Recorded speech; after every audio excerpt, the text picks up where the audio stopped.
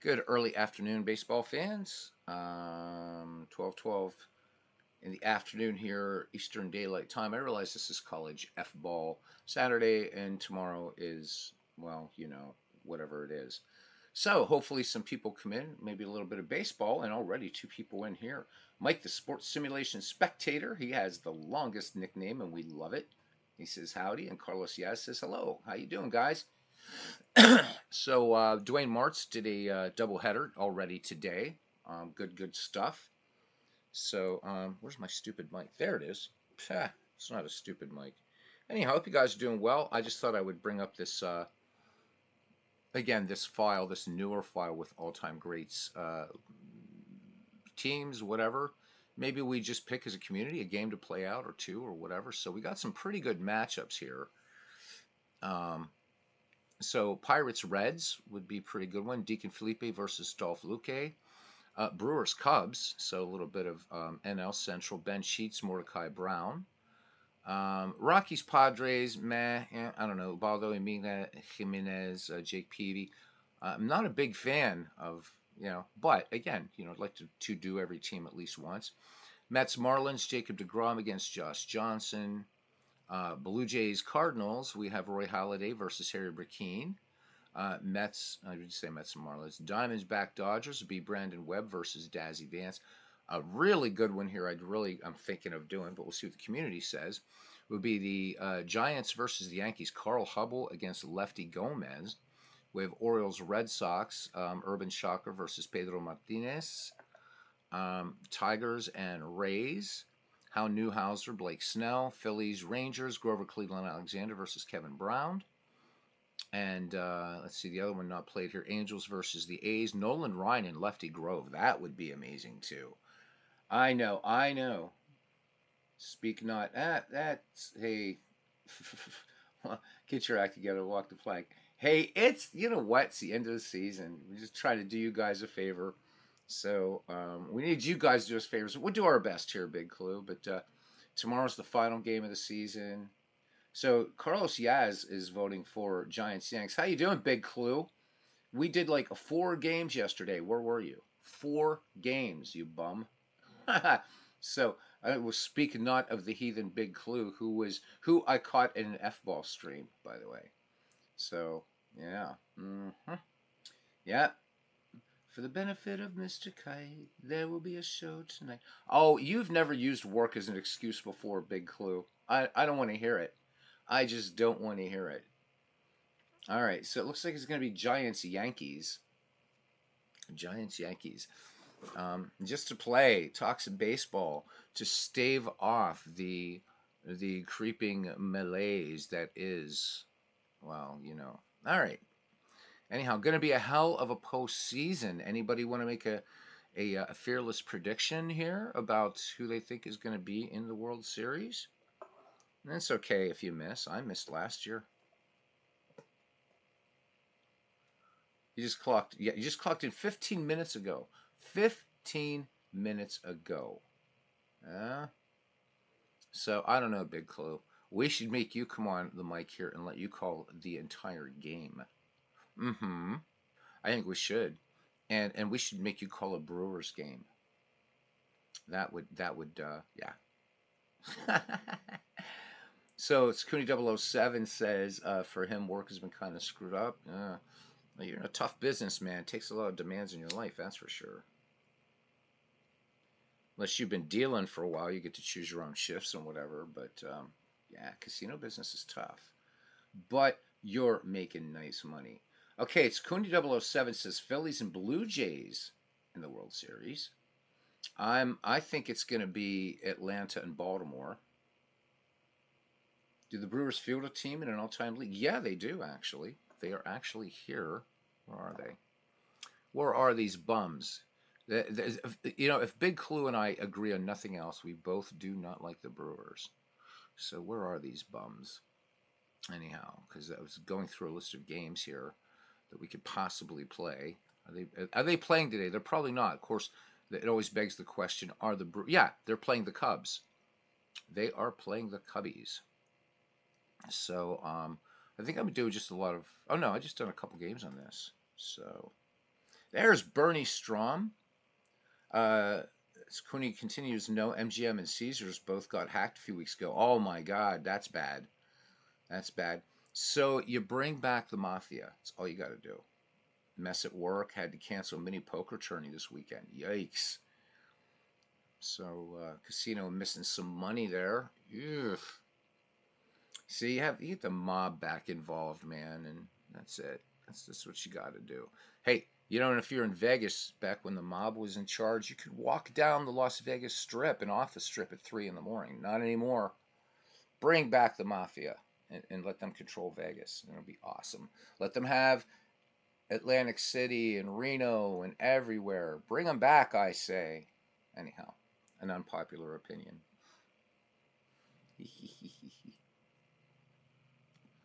All right.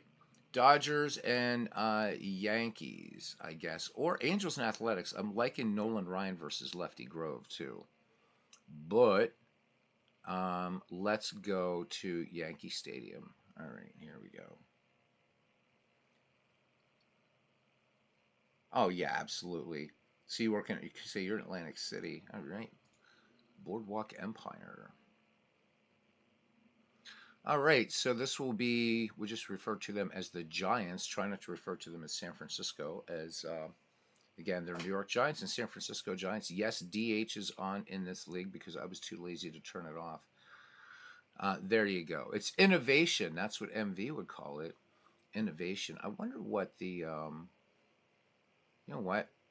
I want to check something here. Let's cancel this game and let's go to Yankee Stadium first. And I like that third base perspective that we're doing. Let's see what that's going to look like here. Edit ballpark. There's a chance for me to just talk some more baseball with you guys. All right, so we have two World Series predictions here. Phillies, Blue Jays, says Cooney 007, and I say Braves, Orioles. And there we go. Dwayne Martz quoting The Godfather Part 3, just when I think I'm out, they pull me back in. Yup. Just watched that movie the other night, actually. The first two are much better, but the third one has its charms. Oh yeah, we got to find a different camera angle. I mean, that's pretty and everything, but I don't know. I'm really liking. Do we have an up the third base side here? Nope. We're gonna have to create one, I guess, and that's fine. That is fine. That's easy enough. There we go. Everybody would know that's Yankee Stadium. Yeah, I like it. Let's save the cam. Let's see if it looks pretty in the daytime. Oh, look at Yankee Stadium looking all pretty. Isn't it lovely? All right. Save cam. Create new. Um, third base. We'll call it third base 2, I guess. Whatever. Oh, yeah. Mm-hmm. I don't know why. The game looks better from this angle. Yeah. All right, cool. All right. Don't know why we got the Phillies here, but yeah, scores. All right. Nice. So Big Clue says he's going to reserve his predictions until we know the seedings in 2 days. Okay. Yeah. Leave the ball, take the cannoli. Aaron Reed, welcome in, buddy. Good to see you. But yeah, so you think Braves and O's are the team to beat in each league to get the year. The Braves, especially. I'm going to be, even though I'm a National Leaguer, I'm rooting for the Orioles should they make it to the World Series, and rooting for the Orioles all through the postseason in the American League. Congrats, though, to the Minnesota Twins. AL Central. Is the AL West, are those wankers still, have they figured it out yet? Let me look at what's going on in Major League Baseball. What's going on in Major League Baseball? Let me see. Let's look at the standings. I mean, what are they waiting for out there in the AL West? Anyhow, they still haven't figured it out yet. So Houston is just 1 game back. Texas on a 2-game losing streak. Houston breathing down their necks. Those teams do not like each other. I mean, the Rangers are going to make postseason, but Seattle's still in the hunt too. The Angels and Oakland, of course. Well, we will not speak much of them, I guess. Um, yeah, sorry about that. Below in the lead there, we're 10 games below 500 there, but Big Clue. What are you gonna do? What are you gonna do? All right. I'm just happy we did better than the Cards this year. So, anyhow, so congrats to Baltimore, to Minnesota, to Atlanta, grudgingly to Milwaukee because Cincinnati just couldn't catch them. And the Cubs blew it too. Let's face it, they're on a 4-game losing streak. And to the LA Dodgers. So hopefully the American West gets its shit figured out. It's going to come down to the end of the day, I think, as Aaron says. I think this is good. Yeah, this is a fun postseason. I'm actually excited about this one. So, Big Clue says he too subscribes to a nuanced hierarchy of scum and villainy. Ah, so you've been to Moss Isley. Nice, nice, nice. Um, So Big Clue talking about the O's, Astros, and the Braves. O's and Astros, Braves, Dodgers. I don't like the Astros, so just another reason to root for the Orioles. And yeah, I'd like to see the Braves take down LA. Okay. Well, if we had our druthers here, wouldn't there wouldn't be a wild card? Oh, absolutely, much less three. So who cares? Yeah, I get it. I get it. Um, Cincinnati. I mean, mathematically, Aaron Reed, mathematically, I have to bring up the standings again. Aaron make me working hard today. It's not fair, but that's all right. Let me see. Where are you? The Reds. You and Big Clue. You guys are Reds fans. So you're 1.5 out in the wild card, along with the Chicago Cubs in the National League East. You're each 9 games back, um, and identical records. And let's see, Chicago is playing Milwaukee today, so that's good news for Reds fans. And the Reds are playing the Cardinals, so the Reds with a chance to jump up here. But really, so Philadelphia picks the gets. I mean, yeah, I don't know, man. I don't know. It's pretty there for the other wild card spot because yeah, possibly Cincinnati's got to beat St. Louis. You guys have to beat St. Louis. What do you play them today and tomorrow? And the Cubs, I think, need to lose too. And they're on a 4-game skid, and they do have to play the Brewers. So that is something. Arizona, though, they're what, half game up in the wild card race. So I don't know. Arizona could grab the other wild card spot. A lot of things have to happen. A lot of things have to happen for Cincinnati. So, yeah.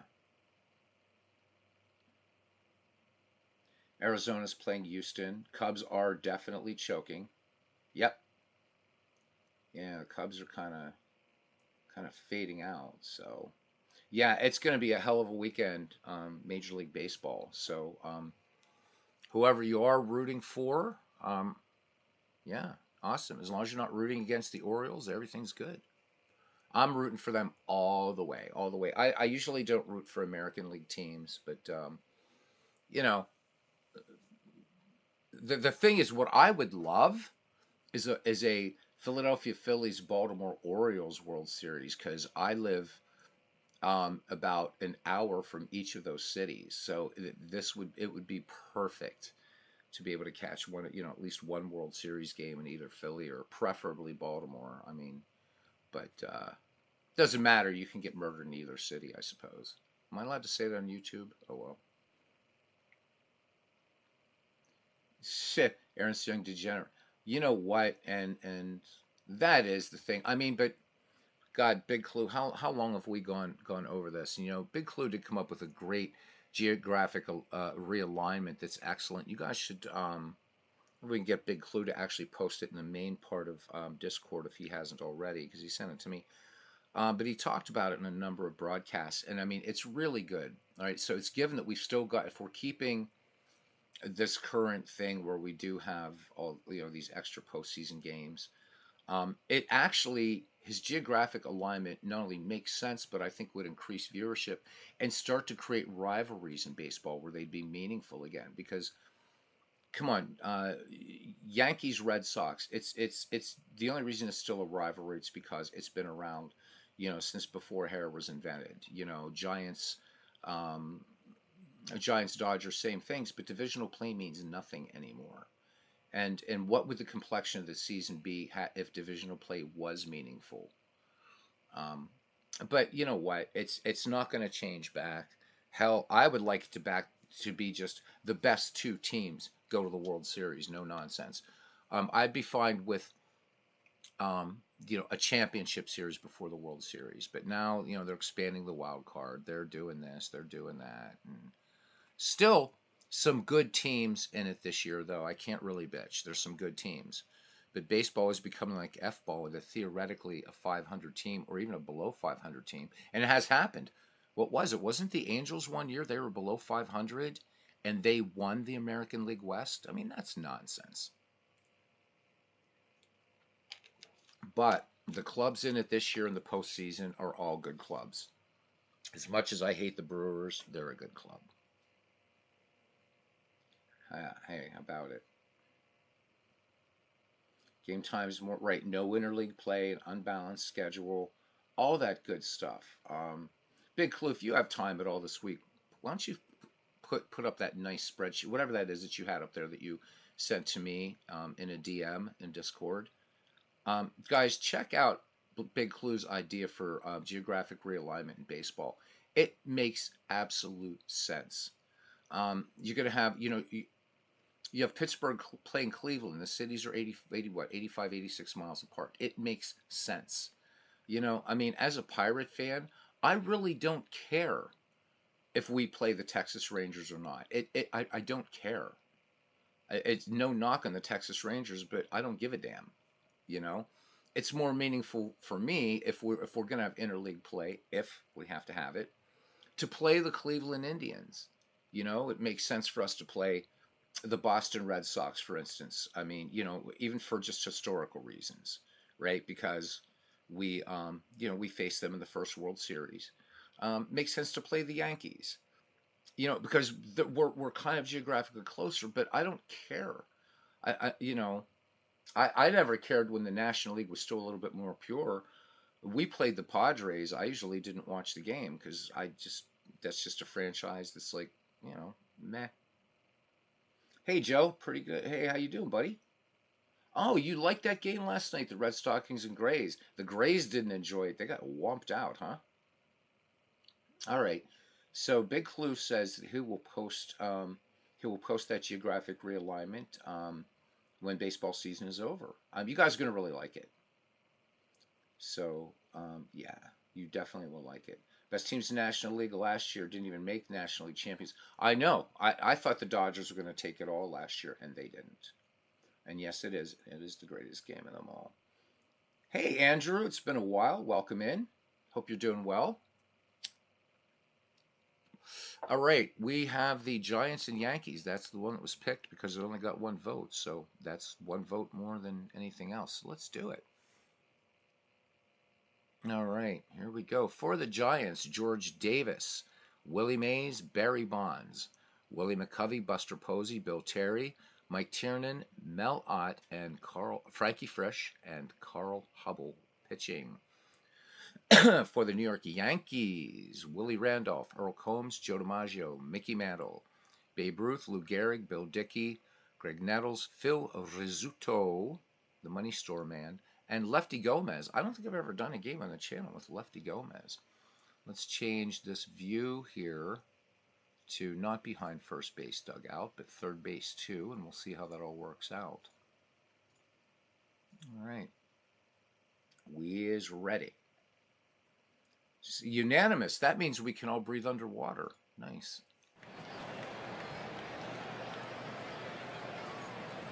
Are we unanimous and yet ubiquitous and erstwhile? So look at that. It looks great. I love this. And just like watch the batters follow through. It looks great. All right. So George Davis to lead it off here for the Giants. Lefty Gomez finishing his warm-up pitches. And so this will be the first game for these teams of this season. And let's get to it as we go around the house that Ruth did not build. This is, of course, new Yankee Stadium. Lefty Gomez is ready to deal. And this one swung on. Fly ball out to left field. And the only thing is we're going to miss the left field. That's okay. Earl Combs pulls it in for out number 1. So there's Earl. He's kind of hanging out over there. Too bad I can't move Earl in real time. Here's the Say Hey Kid, Willie Mays. Bill Dickey sets the target, and Lefty Gomez with the 1-1 to the Say Hey Kid. And Mays swings, and this one sent high fly ball into medium center field, and the Yankee Clipper will pull that down. So 2 up and 2 down now, and it brings up Mr. Barry Bonds. Good crowd here today in the Bronx. Here's the delivery. And Gomez hits Barry Bonds. So Bonds will get down to first. And the Giants with the base runner, courtesy of Lefty Gomez, having a personal issue there with Barry Bonds. Gomez wasn't afraid to hit batters, by the way. Here's Willie McCovey now. Stretch, one of my favorite Giants players. The 1-2 pitch to McCovey. And McCovey looks at a called strike 3 in the outside corner. So the Giants get nothing on a walk and lead, or a hit batsman and lead 1. We go to the bottom of the first. It's the Giants nothing and the Yanks coming to bat. Willie Randolph will lead it off here against the screwballer, Carl Hubble. Hubble with the 1-0 delivery. Willie Randolph swings this one. Hard grounder to short. And tough play over there. Even though the play-by-play says routine for George Davis, but making the pick and the throw on to Bill Terry. 1 away now, and it brings up the Kentucky Colonel, Earl Combs. He's playing left field today with DiMaggio in center. Here's the wind and the pitch from Hubble. Combs swings. This one, routine grounder to third, and fielding it at the hot corner and making the throw is Mel Ott. Mel Ott can play all over the place, so we see him at third today. Both teams loaded. This should be a good game. So I think Cooney picked this one. Good pick. All right, here is the Yankee Clipper. 2 down. Hubble delivers to DiMaggio. DiMaggio swings, and this one laced down to the right field. Base hit bouncing off the car rental sign there in right field, and DiMaggio will slide in with a 2-out double. So runner in scoring position for these Bronx Bombers, and it brings up the Mick. Batting right against the lefty Carl Hubble. Hubble with a quick check over his shoulder at DiMaggio. Hubble deals. Mantle swings, and this one, ground ball right field. DiMaggio will come around to score. Mickey Mantle picking up the RBI as DiMaggio crosses the plate easily, about 2.5 seconds before the ball reaches home. So the Yankees out to an early 1-0 lead. Buster Posey now back into the crouch, flashes signs to Carl Hubble, who's ready to deal with some guy named Babe Ruth. Mickey Mantle on in scoring position at second. The 0-2 pitch. Ruth swing and a miss. The Yankees pick up a run on 2 hits. There were no errors. A runner left in scoring position. Top of the second here at Yankee Stadium. And it's the Yankees 1 and the Giants nothing. Big Clue says when Gomez was informed in 1972 he'd been elected to the Hall of Fame, he quipped, "It's only fair. I helped a lot of those hitters get it." Lefty Gomez was one of the sort of the funny guys in baseball, but one hell of a pitcher, truly. Lefty Gomez, of course, you know, I've said this before, he was the guy when talking about Jimmy Fox, he said even his hair had muscles. So, but Lefty Gomez was a hell of a pitcher. But yeah, funny guy.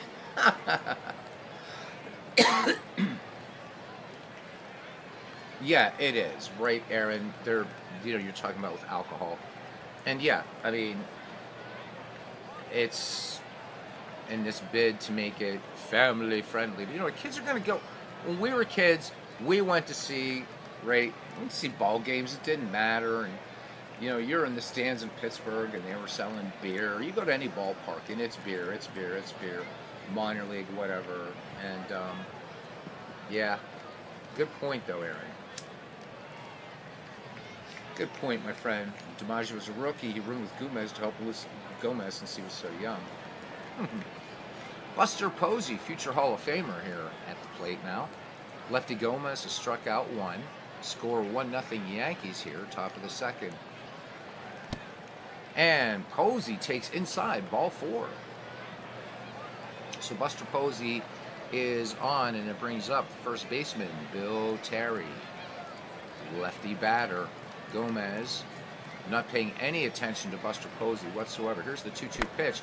Bill Terry swings, and this one scorched to left.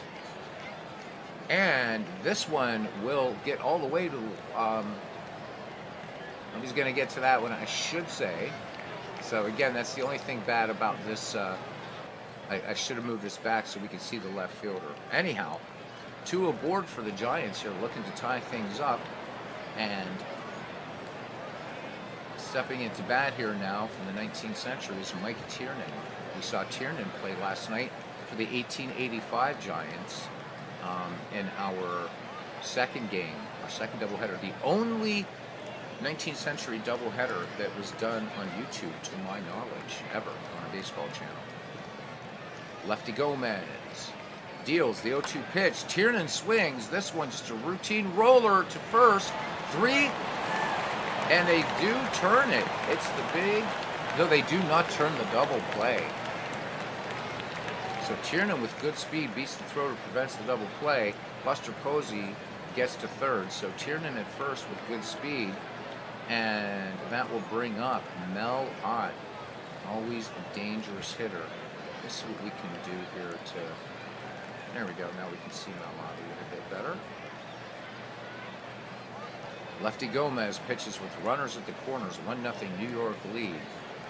The 1-0 pitch to Ott, and Mel Ott swings. This one grounded to first, and this time they do score the inning-ending 3-6-3 double play. So the Giants, with a chance to score, they do not score. We go to the bottom of the second. It's the Yanks 1 and the Giants nothing.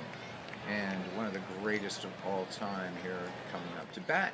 Cousin Ken Castro joining us here at the ballpark. Joe Murdy said bought 1884 today.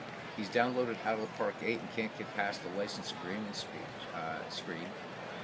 Maybe text, but that screen is definitely not. Ah, yikes. Yeah, Out of the Park 8 is the free version. I have to look at that and see what the deal is there, Joe, and maybe if we can at least guide you past that.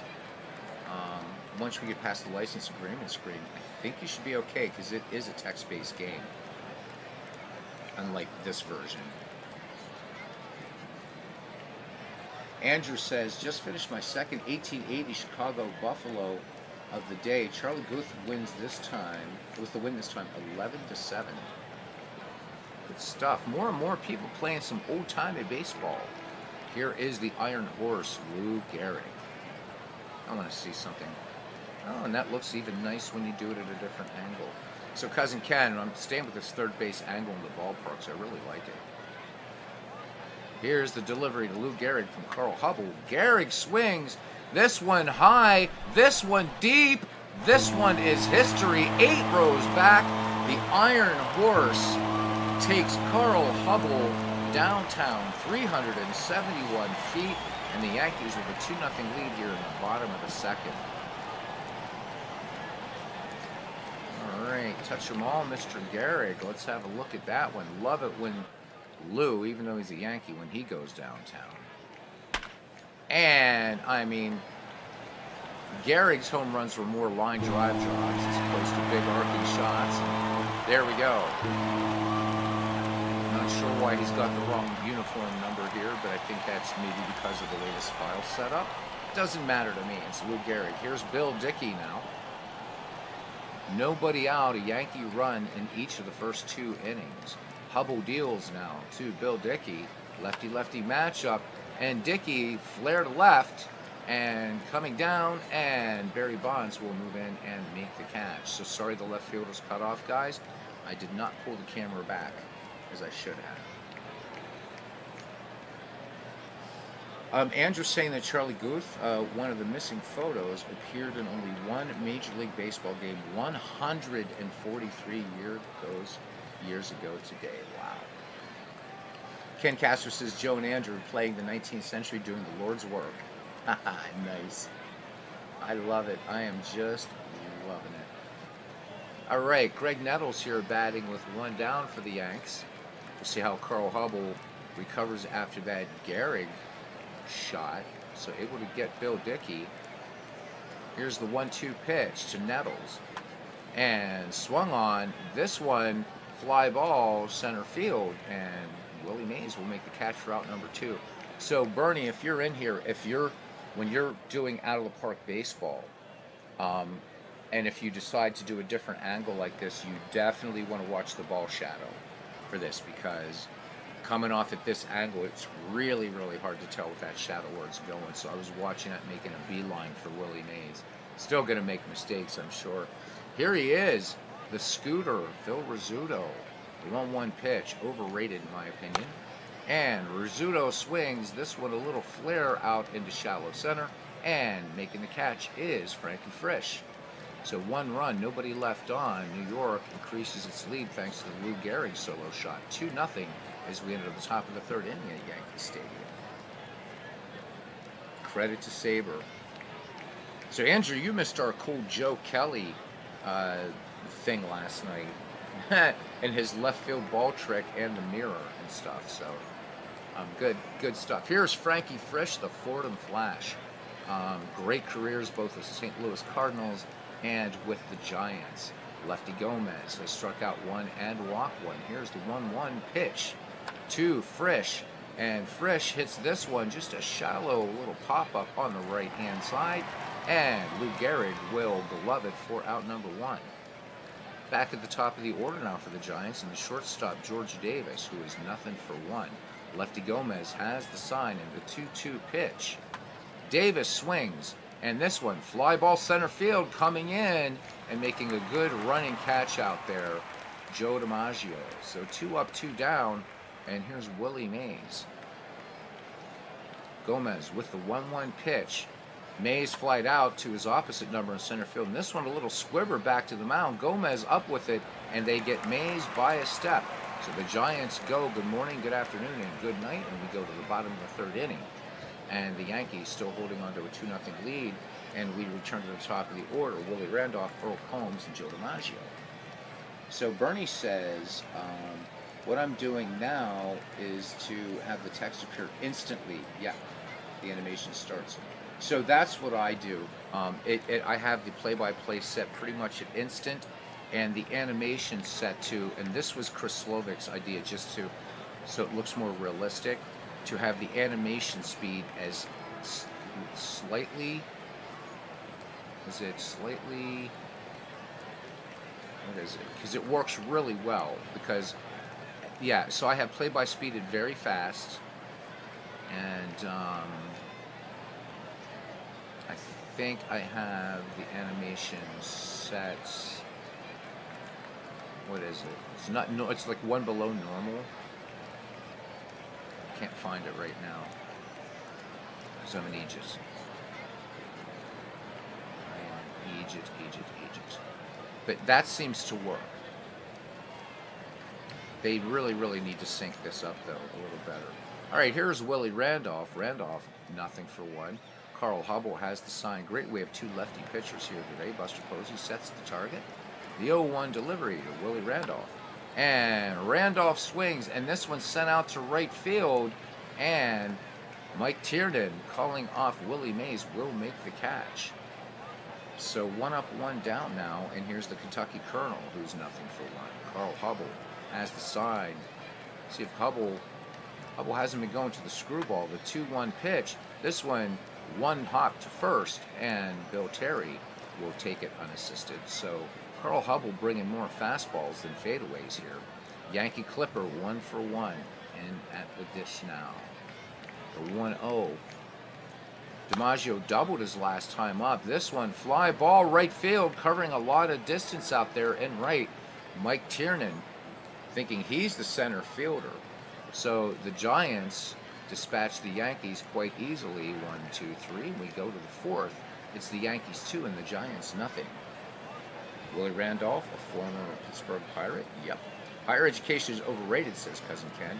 Everything one needs to know can be mined from this. Yeah, with what you guys come up, especially with the way the conversation ended last night, with deciding where we may hold our next confab next year, a certain Hall of Fame that the redoubtable Ken Castro informed the channel of a certain Hall of Fame. All right, here is Barry Bonds. Lefty Gomez ready to deal to Bonds. The payoff pitch.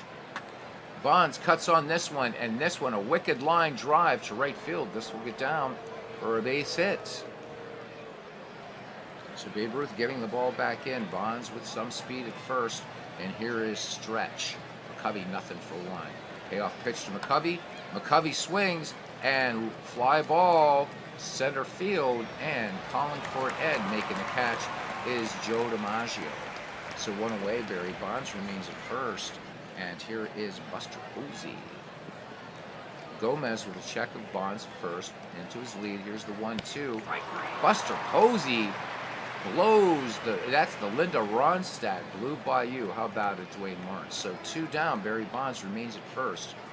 And Bill Terry now, who's 1 for 1, has one of only 2 Giants hits in this game. Gomez peers in, has the sign now from Bill Dickey. Here's the 1-2 pitch.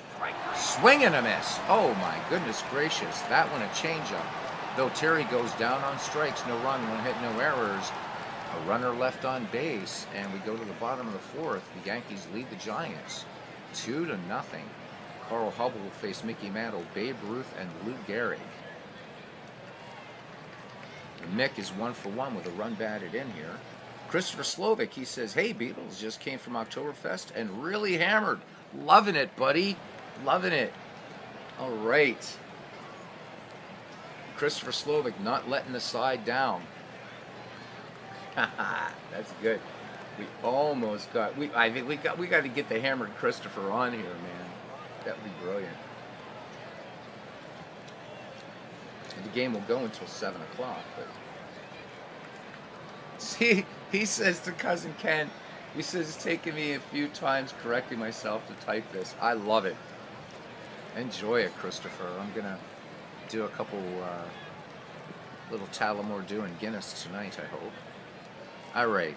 The Mick batting right-handed against the lefty Hubble. Here's the 2-2 pitch to Mantle. The Mick swings and misses. So that time Hubble goes to the screwball or the fadeaway and picks up his second strikeout. And here's Babe Ruth. He is nothing for 1. Gehrig waits on deck, who has a solo shot in this game. The 3-1 pitch from Hubble to Ruth. And Babe Ruth stings this one way back and gone. Babe Ruth to dead center, 431 feet, and it's now 3-0 New York Yankees. There you go, Mr. Ruth. And Lou Gehrig steps in. So Hubble touched up for 2 long balls in this game. So here's the swing. And Babe Ruth, look at that nice big arcing shot there. And hits off the out of the park sign. All right, Lou Gehrig. Can the Yankees go back to back here? Hubble deals the 1-2 pitch to Lou Gehrig. Gehrig swing and a miss. This time Hubble comes in with a curveball. So 2 down. The Yankees with a run in here now. And Bill Dickey, nothing for 1. Hubble ready to go against the lefty. Here's the 2-1 to Dickey. And Bill Dickey swings. This one scorched to left field. And Bill Dickey's heading for 2 as Barry Bonds finally does get to the ball, bouncing around out in the track out there in left field. And Bill Dickey has himself a double. We're going to try something here, even though I don't like the dynamic thingy. Let me see if it will let me turn this on. I don't know that it will. Let's see. I think this is the one. Is it this? It's one. Yeah, let's try this, because at least so I can fix Yankee Stadium. All right, here's Craig Nettles now. Bill Dickey in scoring position here. The Yankees looking for run number 4. Carl Hubble deals to Nettles. Swing and a miss. So 1 run, 2 hits, no errors. One of those hits, the Babe Ruth solo shot. A runner left in scoring position.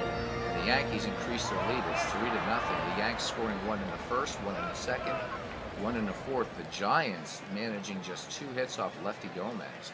And again, I think this is the first time ever I've had Lefty Gomez on this channel.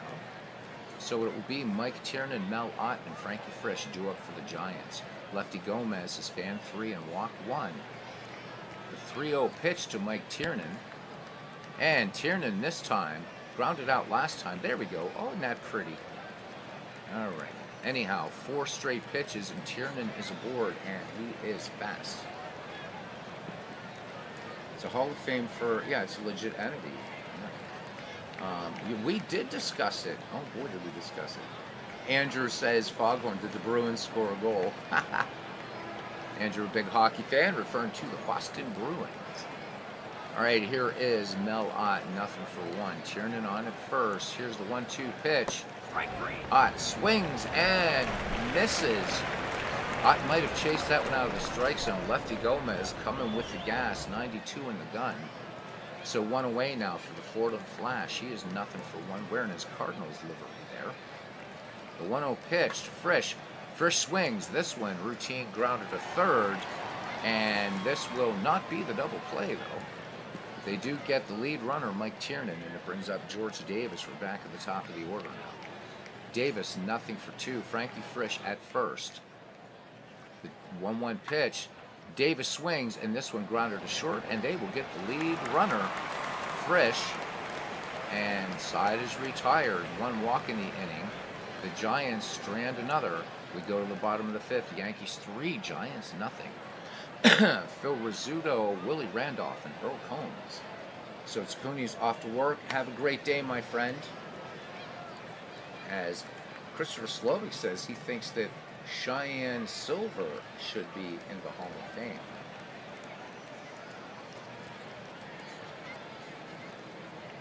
And Ken Castro says, of course, like here, when I'm biased for dead ball in 19th century baseball, in that other Hall of Fame, he's an advocate for inductees from the 1970s and 80s.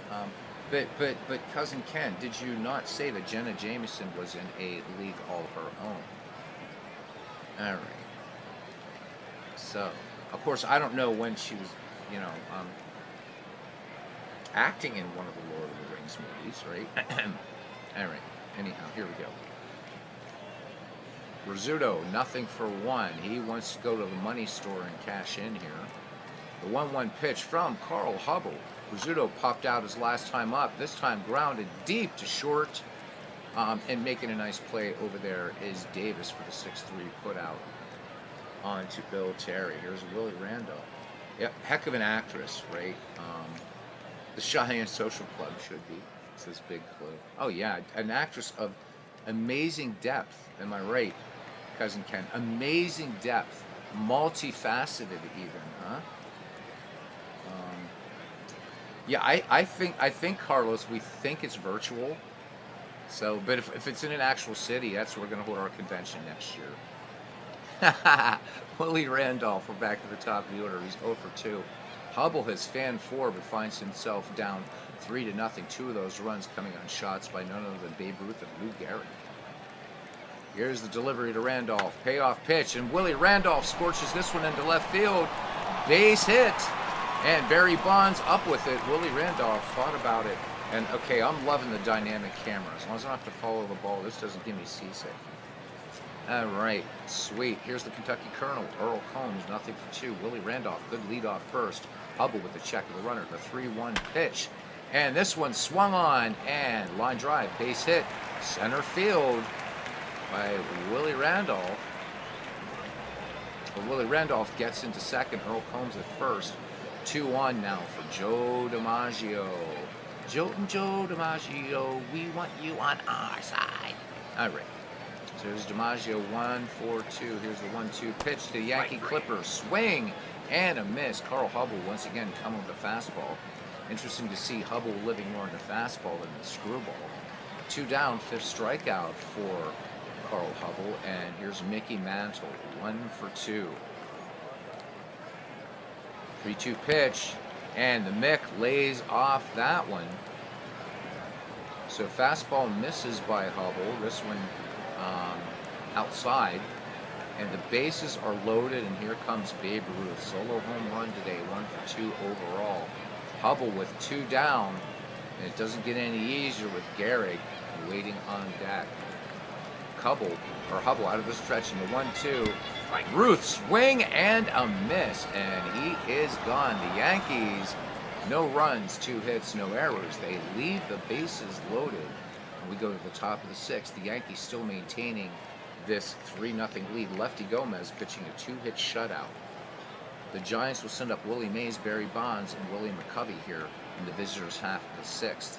Lefty Gomez into the windup, and the 1-2 pitch to Willie Mays, who grounded out his last time up, and Willie Mays lines this one to center. This one will get down for a base hit in front of Mr. DiMaggio. So Mays aboard for Barry Bonds.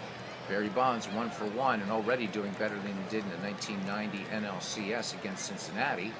The 1-2 pitch to Gomez. From Gomez. And Barry Bonds looks at a called strike 3. Lefty Gomez bringing the hammer that time, and here's Stretch McCovey. These Giants bats are more frigid than, Maggie Thatcher in many ways. Huh? Here's the 1-2 pitch. Oh, big strikeout. Lefty Gomez mowing him down here, fastball, and that's the 6th strikeout issued by Lefty. So 2 down, Buster Posey and Willie Mays out there getting cobwebs on him at first. Gomez deals. Here's the 3-2 pitch. And that one, ball 4. All right, so 2 Giants runners on with 2 down. And here's Bill Terry. Bill Terry with some power could tie it up with a swing of the bat here. Gomez has been pretty damn dominant here thus far. He's given up 3 hits, walked 3, struck out 6. The 1-1 pitch to Bill Terry. Terry swings, and this one grounded, diving stop at second. Nice play by Willie Randolph, and that ends the Giants' 6th. So they get nothing in strand 2. We go to the bottom of the 6th inning here at Yankee Stadium. It's still 3-0. Man, oh man, oh man. Tough game. So...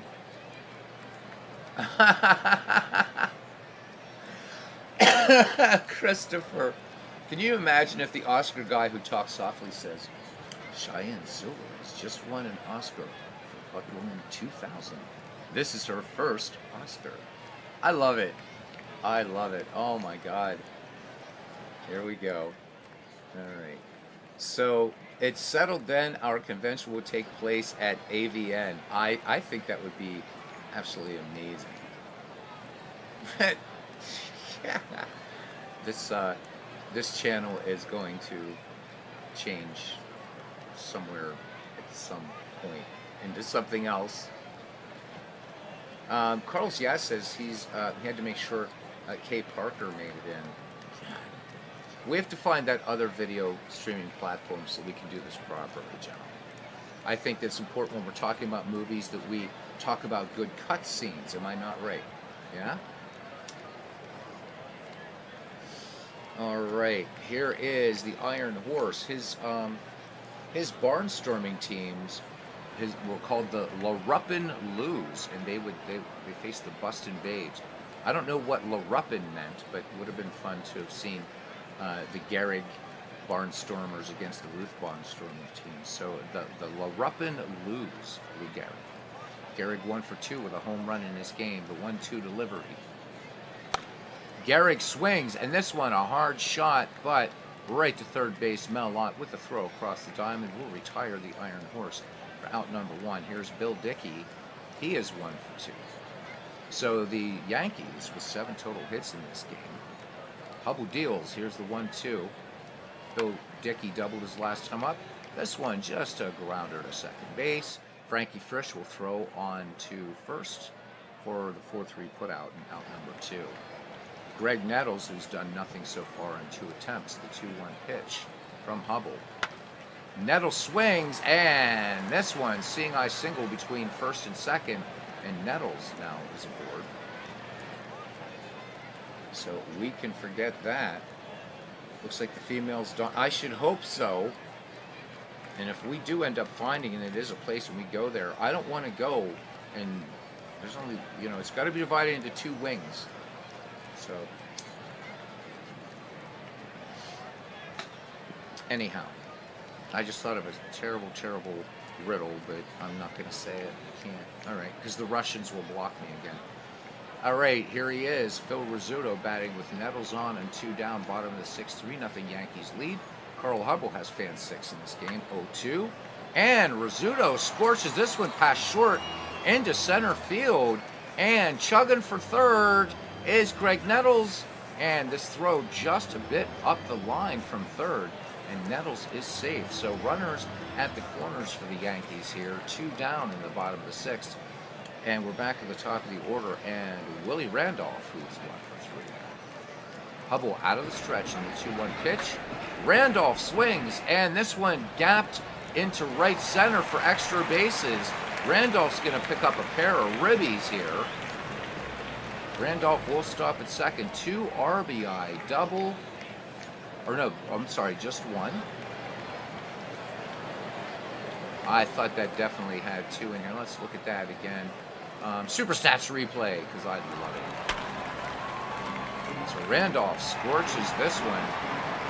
Gets his money's worth out there. We're going to fire the cameraman here. All right, so a run scores on the Randolph double. Rizzuto makes it the 3rd. It's 4-0 Yankees. And here's the Kentucky Colonel, Earl Combs. He's 1 for 3. So I think each of these Yankees now at least has 1 hit. 3-2 pitch to Combs. Combs swings on the payoff pitch. And that retires the side. The Yankees get a run on 3 hits, no errors, 2 left on. 4-0 Yanks as we head to the top of the 7th. So it's a strikeout battle between Gomez and Hubble, but Hubble getting run support. Big difference in this ball game. Mike Tiernan, Mel Ott, Frankie Frisch. Time running out for the Giants. This game does count. Gomez deals. Here's the 3-2 pitch to Tiernan. Mike Tiernan checks his swing, and the man in blue says he did not go around. So Mike Tiernan will trot down to first. And I know we're always thanking Mike Silva, and they're great ballparks, but you know what? Also, for the developers, again, it's not MLB The Show, but this is a beautiful, all the ballparks that come with this game out of the box are beautiful ballparks. They've done such a great job. Which says a lot about Mike Silva's ballparks, that we love them so much, that they are damn near at this quality. Obviously, the developers using different resources than Mike. So a huge praise for him, but also, credit where credit's due. The ballparks that come with this game are incredible looking. We will see MLB The Show graphics in this game, probably in about 5 years, but we're going to see it. With computers getting more and more powerful, it's going to happen.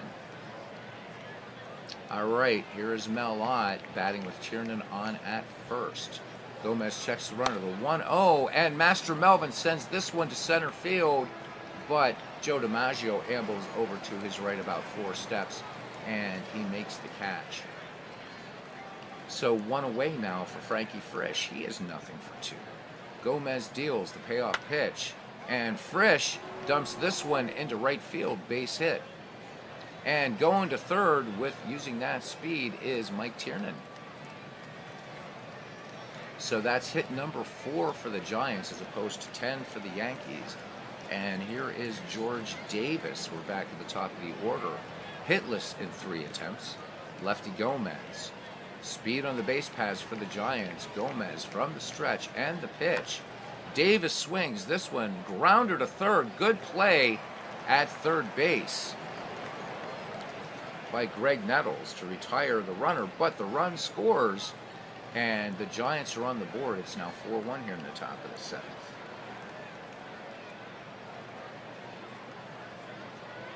These two clubs are destined to play in his Bats World Series based on the results thus far. And speaking of Mike Silva, gave you some praise even before we knew you were in here, buddy. I was just saying how we always praise your ballparks, but I also felt that credit was due.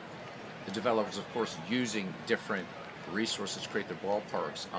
The default out of the ballpark ballparks are gorgeous ballparks, and then I said and that says so much about your ballparks and how much everybody loves them. That they are very, very close. And again, they're not using Google SketchUp. I'm hazarding this is probably Maya 3D, Houdini, maybe Blender. But so Mike, good to see you, man. How you doing? Enjoying this Saturday, I hope. All right, here's Willie Mays. He's 1 for 3. Top of the 7th action here.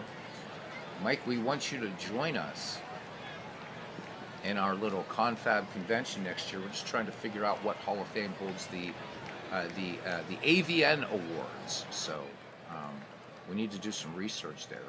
Frankie Frisch in scoring position. The Giants finally get a run here in the 7th. Lefty Gomez deals the 2-2 pitch. Willie Mays singled his last time and looks at a called strike 3. It's 7th inning stretch time here at Yankee Stadium, and it's the all-time Yankees 4, the all-time Giants 1. Yeah, this is, Mike's ready to go. He says he'd love to go, so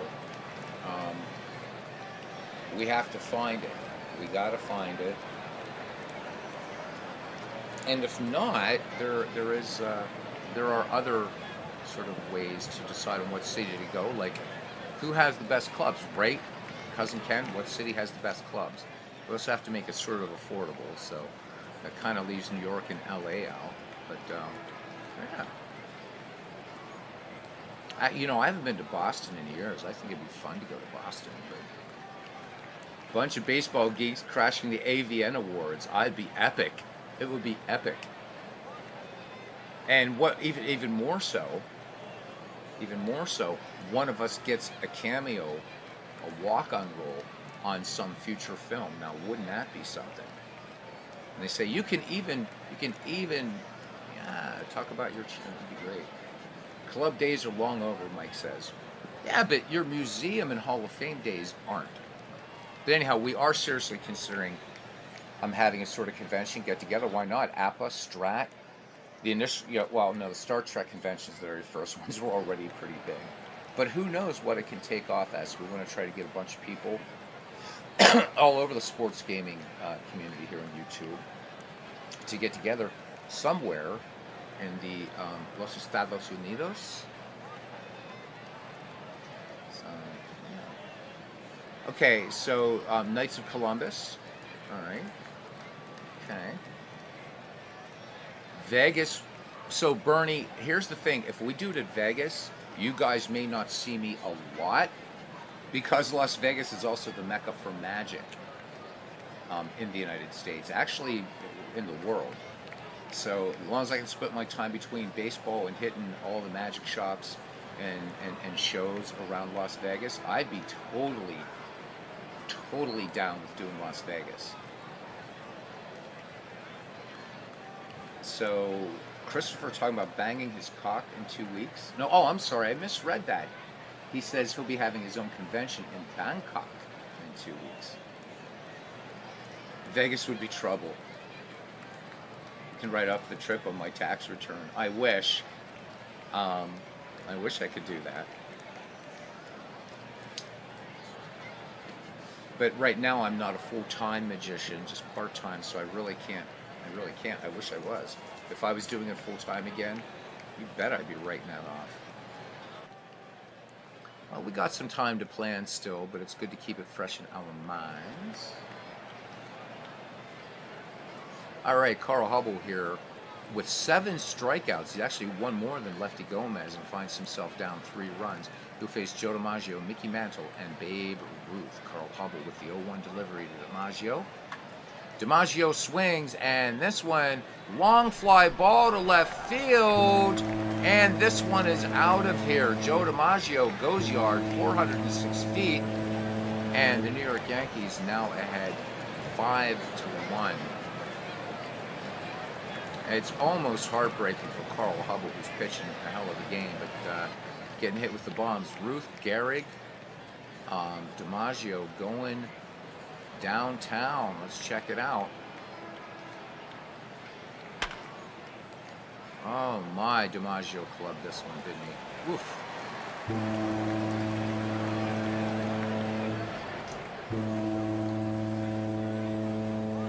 Wow.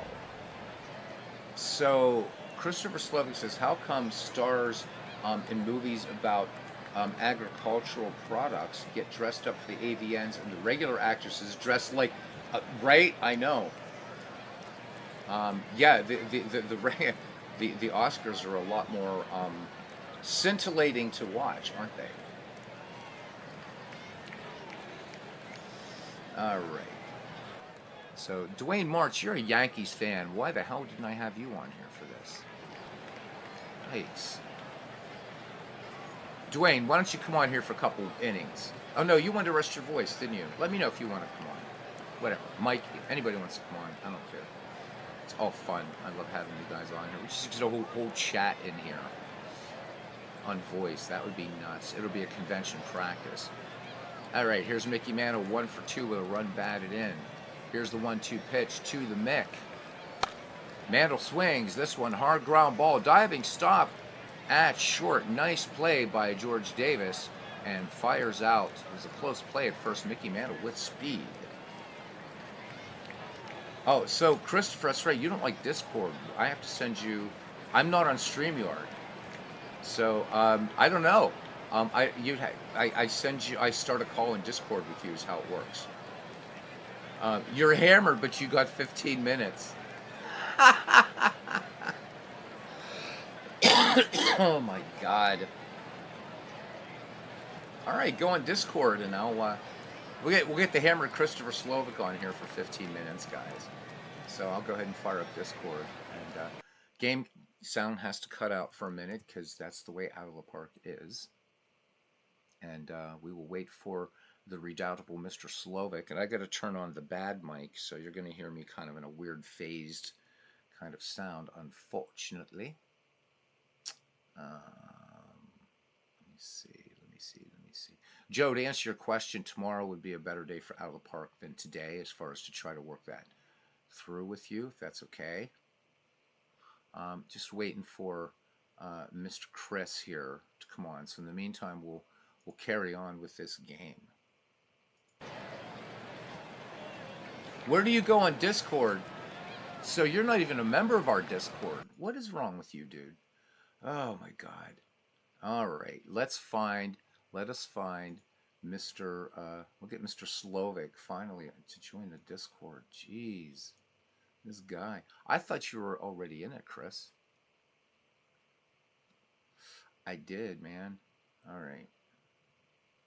It's all cool. Let me see. What is this? What am I doing? Blink. No, not use apps. God, I hate Discord. Invite people. There we go. All right. Copy. Boom. And paste. And Joe Murray says he doesn't mind coming on either. All right. Here you go, guys. I'll call you. Just, or we'll figure it out. Just, there we go. Why can't, yeah, Harry Carey, Joe Nuxhall, Mike Shannon. Why can't our favorite boozer broadcast a game? Hey, I'm all for it. There's the Discord, so get yourselves invited. That's the invite to our McGreevy Discord, which is really just baseball. All right, Babe Ruth leads or batting with 1 down. Lou Gehrig waits on deck. Babe Ruth 1 for 3. The 2-2 pitch to the Bambino. Strike 3. Big cut and a miss. Nice strikeout. That's strikeout number 8 by Carl Hubble. Okay, Christopher says he's in. Hey, there he is. There he is. Christopher Slovick. This is going to be pretty epic, I think. All right. Let's get him in here. Boink. I'm going to have to send a friend request to you. Okay, now we've done that. Now, as soon as you accept that, I think I can include you in a call. All right. Yeah, okay. Yeah, Mike will hang out, even if the game's over, man, just to talk a little bit of baseball. All right. In the meantime, Lou Garrigan, as we wait for the friend. Okay, now I sent you a friend request on Discord. Did you accept that? And if you accept that, then I guess we go from there. Let me see, what else can I do? Yeah, because I don't think I can call you until you actually accept the friend request. Pretty sure. I will wave to say hi to Chris. There we go. Hi, Chris. Let me see. Oh yeah, I can. Yeah, I can. No, I can't. Let me see. All right. Hey there. Wait, are you human? Yes, I'm human. You fucking wanker. Yes, I'm human. Oh my god, this thing is nuts. All right. Here we go.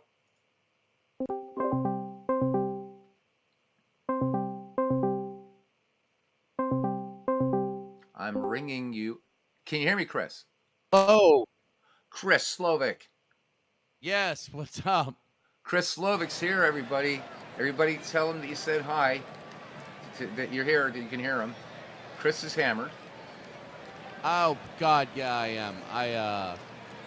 Yeah, it's we came from Oktoberfest and it was kind of a big disappointment, a real big disappointment. In fact, it was such a disappointment the beer actually started tasting good. The beer started After tasting good. about a little bit while, yeah, the pretzels were crap. They Well, were really bad. And and the sausages weren't even pork. They were burnt beef and chicken. I'm like, what the hell is this? But wow. it's all good. It's all good. There we go. Mike Silva says a very shiny Chris Slovick. Oh, I love his stadiums. I love it. Getting Are that they the best? is like makes my life. They're the best, right? They really are. Okay, so Oh, Chris, I'm going to do a very rare thing here. You got 15 okay. minutes, and you know my distaste for f-ball, but because you're a Pennsylvania bro, a Pittsburgh bro, all right. Yeah. Take a few minutes once you talk about this project you're doing with Steve Tate. I realize it's Well, f-ball, but go for it, dude. Go for it. okay, this is gonna be the drunk version of The this. drunk version's even Um, better. okay, that's great. You know, when I was my one buddy who was he was a trainer for Knock High School. He's a good guy, John Geist, and he worked for UPMC. Well, there's this he met from some people from Australia, and he went down there and he saw something called a state of origin. And down in Australia, they have a big rugby tournament where you represent where you're born instead of the teams that you're on. Okay. So I figured, oh, that'd be pretty cool if they had something like that for high school football. Like the best players all time where you were born, not Mm-hmm. who you played for, not where you went to college, where you were born, actually born and went to high school. And Michael Silva's like, well, maybe. And then he all of a sudden just, the project took off. And we have states. I think we have about 32 states. It's really cool. And then all of a sudden it's exploded. So what I'm going to do is I'm going to do 8 groups of 4. I'm going to do home and away World Cup of every game, 12-minute quarters, high school rules. Now, To see which are these state but has they're the best professional, ever. but they're professional players like NFL players, right? Yeah, but they represent the state Their that they state, were right? Yeah, born in. because Action PC Baseball has a state collection, which is awesome. I don't know why Steve Tate doesn't like it, but it's awesome. Anyhow, so that's a cool idea. So he said that he's doing the number crunching, and you're going to actually doing the whole all the broadcasting. Is that correct? Yeah, I'm going to do every broadcasting. I'm going to do all the Nice, games. man. It's I think it's big that I do every game Mm-hmm. because he's putting all this time and effort, Mm-hmm. and I think I need to show off his time and effort that he put in everything. And Well, I just can't do like simulate then just do playoffs. I got to do every single game. And I'll do it. I think it'll be a really good project. I think it'll be really, really, really fun. oh, I think it will be too, and I can't think of anybody better to do this. I mean, I think, and for my money, you and Legends, you guys are the best broadcasters on YouTube. No knock on our Red Sox fan, who is very, very good, and Ron Juckett, who is very, very good. I'm not knocking those guys, but you and Legends have like this. I don't know. You guys are like at that pro level. Like I don't know the way you do it. It's Yeah. excellent, and so I think to show off Steve's hard work, I can't think of anybody better than you to do it, Yeah, my friend. right. You know? I think we all have our different styles. I wouldn't knock yourself because I love your style. Your style is a back and forth between conversational and getting the game done. And I love it. When I'm at work, I love that conversation because it's almost like listening to sports radio Hmm. and watching a game while listening to the people in sports radio talk about the game. I love it. So I'm in the background. We won't always do the game, this like right now. And that's great because I'll be like, all right, something other than the game. Hmm. And it's like that one number, tree three, Yeah. that we've been Oh my talking God, about. right? Yes. Yeah. I mean, it's great. And how we got the speed of light wrong. And because we Hmm. don't get time dilation in there, because all of a sudden we shoot a laser beam at a moon but we don't get the dilation and all that. So that means, oh, well, we can't go faster than the speed of light. We don't even know what the speed of light is. Yeah. So anyway, stuff like that. That's why I think everybody likes listening to your channel. And I know I'm a little bit hammered now, but it's like, in all honesty, I think it beats out just like my channel. My channels are just straight out games. But here's the thing, Games. man. Here's the thing. And I know we're doing a bromance here. Dudes are like, "Come on, man. What the hell?" Let's focus on you, man. Here's the thing. So I didn't know who you were, and you came in. I mean, I'd heard your name around the community, but I'd seen your channel, and at that time, I guess you were doing a lot of f balls. So I'm like, all right, whatever. So, um, and Yeah. then somebody said, "Oh no, Chris does baseball," and because you got involved in the Greavy League. I'm like, okay, if this guy's in the McGreevy League, he has to know baseball, right? Because that's 1880 to 1919. So you have to kind of know what's going on to be in that league, right? So I'm like, all right, I got to check this guy's channel again. Saw you had it was one of your baseball games that you had done, right, recorded, and I hit play, right, and I'm like, I'm listening to a real ball game. I literally did a triple take because I don't know. You're sort of like kind of Kurt Gowdy on math or something. I don't know, man. You've just got Yeah, this. I am. But it's. I love it, man. I love listening to your games. Because I can put on your game, I could be doing something else, and I feel like I'm listening to a real baseball game. And yeah, I've stopped into a couple of your f-ball broadcasts too. Just to support the channel because that's what we should do as content creators. But man, I'll tell you what, the way you call a baseball game, you're damn good. And I mean, I think it's awesome that you went into education, but you would have been a hell of a broadcaster, Chris. And I haven't met anybody in this sports community that would say otherwise. We were talking about you last night. Again, Oh. we tend to go. No, it was mostly Yeah. good. It was mostly good. Um, but we were talking There about we go. and who was it last night? They said nobody on here calls a game like Chris Slovick. It was somebody else, and I said I agree. I said Legends I think is there with him, but yeah, but you guys have a difference. So Legends is more he's more mellow. He's a little bit more mellow, but he knows how to build tension. But the way you build Yeah, he does. tension, man, I don't know. It's the timbre in your voice, but it's like. I mean, I'm watching the Creators Cup series, right? And my 1902 Pittsburgh Pirates win it all. They went But all the way. I mean, you were building that drama, and it really was, Chris. It was like watching a World Series, watching the World Series, being there, your delivery, and you and I, being Pirates fans, of course, got to hear some great broadcasters, Yeah. in our times as Bucko fans, and we also have listened to other great broadcasters too, even ones we weren't alive to hear. I mean, Harwell and Jack Buck and all these great and Well, and and, Bob Prince. and Bob Prince, the old gunner, right? Yeah.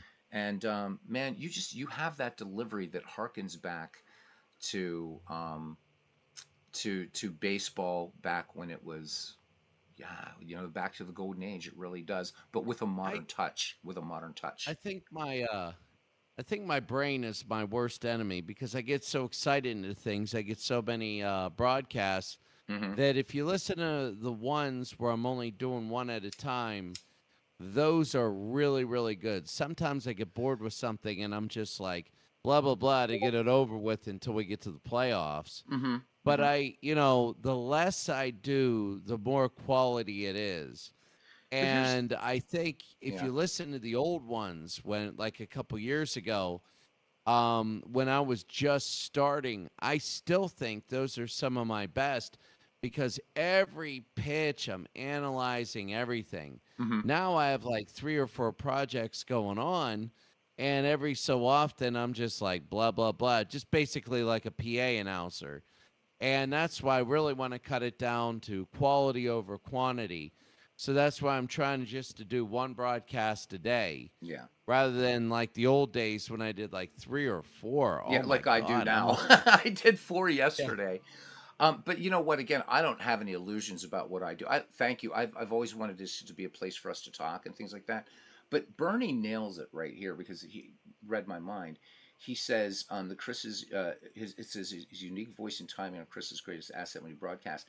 And I'm listening to you just having this conversation with me. And even though we're talking as two friends here, guys, listen to, I mean, and now you're going to be very conscious of it, but your delivery is just, it's just natural. It's like, so for you, this isn't contrived. This is your voice. But man, God or whatever you believe in, right, gave you this gift, man, and you would have been phenomenal.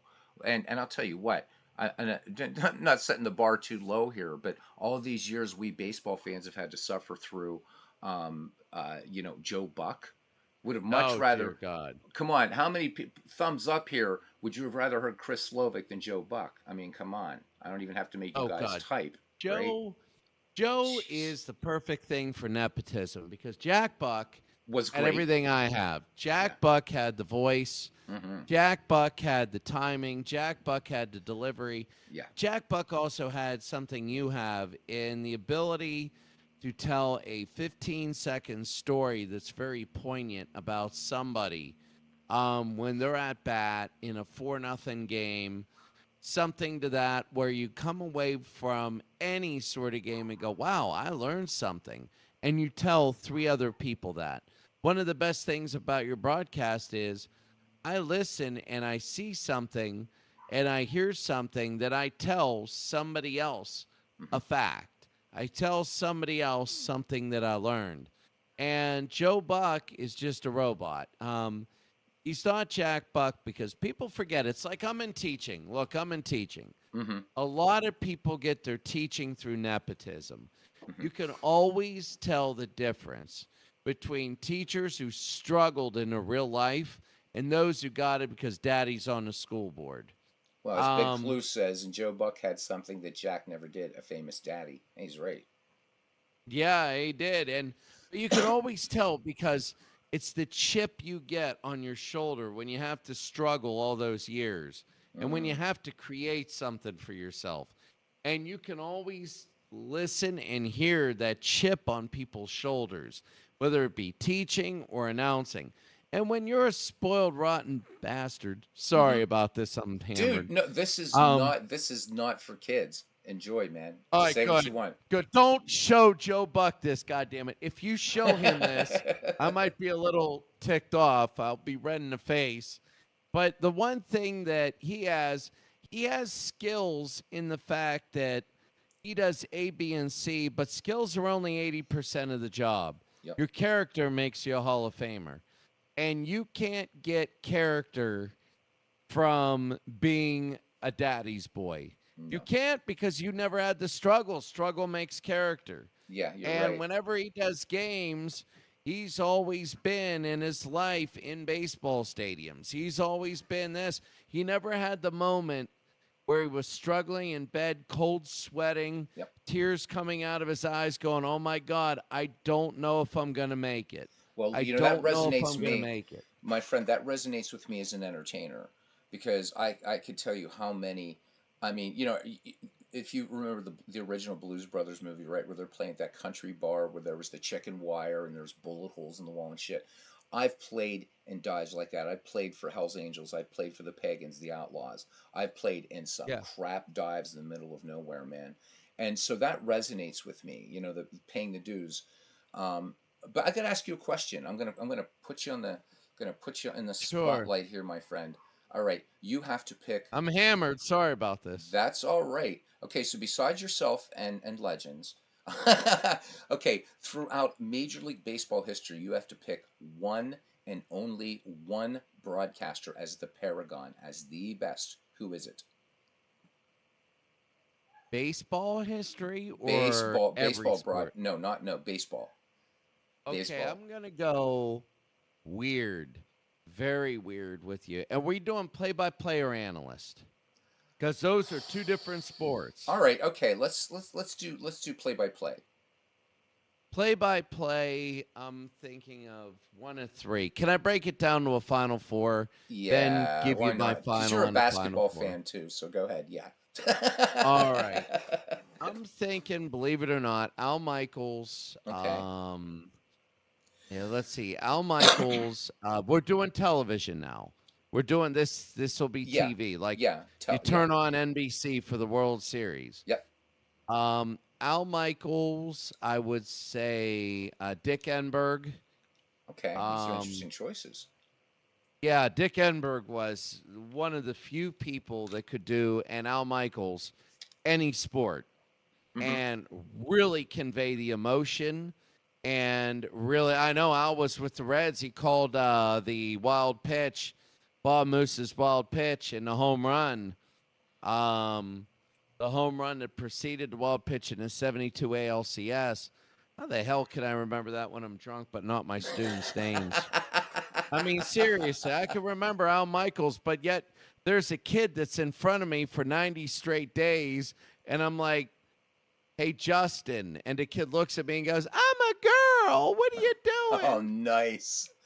So, but anyway, those two, I think, are really good. If I were to think of two others, Jack Buck, Jack Buck. Yeah. Jack Buck would be Mm-hmm. one. And I don't want to throw away, I think on TV, Mm-hmm. Vin Scully was very good Vin Scully on is. TV. I think, and I am in a minority saying this, I think Vin Scully was better on TV than radio. I've never heard Vin Scully on radio, but Vin Scully to me was like listening to poetry when he called a game. I'm a huge Vin Yeah. Scully fan. He May his never memory be tried. eternal. You know. Yeah, he never tried to be who he was. He just was. Yeah. He just was who he was. And so many great And broadcasts. And to me, Chris, I mean, if I had somebody just coming into baseball and say, "Who was a great broadcaster?" and you guys know what I'm about to say here, and if I were to encapsulate Vin Scully, you know what's coming, Chris, is the call of the Kirk Gibson home run. That is the essence of Vin Scully right there for me. And so many great well, games he's called.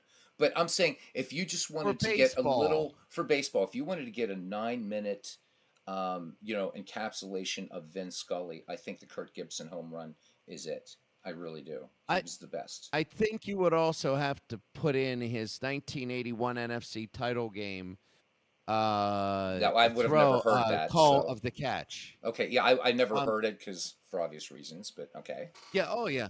But I think the biggest thing is his biggest thing was the fact that he let the people and the emotion play. He did that with nice. both that Kirk Gibson moment, and Mm-hmm. he did that both with the Dwight Clark moment. Okay. Was he knew it was great, but he didn't try and brand himself. Mm-hmm. He didn't try and make a call of the moment. He just pulled back and let the people in the moment take it himself. And I think that's when you look at that, you really feel like you're at the stadium. Yeah. And I think in both those moments that any other announcer would have kind of ruined it. He did a great job accentuating it. And I think the person would have ruined it the most would have been Joe Buck. Yeah. Oh God, he would have ruined both those moments. Oh yeah. But I look at that and I see moments like that, and I see announcers, and I see an absence today. I see people trying too hard. The problem with Chris I Berman, think John Miller is pretty good. I like John Miller. John Miller's great. Yeah. He's a great And radio he does announcer. and he I does would a put great Vin him. Scully imitation too, by the way. He really does. Ooh, Oh I'll yeah. have to hear that. Oh yeah, John Miller impersonates quite a few, and he did Vin Scully one night on a. It was like I forget. It was back with ESPN when he was with Joe Morgan, and it was one of those games. Yeah. It was a blowout, and John Miller did like I think he did an inning or something or a couple batters as Vin Scully, and it was spooky. But I like Oh, John yeah. Miller, and I was so sad when he left ESPN Sunday Night Baseball. I'm like, damn it. John So, Miller was good. We're hmm talking about like the cream of the cream of the crop. oh yeah, And I think that the problem with Chris Berman, I like Chris Berman. I think Chris Berman is a very underrated play-by-play guy. hmm I think he was really cool in what he did. I think the problem is so many people tried to imitate Chris Berman hmm that he got lost in the bunch. He's an original. You can't imitate Chris Berman and be Chris Berman. no, He did all those nicknames because that's who he is. yep, He wasn't really marketing, so that's who he is. yeah, He's the kid in class that gives every other kid a nickname. yes. He's that guy. Yeah, he would have But been a so good many, mafioso. yeah, he would have. He Yeah. um he would have been, but so many people imitated him that Yeah. when you go back in time and you listen to him now, you're like, oh well, there's look at that guy. He's just trying to make a name by making nicknames. And hmm he gets lost in the crowd in the fact that they think he's like everybody else and trying to pretend to be somebody. But he is that person, old boardwalk in baseball. That's him. Yeah. Now here's I one for you to remember that. comment on, my friend. Okay, so somebody once famously remarked, and I agree with it, that F-ball's best broadcaster was Howard Cosell. Baseball's worst broadcaster was Howard Cosell. What are your thoughts on that one? Yeah, I think Howard Cosell is a story guy. Mm-hmm. And I think he missed his mark in baseball because he covered it a lot like football. Mm-hmm. Baseball's a stat sport. Football's a human interest sport. Mm-hmm. So Howard Cosell was an analyst in football, and he was really good because it was more of a human interest. Because in football, you deal with a lot of injuries, you deal with a lot of things, a lot of, management trades, a lot of rivalries, and a lot of that. You Mm-hmm. do that in baseball, but baseball's basically a stat sport. I mean, in the 80s, if Kansas City was playing Milwaukee, you're looking at stats. And I Mm-hmm. think while watching the old World Series is he really didn't have too much to say in baseball. He was just there. He helped Al Michaels, though. Mm-hmm. He was the guy that told Al Michaels, Al, when you say something, take a stand and stick with it. Mm-hmm. But I think the thing with Cosell was he knew the human interest stories, but baseball is a sport like wrestling, like real wrestling, Olympic wrestling. Right. You have to know the sport to be an announcer. You have to, or else you're just a PA announcer or a robot. Right. And I think during the World Series in the 70s and the early 80s for ABC, I think he was more I like when things would happen. Jim Palmer was a great announcer. I liked listening to him because he was slow and he spoke to me like I was a fourth grader, Mm-hmm. which I was when I listened to him. Right. But he I think though Howard Cosell, he didn't know enough about baseball. Like he Yeah. couldn't tell you, oh, they threw the curveball, or even the repertoire of balls that they had, the pitchers had, Right. or baseball, or why they took a stance. He was more like football, like trends and all that. But he never in baseball, I don't remember him ever saying, oh, well, this guy, in the late part of the season, he was 51 for 150 in batting and blah, blah, blah, blah, blah. And it was always, oh, he's arguing with Billy Martin, or Yeah. oh, he might be signing a contract or something like that. Bernie here says Muhammad Ali made Howard Cosell. I think there's some veracity to that statement, definitely. I think they both made each other. I think Well, they made each other. yeah, I I think mean, without Howard, yeah, Muhammad Ali would have just been another loud boxer. but Um, yeah, I mean, I'm a big Ali fan. I got to meet his nemesis a number of times. Got to be acquaintances with Joe Frazier. It was such an honor. I made the mistake one time of asking him a little bit about Ali. These two genuinely, until kind of the end of Ali's life, they really didn't like one another. That wasn't just like hype. They really didn't like each other.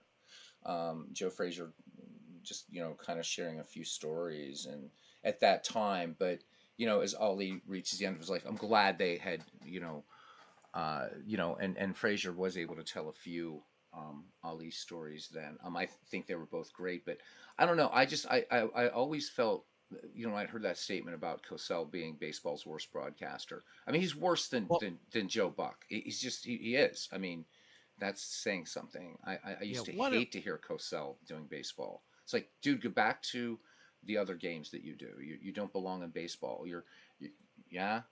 I don't know. Yeah, he was great in boxing because of human interest. But if you listen to Cosell in boxing, he was a play-by-play guy. Yeah, he was. So, Yeah. being a play-by-play guy, you only have to know the basics of a sport. You don't have to know the sport. Right. So he could tell you, oh, there's the right hook. You don't have to say why he threw the right hook. You Right. don't have to say, you build tension, you talk about what's going on, and you lead the analyst on in what they need to say. And that's what That's what you do. that's what in our community. So where I think you and Legends are our best baseball broadcasters, the guy who does boxing in our community best is our Red Sox fan Oh because God, yeah. Oh because yeah. Al By brings far. both of, and Al's really good at baseball, but boxing for me that's his forte, and you can hear it in his voice, and he not only brings, as you say, that play by play. Al's gonna not only tell you that a left hook was thrown, but he's gonna tell you why, or why here's this jab and boom, and he's working on this, and you really, and I like boxing. I've said on this channel before that's a sport that I will watch. I don't love boxing, but I like it. And when Al's doing a boxing match, if I can be there, I'm there. He's amazing. And we have so Oh, many he is. gifted people here, and like we got Mike Silva here in the chat with his ballparks. We have guys that we never hear their voices or see what they do. Guys here like like Big Clue. Without him, our Shanks leagues that we've been doing would have been impossible. Steve with his insanity that he's doing not only with you but our baseball projects. And I'll tell you what, man, I feel very privileged to be part of this community. Just excellent people here. All these guys looking at their comments, these are knowledgeable. And I'm just going to stick it with baseball right now. Knowledgeable baseball fans, and these guys have better things to do than to come and listen to me prattle on. So I feel pretty privileged that these guys take some time to come in and hang out, because Well, nobody is that bored. If you're going to listen to somebody, and they know I know, a bit about baseball, or they wouldn't tolerate me, and I wouldn't expect them to. Yeah, we got Dwayne Martz. He's got his own way of doing things, and I love it. He's doing a game that I don't think I would ever do live, Digital Diamond Baseball. I'm playing it offline, but the way he broadcasts it, he makes it effortless. Bernie Strum, I don't know if you know this, but Bernie just recently got into dead ball baseball, and he's doing a great job with it. yeah, he is. Yeah, he I is. I've seen Bernard Strom. Yeah, Bernie. I watch his channel. Hmm. One of the good things about Bernie is I love his style. It's very Kirk Gowdy like. Now his voice is a little different, Hmm. but he's very Kirk Gowdy like. Like he will tell you, he's one of those people I don't want to make mad because I have a feeling he's going to tell me exactly what he feels about me. Um, he is a good, Yeah. solid guy. He is, you could tell in his heart when he does games. He loves baseball. Yes, he He is does. a guy that'll tell you everything that's going on about baseball. And I love listening to his broadcast because every so often he'll throw in snippets Yeah. of real honest things. Oh yeah. And like Yeah. I was watching his game last night and he changed the setup on Out of the Park. So it's the old setup. Hmm. And I was there, but it went like 12, 13 innings, and the winning run was scored in the bottom of the Yeah, 13th. it's a great game. I caught the end of it. Oh, yeah. But his comments when it was going 11, 12, like those side comments were Yes, awesome. I know, I'm right? like, I got, this is great. I see what we should do is we should have a big revolution. Everybody in our group should say, screw the networks, and we should handle the play by plays. Can you imagine if people like us did baseball? You would have 100 million viewers a night because people would say, we can relate. You Yes. know, it's only these big network execs that think, oh, well, announcers have to be this or that or this, or we got to be corporate.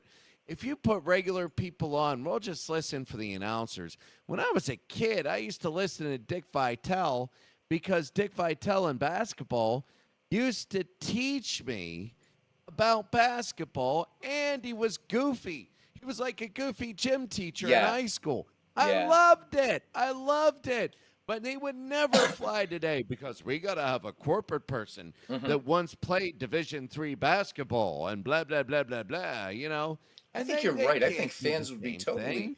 about that. Because getting back to Bernie, right? And we got and Mike Silva wants to come on for a few minutes. We'll get him in on the call here in a sec.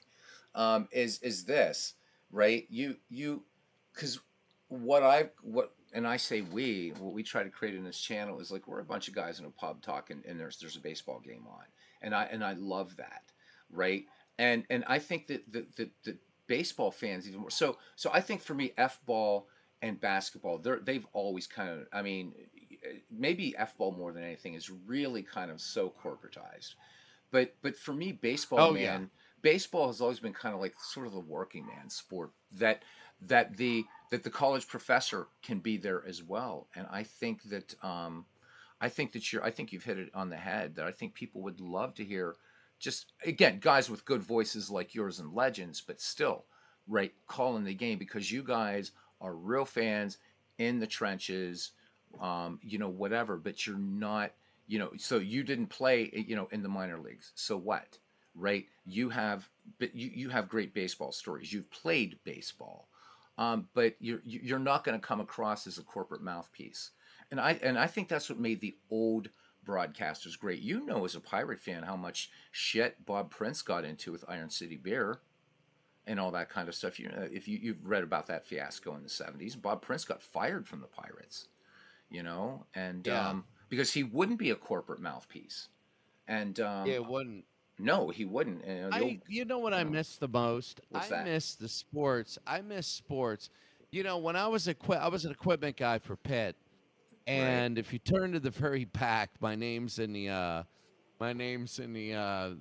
media guide.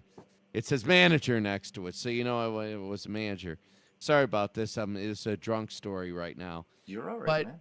when I was an equipment guy, um, college football was like the Wild West. Well, hang on a second here, Chris. I'm getting Mike on here too. Mike, I got you. I think. Yeah, can you hear me? Yeah, just waiting I think Chris. Hopefully, Chris isn't too Yeah. drunk to there Chris, there you go. I just wanted to get Mike on too. Okay, I'm Hear sorry. me? Yep, go ahead, Yeah. continue what you're saying, man. I just wanted to get Mike on so he's on with us too. All right. I was gonna say, Bite me, Big when Clue. I was equipment guy for Pitt from '99 through 2003, it Yeah. was like the Wild West. Those football stadiums, every stadium had character. They all did something different. The frats, the sororities would all have their sections.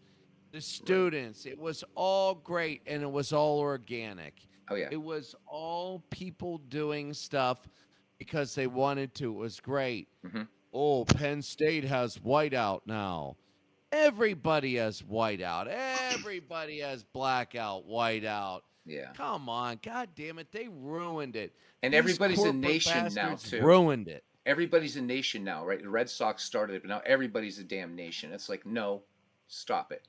Even the Pirates are doing, oh, Yeah. Bucko Nation. I'm like, come on, we can be more original than that. Stop Bucko it. Nation. We're more like a Bucko colony or a Bucko enclave. We're more Exactly. like a bucko enclave or an exclave, you know. So Exclave. we got 5 people. 5 people don't make a nation. Or maybe a posse. That's about it.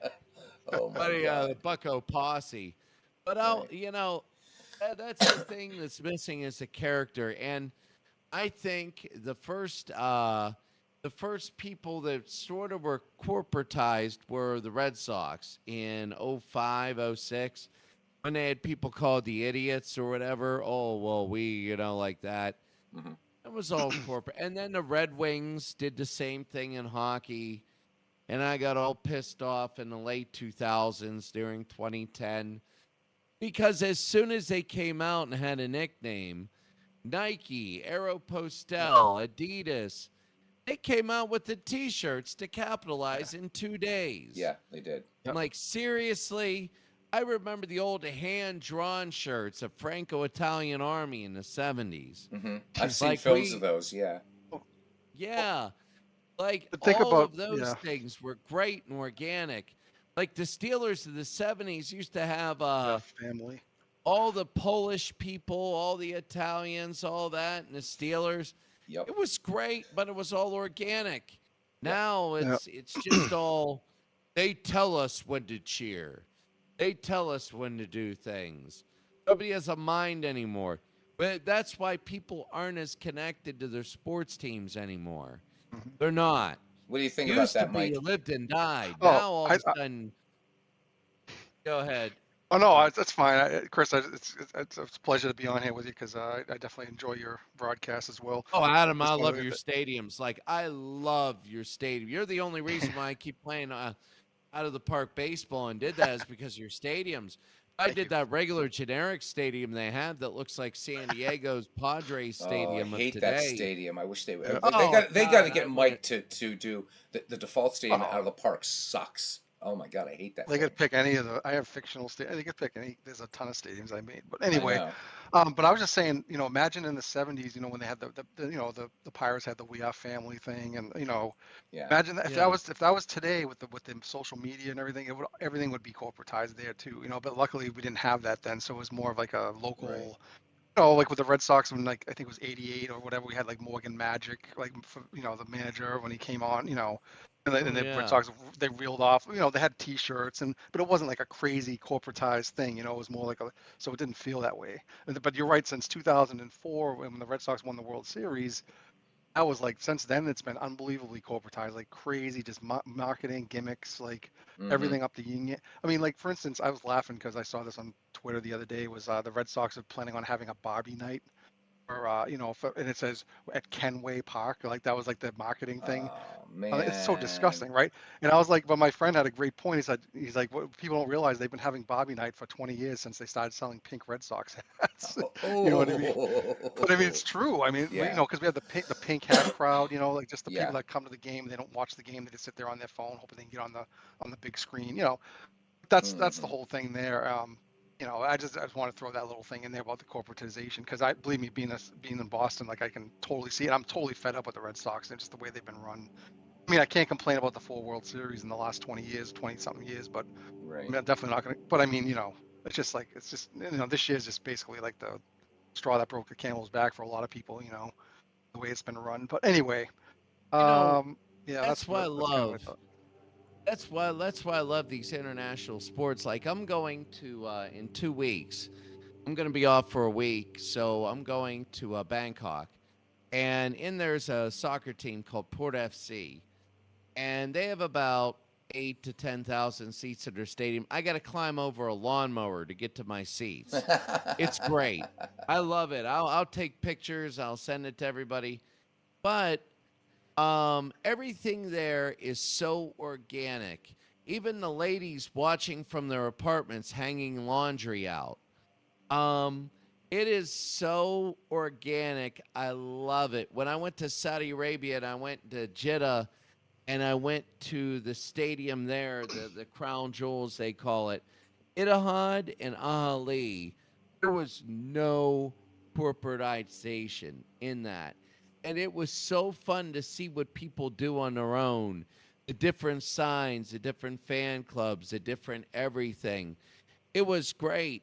And that's the thing. And then I go back to the state, and it's like you get a poster handed to you before a game, and the advertisement's bigger than the message. It's like at Yeah. the Pirate games, it's like Bill Mazeroski Day and little things, a giant eagle and this huge, huge thing. And it's like, Bud why Light. am I holding up a giant eagle sign?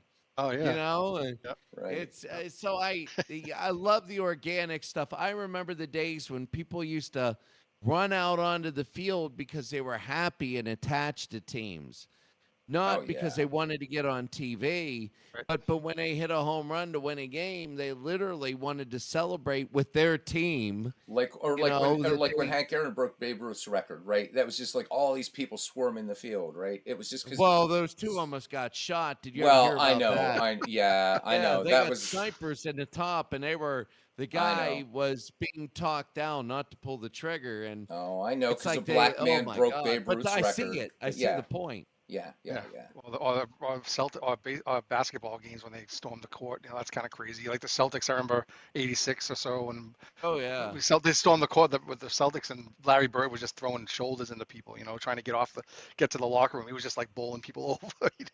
He Oh didn't well, care. what You know. about a home run? What's his face? Chambliss. When Oh yeah. Chambliss hit, they had to put a rule in because people rushed the field. Yep. Yep.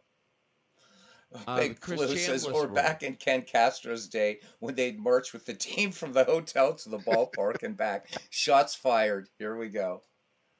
Oh my I God. well, college football had this great tradition. They had all these little traditions at Pitt Stadium, old Pitt Stadium. After the game, and when everybody was done, all the families were allowed to come down on the field and throw footballs. Hmm. There were people there for like 2 hours after the game was over, throwing footballs on the field, with their kids. And all of a sudden, they knocked that off. You couldn't do it. And I knew it because that was the time when Pitt played at Penn State. Penn State started Yeah. to get corporatized. Yep. And what did they tell us? When you're setting up the field, do not step on the grass. Don't step on the grass at all, anywhere. And it's like, what the hell? Then we go to Rutgers, who had better turf than Penn State, and they didn't give a shit. They're like, yeah, go anywhere you want. I'm like, I like Rutgers. Rutgers is great. That was Shiano's first time there. And I'm like, yeah, Rutgers is really cool. They're great. Meanwhile, big bad Penn State, I'm like, get your head out of your rear end. And then 10 years later, they had to get their head out of their rear end in 2011.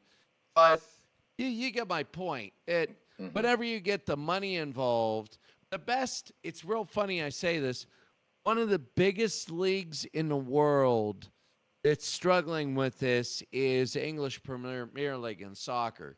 They went from all the fans having all their own stuff and doing all this. Now all of a sudden these big owners trying to privatize, corporatize. And they're corporatizing these things and everybody's complaining, why do I want to pay $100 for a ticket for a team that I can't cheer the way I want to for it? And that's sorry about I'm on a drunk tangent, but It's all good, man. Oh, this is good. I was gonna say the best organic thing I can remember is Nottingham Forest. When they came out with the song themselves. It was written by a fan and they sang it. It jumped to 14th. We're the best team in the land. And they won 2 European Cups as a team that's the size of Providence, Rhode Island. And all that organic, it was really great. Remember when people used to go to the airport when they lost an AFC title game to cheer their team? Like Mhm. Houston? But, corporatization. We can't do that anymore. Well, what about the Super Bowl shuffle with the Chicago Bears? Remember that? Oh, yeah. That was organic. Who wrote that song? Willie I don't Gold? know. I don't know. Maybe. What I'm I don't afraid of know. Yeah. is that's going to start sneaking its way. I think it has in some respects into minor league baseball, because that's kind of like the refuge if you're a baseball fan. You Yep. want to get away from the corporate bullshit. you go to a minor league game, especially double A, single A, right? But I don't know. I hopefully, but minor league baseball is at the mercy of the major leagues, and they just got screwed on the some new agreement. I guess the minor leagues got screwed again. So I don't know. Expand on that. I think like I'm in the dark. I'm in Pakistan, so I have no idea about the agreements. What happened? It's just that now I don't have all the details like right in front of me, but I guess um, Major League Baseball clubs have now exerted even greater sort of greater hegemony, if you will, over minor league operations and what they can do, and kind of they really dictate what affiliates can do more so than ever. I need to look it up, but I remember it was either this year or last year. And the minor league, the big people in minor league were saying, well, we're kind of losing breathing room here in what we can do. And I mean, just going to a Senators game earlier this year, just every once in a while when I get so upset at Major League Baseball, to me the antidote is going to see a minor league game, and then that's back to the purity. Granted, these players are all trying to make it to the show, but there's still a purity about minor league baseball that I'm afraid is going to be eroded by this corporatization that we're talking about. Oh, I think a lot of that, like you remember when the Altoona Curve won the championship and the Pirates fired their manager. Yes. Um, I think there's always been that. A lot of times when they make rules like this, Mm-hmm. it's just exposing what's already there. Yeah. Um, Now I could see it in the in different things. Like now all of a sudden everybody has to have the same sponsors. Everybody has to have this. Everybody, and when you do something like that, see Mm-hmm. the nice thing about minor league baseball is you have local sponsors. Yes. And when you have local sponsors, you have goofy stuff. Mm-hmm. People go to minor league baseball games because of the goofy stuff. But minor They league don't go, baseball is what Major League Baseball used to be. Major League Baseball used to have all that fun and crazy stuff, and it's Yep. lost. mullet It's lost that moments. soul, my friend. You know what I mean? Yeah. And you remember it was mullet moments for the Pirates and all. But Uh what huh. happens is when you have the national organizations, Mm-hmm. um, when you have those national organizations and all that stuff, what happens is like I went to a Harrisburg Senator game and they promoted them as the ugliest dance team. They were the guys that danced. I've seen those guys, and Um, they are ugly, by the way. Oof. yeah, oh yeah, but that's a funny thing. We It was laugh at that. They hilarious. do a Yeah. thing. Yeah. Um, So that was great, but when you have national things connected to a major league team, the first thing they're going to do is they're going to say, well, no, we can't have that because that might do this or that Mm-hmm. might. They look at all these things that could go wrong Right. and they get rid of everything but the most stale, Yep. cheesiest things in the Mm-hmm. world. Yep. Oh Yep. man. And Sterile. It's all sterile. That's it. You sterile, hit it. That's it. cheesy, Yeah. Yeah. not dad jokes, but sterile, cheesy, only funny to certain select people in the 18 to 25 demographic. Yeah. And that's it. But because, and then that's it. And then when you go to the games, instead of all the fun between innings and stuff, now all of a sudden, instead of like, the kiss cam or the lookalikes, celebrity lookalikes or whatever, you have these cheesy who can eat a block of cheese the fastest. Mm. And it's like, what the hell is this? Yeah. And then you look at a game from the 2000s and you look at a major league game when they showed the scoreboard. Remember with people with mullets in the Pittsburgh Pirates? They had mullet moments. Yeah. And they showed all these mullet moments, and people are like, like that. Mm-hmm. Oh, can't have that today because blah, blah, No. blah. Social media, social media. Yeah. All it is, it's going to turn in to player promotions every inning. Yeah. That's what it's going to turn into. Joe Murray No more makes a good fun. point here, guys. He says, yeah, the bigger things get, the less they want to offend people. You know what? You're going to offend somebody, right? And I agree with you, Joe. But that's the thing. They've got to get out of that paradigm because you're going to piss somebody off. I don't care, Yeah. right? You're right. You right. I mean, I don't have to quote Abraham Lincoln. You guys know the quote. And baseball is losing its soul. This game that I love above all other games, it's losing its soul at the major league level. And it's and yet the answer to quote unquote save baseball is there. But because of the corporatization, they've sold their souls, man. They're not going to go back and say, you know what, we're gonna go back and have the right. You go to a minor league baseball game, right? What do they do like between like one of the innings?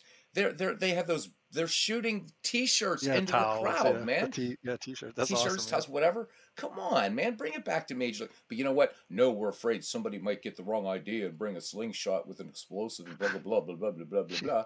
It's like Remember they used fuck to shoot off. hot dogs into the stands? Yes, you can't do that I don't anymore, remember dude. that. Oh my god, you can't do that. Oh, what the hell? It's like, oh, you can't do that because the calorie intake means reproduce obesity and blah blah blah. Like, Baseball needs another Bill Veck. I'm telling you right now, and Charlie O'Finley. You well, need Oh, they yeah, Veck and spit out that's O'Finley some again, crazy buddy. things. Yeah. Yep. that's a question. Can they have it though? No, No, I they know. can't. I think No. No, that's no what way. they're what right now everybody's struggling with is Yep. the fact that I think they're out there, and I think there are baseball teams like the Pirates that want one, Hmm. but can they have it? No. How many people would do something really interesting that 98% of people get, but Right. those 2 other percent, no matter who they are, would cancel them? Yeah. You know, see, Yep. Yes. that's the thing. It's like, are they out there? Yes. Are the Branch Rickies out there? Yes, they are. Yep. Are blah blah blah blah blah. But We have one in now our it's chat here, not only for promotions, but you guys weren't in here earlier, but Big Clue is going to post this in the Discord after the end of this season. When you guys see this great geographic realignment he has for baseball, that alone would bring the sport like where it should be again. And so I'm going to keep reminding him at the end of the World Series, seriously, the day after Big Clue, I'm going to say, please post it. You guys will love it. It makes complete sense. But you know what? They're not going to listen to what he has to say. I mean, no, no, no, kid. they're They're not. They're not going they're to listen to us. They don't care, and that's the thing. they don't give a And shit. again, I can't speak to the other sports because the other team sports because I don't follow them. But I get this sense that it is the same in hockey, basketball, and f ball. I Well, really do. no, hockey listens. Hockey Hockey listens, during the pandemic really listened, and they put all the I know they couldn't go across borders, but right? putting all the Canadian teams in a division was awesome. Okay. Um, Mhm. Canada had hockey. Sorry about that. I'm still hammered. It takes me a little bit longer to get sober. Enjoy it. Hockey has changed its game so much in the last 15 years because of the fans Hmm. that if you were to watch hockey 20 years ago, it's almost unwatchable. Okay. Um, the pitch clock was came from it used to be in hockey when they used to freeze the puck.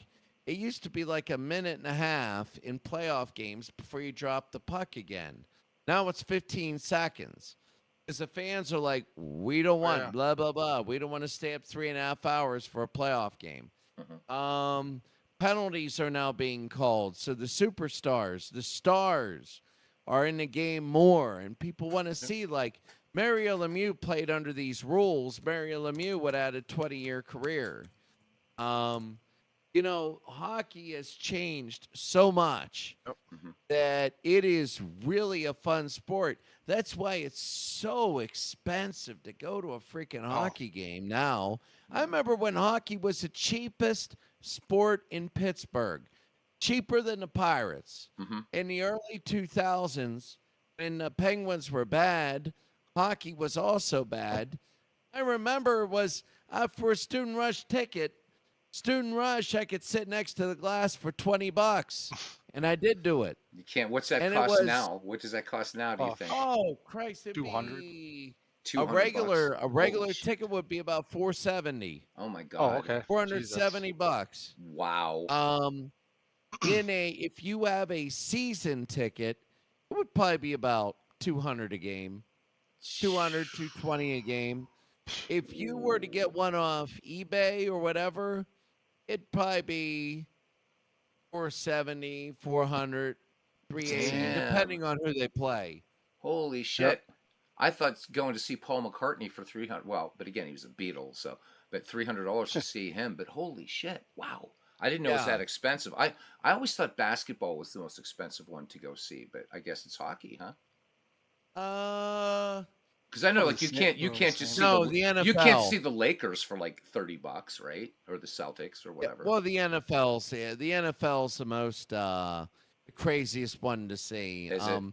Because in the NBA, I sat 4 rows up Mm-hmm. for $50. That's not bad. In Philadelphia, it was the Nuggets and the Sixers Mm-hmm. when both teams sucked. Mm-hmm. I went and I saw the Warriors and Cavaliers before LeBron James, before the Warriors were good.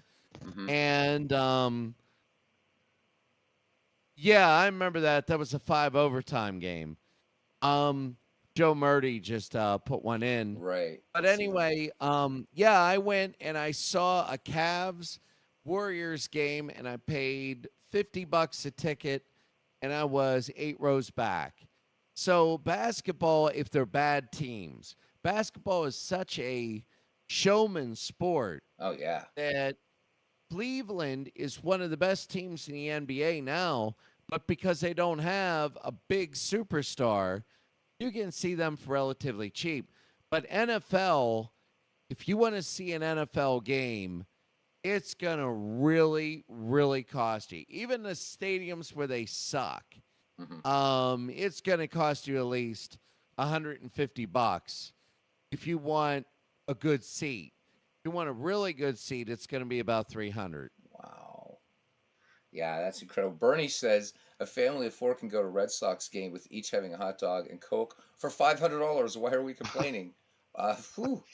Well, it's Yeah, been but a Yeah. while, but while since look at I've what been. they're paying people. I mean, simple as that. Look at what they're paying Yeah. their team. It's unbelievable. Yeah. And Well, that's never also, going to go too, back. did you know every time you get a beer, it's in a collective bargaining agreements. The reason why beers are $13.75 at PNC Park is every time they sign a CBA, when you buy a beer, that money goes to the players, like a certain section of that money.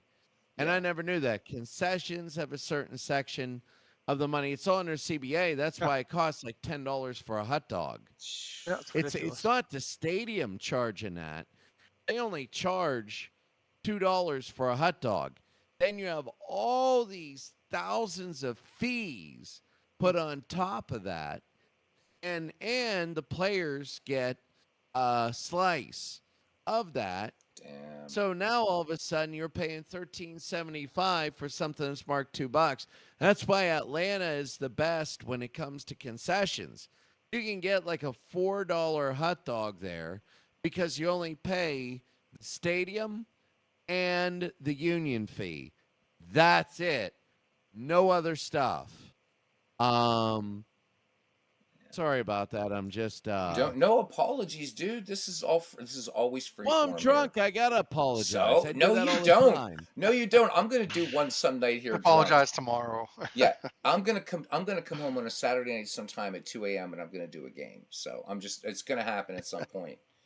And I'm not gonna apologize for a damn thing. Come on, this is Yeah. like we're in a pub, man. It's all good. You don't apologize in pubs unless you Yeah. go over and say, I- "Hey, your woman has Except nice." I feel will like the say designated this. driver here. That's why I feel Yeah, like designated Mike's will the driver. say this to Big designated Clue. driver. Big Clue has a couple good things going on for Big Clue. He always Number does. one, I don't the like him, but he Taiwan does. Baseball League. Yeah. Big Clue, Taiwan, Korea, and Japan. It's really, really good baseball for really cheap. Yeah. He's lucky. He can see that. The second thing is well, I totally forgot it, but I remembered that first point. Mm-hmm. But anyways, yeah, so it's oh, I remembered it. Sorry about that. Again, it's just through when you go to a Pirate game, this is the difference. We're so spoiled in Pittsburgh. We don't know what the outside is like in baseball.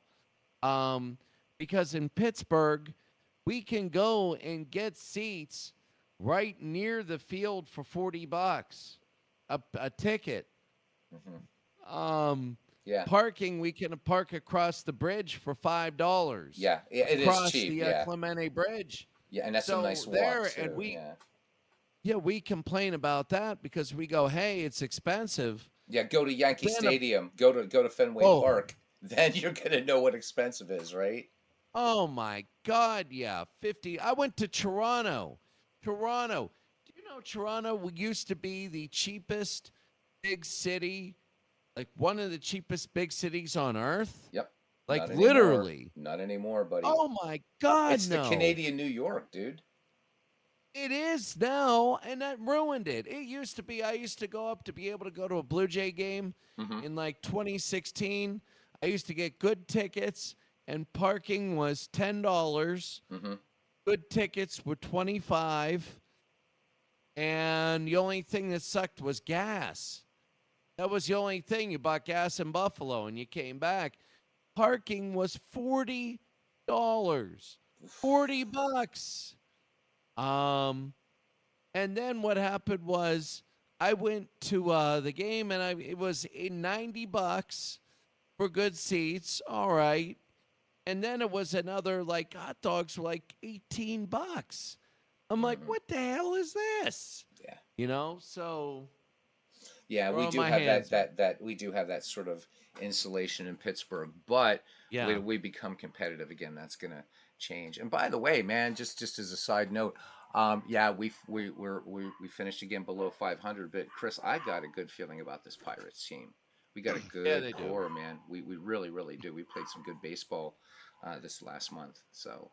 Go Bucks. They did. Pretty soon we're going to be like the folks in Fenway and the Rogers Center and Yankee Stadium. We're going to be paying a fortune. So I guess we should enjoy it while we still suck. I don't know. Yeah. I remember I loved it. When I worked by internship, we did this on your broadcast. Hmm. When I worked by internship, the Pirate teams back then were all about the visiting teams Oh and yeah. who they were going to play. Hmm. And what people didn't realize was signing autographs for the Pirates were future World Series winners, like Tony Womack. Yeah. He won one of the '01 Diamondbacks. Hmm. Jay Bell Yep. on that same Diamondbacks team. Tim Wakefield. Tim Wakefield of the Boston Red Sox. He was on the Pirates, right? Yeah, he was a 92. He was their opening day starter. Yep. And then we shipped him up to Boston, and he made a career up there. Oof. Yeah, Charlie Morton. Charlie Morton. Charlie Morton, I think, of the Houston Astros. Mm-hmm. Or the Pirate guy. Yeah. My God, all those Pirate people. But everybody went to those games to see. When I went to the Pirate Cleveland game, and I know the Cleveland guys in there, but it was a rough crowd because all the Cleveland people were there. And the problem is that in Cleveland, they have competitive teams for the most part. Yeah. So they're a rougher crowd. But they're not used to Pirate fans. We're used to sucking. So Yeah. we just go to the ballpark knowing we're going to lose, and we're like, yeah, you're better. So what? So they're picking fights with people who don't want to win fights. Yeah. And they're like, oh, you suck. And we're like, we know. Here, you want a beer? We'll buy you one. You figure it out. And they're like, your players are terrible. And we're like, yeah, no shit, Sherlock. I'm like, what do you have to be a detective to figure that out? What the the kid that never heard of baseball knows that the Pirates suck. Yeah. We know that. So we're like, what are you trying? So it was really weird. Mm-hmm. And everybody was a Cleveland fan because it costs cheaper to drive all the way down with their gas, park, get good seats for the it's Pirate 85 game. miles. It's an 85-mile drive from Cleveland to Pittsburgh. It's easy. Yeah, and then they go back. And it's easy because the tickets cost nothing for like a Wednesday afternoon game. Oh, yeah. They cost nothing. And then they drive back that day. They're home by dinner. And it's like, I'm like, all the Pirate fans looking at them like, Yeah, don't like if you call yourself baseball fans, you know the Pirates suck. So Yeah. you can't come into a who goes into an Arizona Cardinals stadium in F ball and Yeah. goes, "Hey, buddy, you suck." You're like, yeah, yeah, Right. and and Yeah, and yeah, yeah. well, us Steelers, we won 7 Super Bowls. They're like, yeah, you did. That's why these tickets are $12. Right. You know. Yep. But I anyway, love it. sorry, I I love just it. keep going on a It's tangent. all good. It's all right. It is fine. Are you kidding me? This is more my thing is, the game is secondary. That's on that. Luke Gehrig, he's been up there at bat for 20 minutes. He's fine. He's fine. He doesn't care. So it's all good, man. Love having you guys on here. Yeah, It's there's no pitch fun. clock back then. No pit, never going to be a pitch clock on my channel. So So never, is never, Adam never. still there? I got a question for him. Who's Adam? You mean Mike? Mike, sorry about that. God damn it, Mike drunk. Hey, I've been Mike's called here. worse. I've Mike's been here. called So, worse names. yeah. So Mike, I'm still a little bit drunk, so I'm gonna ask this question. Sure. In out of the park baseball, when you start a custom league, why does it not just automatically import like it does everything else, the uniforms, the logos, everything? Well, I don't know for sure, but I don't really do too many custom leagues, but I know that I think most of it's geared around like historical seasons, like years. Like a lot of that stuff is based on what year it is. Like so, a team like for instance, like the uniforms, they have these XML Yeah. files that are broken up by okay, this team wore this uniform in this year, and then the next year it has okay, this uniform file is used. But if you're using a custom league, there's no really year that's set, so it doesn't have that to look for. So that's the Oh, only thing I can think of.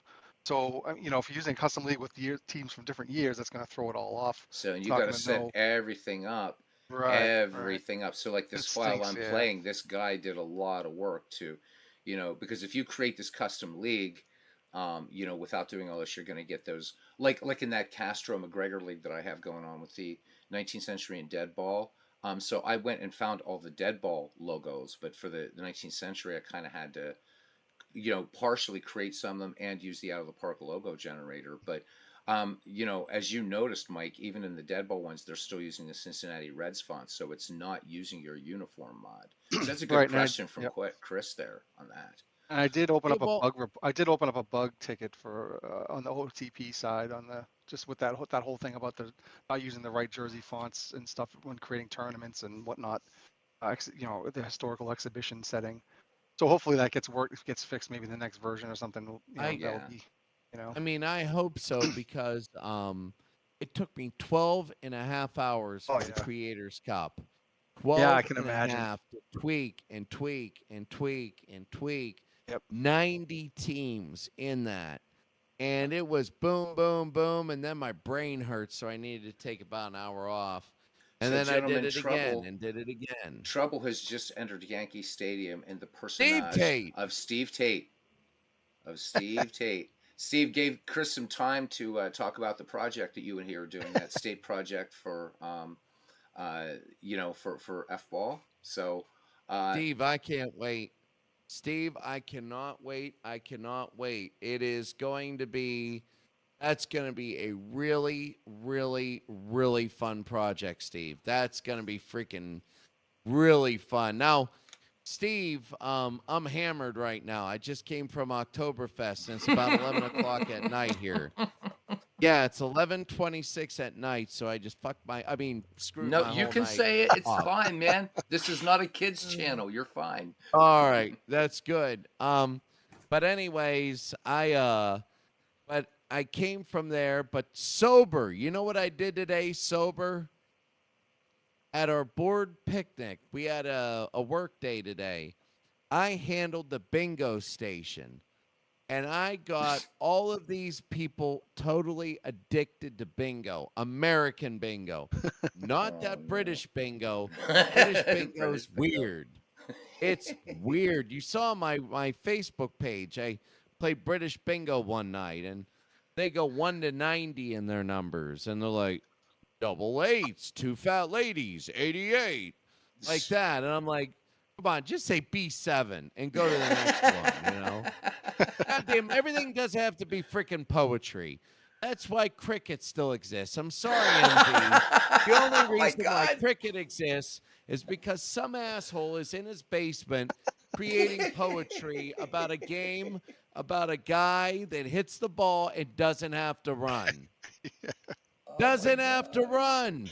And Oh I'm my God. like, I'd say all Chris right, is in how fifth long's gear this now, game man. go? The 2 Lamborghini's opened hours? up. It's opened up. Go 3 ahead, Chris. hours? 5 days. Yeah. 5 fucking days to watch a guy in the middle of this thing do Oh, nothing Jesus. but bat, Oh, bunt the ball, bunt. 90% of his hits are bunts and doesn't even move in 100-degree heat. Oh, it's hot, so they don't move. Well, I'm watching a goddamn thing. I want to be able to move. What the hell? For don't forget, 5 days, I got to Oh watch my this? God. hey, they take tea Oh, my breaks. God. Oh Let yeah, me tea look at the breaks. Yeah, it's scoreboard. important. The scoreboard's in goddamn decimal points. And I'm looking at the scoreboard going, where's the score? You got fractions, you got decimals, you got people's names that I have no fucking way to pronounce because they have no goddamn vowels in them. And I'm like, there's no way. A Z does not belong next to a P. I'm sorry. And anything. So anyway, now I got to pronounce all these names and there's no score. And then they say, oh, I go, who's winning? And the guy next to me goes, nobody. I go, what do you mean nobody? Well, one team bats, then the other team bats. I go, yeah, like baseball. How many innings? 1. Couldn't you be imaginative and play 2? I mean, come on. I mean, like a game where there's nobody winning. Oh, well, you got to chase their total. What if they screw up and they get like 6 runs? Then you planned 5 days out. 5 days out for something that's going to be over in an hour and a half. That's like that party. You get about a 10-hour party and you plan it out, and 4 people show up and they all leave within an hour. It's like, really? That's like some cricket games. It's like a boxing match with Mike Tyson. It's done in 12 seconds. What the hell do you do for the rest of the 15 rounds? That's cricket. Well, It's what like you you're do in the watching, other and the other I'm trying to 15 get into cricket. Look, the I pull 15 out my rounds, the rest of the 15 rounds, Chris, multiculturalness. you pick I on get Pirate it. fans. I know. Yeah. I wasn't born into the sport. We love sports because we're born into them, and I get it. But goddamn, I mean, there's got to be a birth defect to be born into cricket. Because I'm watching, and I'm like, those are the kids who don't get enough oxygen. Oh my Because God. it's like, seriously, I'm watching this game. I'm trying to get into it. So they hit a ball out of the stadium, and nobody does a damn thing. And I'm waiting, and I'm like, what are they doing? Oh, where they're getting the ball.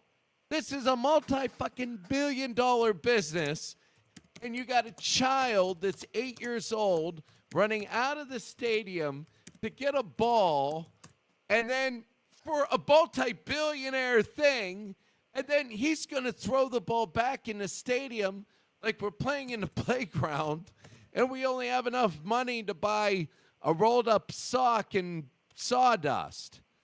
I'm like, oh, my God. What? Why don't you use another ball? Oh, we can't do that. Why can't you use another? Oh, it's part of the game. Really? Well, you just knocked down to 2020 and over. I know, but that's tinkering with the game. This is tankering with the game. MV, You if can't you're tanker lurking with out the there, come game. on, man. MV, lend your voice. MV's going to be in our time zone, by the way, Eastern time zone. He's going on holiday to Jamaica. So, Oh, is he the Brit? Is he the Brit? yeah, he's our MV? he's Yeah. our he's Yeah. our resident Brit.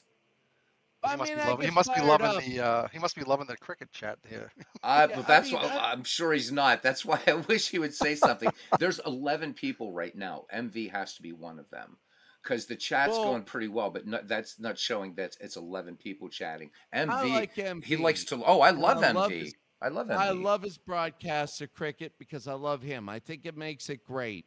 But whenever I had the equivalent of 12 beers tonight, German beers. Good for And you, I man. can't even handle 4. I can't even believe I'm making a sentence right now. And this is like delving right into my masturbatory schedule right now. That's why you said you had We're 15 minutes. Okay. I get the Oh. 15 minutes. I mean, I was done in 2. Who says you can't multitask? So anyway, Oh my God. it's like, but anyway, when you get that and you talk about cricket, that's one way to get flaccid in a second. I mean, my God, it's like, oh, look at this. Oh, hey, we're talking about the AVNs. Oh, how do you kill this? Talk about cricket. You know, it's the only time I could talk about wood and not get excited. You know, Well, the other day I I did mean, a I get baseball it. for I Windows understand. broadcast, and Ernie, I forget who the guy was, Dick somebody or other, right? And Ernie Whoa. Harwell says Dick gets good wood, and I'm like, I really needed to hear that. And he said it twice in the game. It's like Dick gets good wood, so that's the You Dick quote of the month. know, Ball. Yeah, one of the most thanks, Ernie. common last names around here is Butt, B-U-T-T. Okay. And because of the British connection to Pakistan, there are a lot of hairy butts around here. And I have a picture of Butt Bakery and Butt Furniture, Mm-hmm. and I have a picture of Butt Foods too. Um, so I wondered about that. But I mean, Bernard, cricket is easy to understand. You get fucking bored. Like, that's easy to understand. The nature of the game Yeah, is Big Clue, I easy. remember. You hit the ball and you're running on. Cricket is so boring, they didn't even put curves in when you run. At least baseball, you make a turn. You turn around first, you turn around second. Cricket, it's like you run straight down and it's like, nope, go back just the way you came. And then you go back and just like even when I go to the British Embassy, they make everything needlessly complicated. You hit a ball, you're out, you get out. No, but you gotta have overs. Why do we gotta have overs? It doesn't fucking matter. I bat until I'm out. But we gotta have overs. Okay, how many pitches for an over? 5 overs, 10, 6. Why 6? That's such a stupid number. Why don't we make it easy, like 5? No, we got to make it 6. Well, why 6? Because when you process the paperwork for this, it means that 1/8 of the cosecant of the tangent equals 6.54, which means we round to 6. I guess on the God upside, though, damn. Brits would have no trouble figuring out earned run average. So I don't know. I'm just trying to even the. Look, I'm Irish. I'm not even supposed to like them or half Irish, but no, it is. It's. So I was mentioning it to MV the other day because so they have T20 cricket now, which is really it's a much faster paced game, much faster paced game. If Well, you've that's seen like him. saying mini golf is faster than golf. Well, yeah, there you go. And I'm hell at mini golf, buddy. I'll kick anybody's ass through that windmill. And yes, Big Clue. I remember Wagner takes it deep in the hole. I know. And the collar. I get it, guys. But I don't want Ernie Harwell saying Dick gets good wood. I don't need to hear that. But but the thing with cricket is I was talking to MV the other day. I said, yeah, I said I might pick up that cricket 24, but I still don't understand. I said you said there's no score. It's like you say, like, oh, Australia just has 4 runs, but I'm not seeing that. If I look at like up here at this game we're doing right now, the Yankees have 5 runs, the Giants have 1 run. I want to see that in cricket. And MV's like, no, no, it's more like, and that's the thing. Dwayne Martz, I think, is the only person other than MV that actually understands the intricacies of the scoring here. He actually got it. I MV said get you it. have it. Well, you get it, but you also are. I can take you through it. I don't like it. Hmm. It's like in school. I didn't like algebra, but I was really good at it. Hmm. Um, I can take you through an entire cricket scoreboard. Yeah, I mean, I I used can to do watch it that. live, so yeah. I mean, What? Well, watching it live, I would rather watch 2 snails making out. That's faster. In molasses, in is January. this part of the masturbatory session? Yeah, I it thought would so. be. Well, Okay. 2 snails being a part of that. It would be like that. That is, because the whole thing of the ball, they don't use more than one goddamn ball. So think of baseball. If you're playing, think of this. Think of this is the best analogy in the world. Okay. Think if you're playing one-on-one baseball, it's you as a pitcher and a batter, and you throw a pitch, the batter misses, and you got to run all the way behind home plate, pick the ball up, run all the way to the pitcher's mound, and then throw the next pitch. All right? That's the pace. That's the pace. Oh my God, it's now 5-4. I just anyway, let the game play out. The Giants just okay, very quickly scored two or but one in the seventh, two in the eighth, one in the ninth, with the Yankees hold on and win 5-4. Anyhow, continue, but please. that's the whole pace of cricket. You throw, they miss, somebody has to run out, pick it up, and run back. And then you ask somebody, excuse me, can you speed this up? Oh, goddamn tradition. And I'm like, you're using video cameras and heat sensors to see this. Yeah, but we want to get it right. Well, why don't you get it right in the pace of the game? Goddamn tradition. And I'm like, well, I'm getting some strong George Carlin vibes from you right now, man. yeah, well, he's a hero of mine, but Oh, mine too. it's so true. It's like anytime a cricket fan can't explain with rationality why their sport can be changed. All you have to do to make cricket really fun and really watchable. That's one of the video games of cricket. Landmines Have in the field. each referee with a package of balls, and just whenever they hit one, give one to the next pitcher. Damn it, let's go. Go to the next pitcher. Damn it, let's go. Not this pass it around, wait, whatever. But you tell a Brit the goddamn tradition. And it's like, that's their answer to anything in cricket that doesn't make sense. Well, how do you know that's too much for a referee to see? Well, we'll put laser beams on it, and we'll put heat sensors and Hawkeye. Oh, that's great. But what do you do about the pace of the game? Goddamn tradition. Oh, so you don't have an answer to that. You don't. Okay, I get it. Hey, why do you play a country called the West Indies? Isn't that a little colonial for you? Goddamn tradition. Shouldn't it be their choice than yours? Why do you call them the West Indies? Isn't there a little bit of like history behind that name? Oh, goddamn tradition. That's cricket tradition. Oh. Gonna answer a quick question for these guys. So Bernie and Carlos, the reason why you see some face gen in here is I haven't downloaded the latest photo pack for Out of the Park Baseball. So it's just me not keeping up with that. So the game, when it doesn't, I have it set so if the game doesn't find a photo file, it will do a face gen.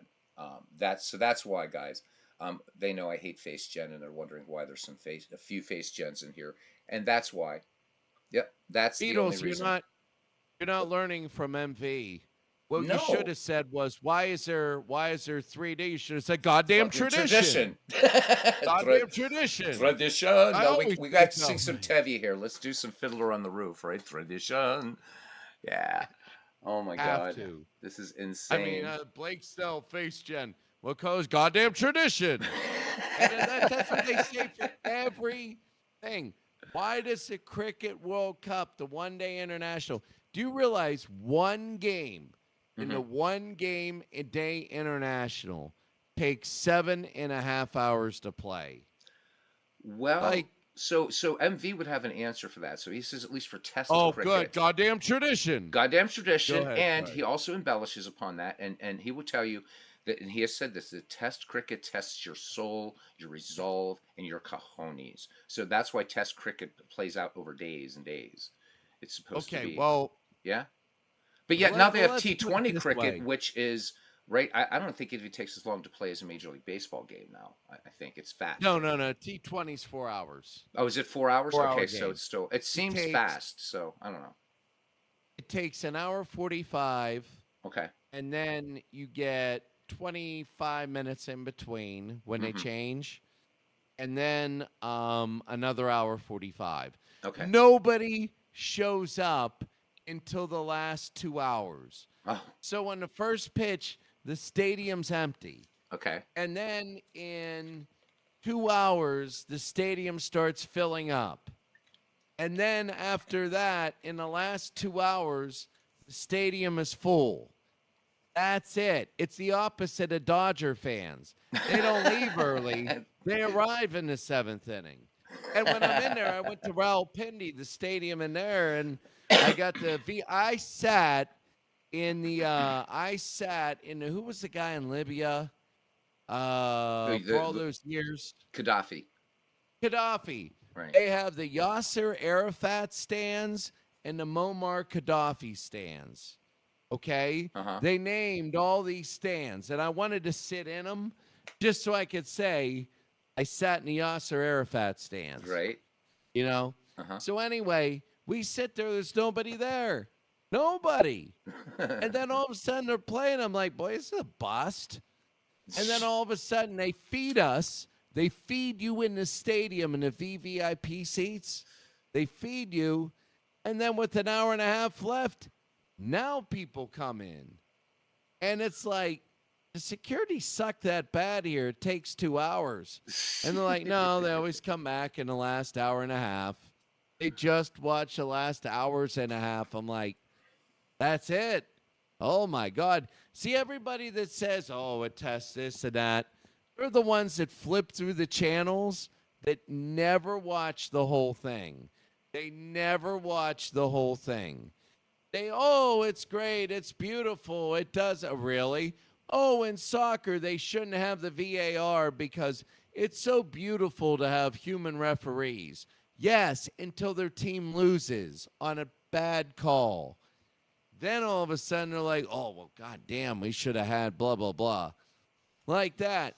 So there is no good answer to why cricket is not being changed so it's watchable. No answer except goddamn tradition. Goddamn tradition. Like that. So sorry about repeating. It's all good. Myself It's all good. No, 20 repetition times. is a good thing. It's a good thing. That's the basis of goddamn tradition. Yeah, and procreation, because and out repeat if necessary. So there you go. Think about it. My Won't God, you? I mean, you go and then and any look. I am a 4-hour drive from Kabul. Mm-hmm. 4-hour drive from Kabul. Okay, 4 hours. That's Pittsburgh to Harrisburg. Okay, Right. so I can say this with certainty. If Afghanistan is making your World Cup, you need more teams. You need more teams if currently Afghanistan, a team where there's 1 million starving to death, Yeah. is making your World Cup. And you need more teams and more people playing it. You need to reach out a little bit. Yeah. Oh, but cricket's big there. How big can it be when you don't have dinner that night? You know, when they're making it, you need more teams. You got to incorporate more people. Why don't we have retired Major League Baseball players playing cricket? Tradition. We'd win every World Cup. Yeah. Barry Bonds would hit sixes.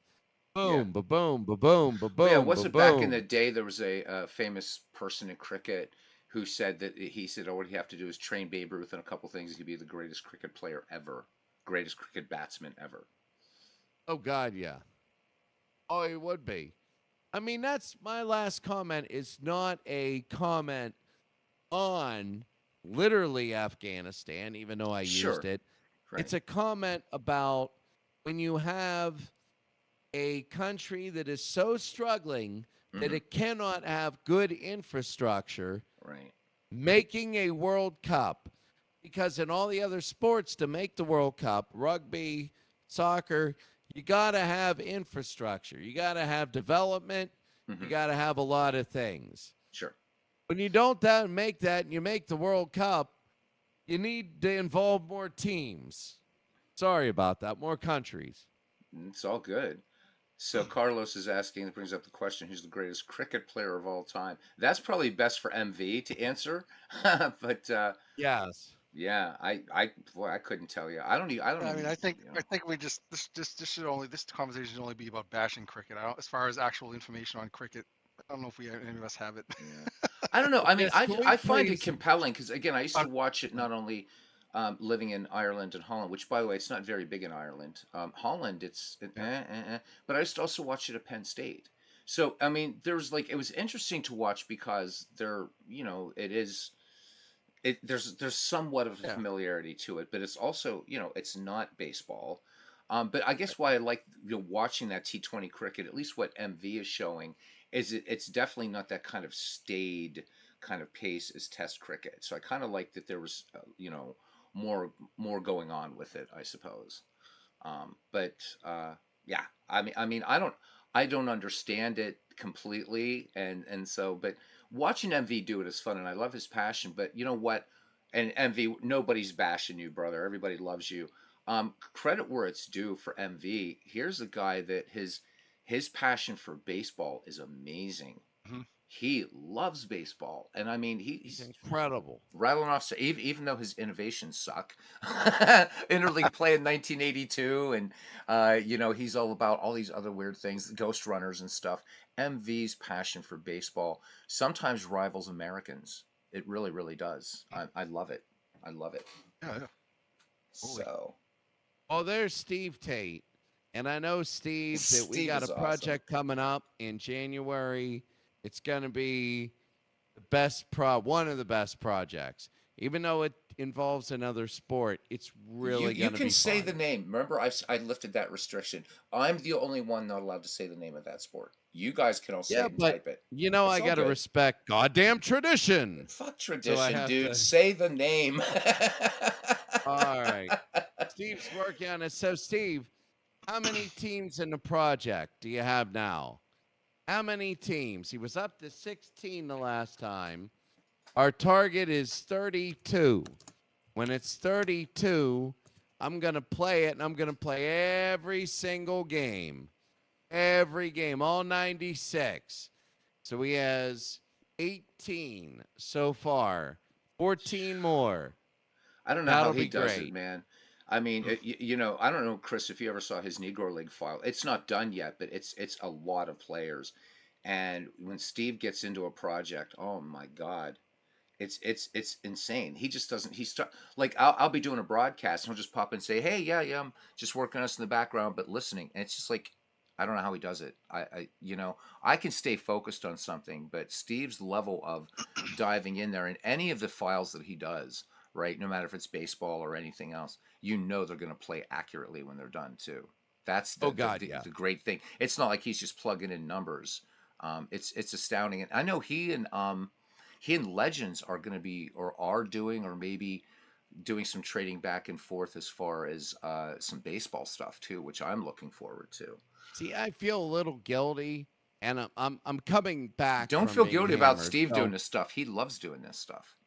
well, when I su- I meant when I suggested it, Yeah. because I'm coming out from being hammered, so I'm half and half right now. Okay. Well, Um, Carlos earlier opened a beer for you. Just wanted to let you know. Good. So I'm hammered again. Good. When I first thought of the project, I thought Steve was just going to go to the historical file and import people Oh no, into the Steve does states. not do that, man. Nope. I figured that out now. Yeah, and I Ooh. feel guilty as hell now. Because I'm like, oh, we'll just open up that historical, plug them in, send because I have the historical too, so it wouldn't be like anything bad. Mm. All right, he'll send me the files, and bam, we'll go. And then he's like, yep, I'm creating each individual player. I'm like, oh shit, what did I do? Son of a bitch. I hope his marriage is still good. I hope he's all right. Well, so I his don't want to wife get somebody mad rolling after me. so here, Chris, to make you feel better, you're reading it here. He says that's a shortcut for the lazy, my friend. He says needs to be a peak slice. Laugh out loud. You know, but I mean, he loves doing this. In fact, he's talked about it as being kind of a therapeutic thing. And all of us, Bernie, way back has thanked Steve for his hard work. I know. In fact, Steve's files are so great that I'm still so blown away by them. I just play exhibition games with him in Action PC Baseball because it's like these are so good. I don't even know where to start with them. They're that good. So don't feel guilty, brother. I don't feel guilty because we kind of did like Steve. You're doing a lot of work. He's like, no, I love this. I love this. But here's so you guys know that we have the McGreevy Discord, but we have another Discord called the Baseball Geek Squad, and that name is courtesy of Steve's wife, because she right, Steve. She says, "Oh, well, you're gonna go hang out with your baseball geeks," and that was it. He created that Discord, and it's the Baseball Geek Squad, and it's for our Shanks League. So. And Big Clue says that she's more tolerant than most of the baseball geek squad.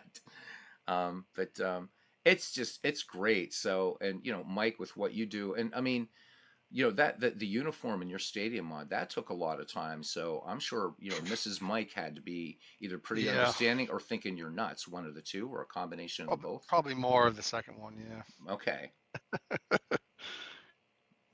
Oh nice, yeah, it nice. was a lot of time. Yeah, of years. I mean, ever since when I forget what version of OTP started coming out with the stadiums. I think it was was it 15 or 17? I can't remember. I don't even remember what year, what Mm-hmm. version it was. But ever since then, I just was like working on them almost nonstop. This year, actually, since I found cards and dice, I actually took kind of a more of a break this year. I've actually been playing up my 86 replay more than doing anything else. So it's kind of good. I need a little break, you know. Yeah. But, Well, but you know, I've told you that, and I'm such a geek for your ballparks, especially the ballparks, but also the uniform mod. That it's like as soon as out of and I'll be doing this again next year, right? As soon as Out of the Park's released, I'm checking the damn things every well, day, literally, Mike. It's like when the well, fuck is he gonna you'll release have this more of an thing? inside you'll have more inside information this time. You won't have to check it. I'll Ugh. probably let you know what I mean Well, now that it'd be we're nice of you, man. I mean, because every day, seriously, it's like before I go to work, okay, got to check the Out of the Park boards. Damn it, he hasn't released them yet. Shit. Okay, maybe geez, tonight. I come home yeah. from work, Well, still not done. So, you know what I'll do is I'll keep this channel updated on what I'm doing and as I'm working on stuff, so you'll know. we That way I don't appreciate feel it. that way I don't feel as pressured like trying to get stuff out. Oh, Like dude, we don't want as you to long feel as pressure. It's not that, but everybody, you've seen your ballparks in other games now. It's not just Out of yeah, the well, yeah, Park, just the right? images, yeah, the Dude, images. you're a Yep. rock star. Like Steve's a Well, rock star it's there too. You guys, everybody is fun. And then we got Chris. Chris, did you So pass out? I You with us? well, no, I'm here. I just have a quick question for Adam. It's Mike. When His with the name's new Mike. graphics, damn who's it, not Adam? Adam, it's Mike. Son of a bitch. I keep Call me anything you want, just don't call me late for lunch, okay? There you go. All right. All right, late. Sorry about that. So when the graphics get better, is there ever going to be a time when you need to do an overhaul and you need to overhaul the graphics to every single stadium? Yeah, I mean, Because they might change the coding and all of that in the game, which means you might have to do a rehaul on all of the stadiums. Is there ever a thought that you need to rehaul it to keep up with the updated OOTP games? well, yeah, I mean, I thought about that, but I mean, honestly, like I just happened to when they came out with the and they said, oh, you can use a program like SketchUp to create your own stadiums. I said, okay, let me check out the SketchUp program.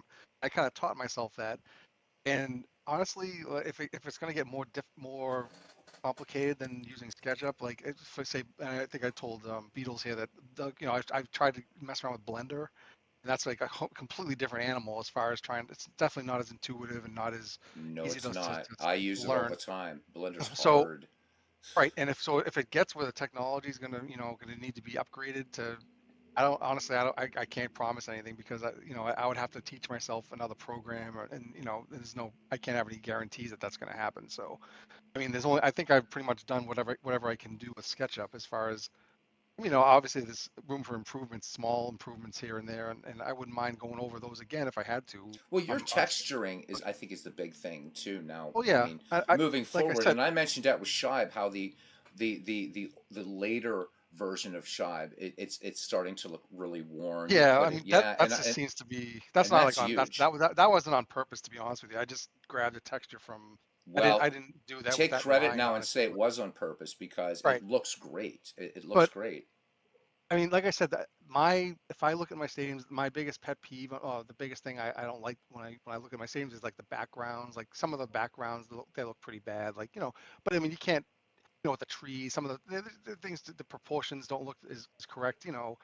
If I could do anything over again, I would probably like to maybe get more authentic, like, backgrounds over the, past the walls and stuff. Like, if there's like Crosley has like more the buildings that are there, like the actual Yeah, the buildings with Crescent the, Tool Company is out there beyond yeah, center yeah, yeah, field. and just kind Yeah, of get more authentic, looking things. But what happens there, if I'm going to start modeling those kind of things, that just all that does is increase the file size.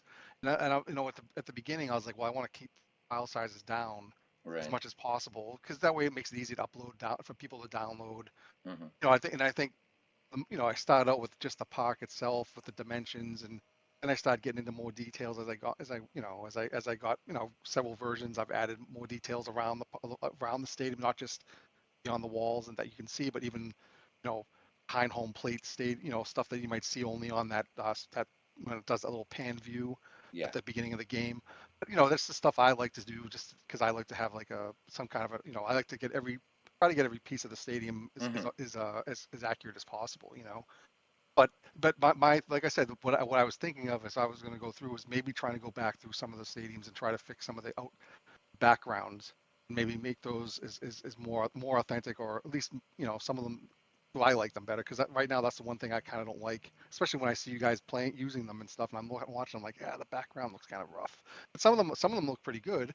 Oh yeah. But I mean, some of them I'm just like, like I just Well, don't like it. some of them too. I mean, they're all good, but some of them are like breathtaking. I did a game a few weeks ago, and it was in Baker Bowl, and I mean, Oh yeah. just the colors, Oh, everything that you did, that was just beautiful. There's some of your parks that are just oh yeah. amazing. Well, They're just I amazing. tried. Yeah, some of them I spent more time on than others. Obviously, you know, like for instance, six stadium there, for the pilots. Hmm. Like it's a very simple park. I mean, I'm not gonna lie, but when I did that, I was like, well, most people are only gonna be using that for one season. So I Right, was like, right, right. but I mean, I still try to do as much. But there's a lot more. Like some stadiums, like I just spend a ton on with a ton of time on with detail, and obviously some of the more prominent, see like Shibe Yeah. or Connie Mack or whatever.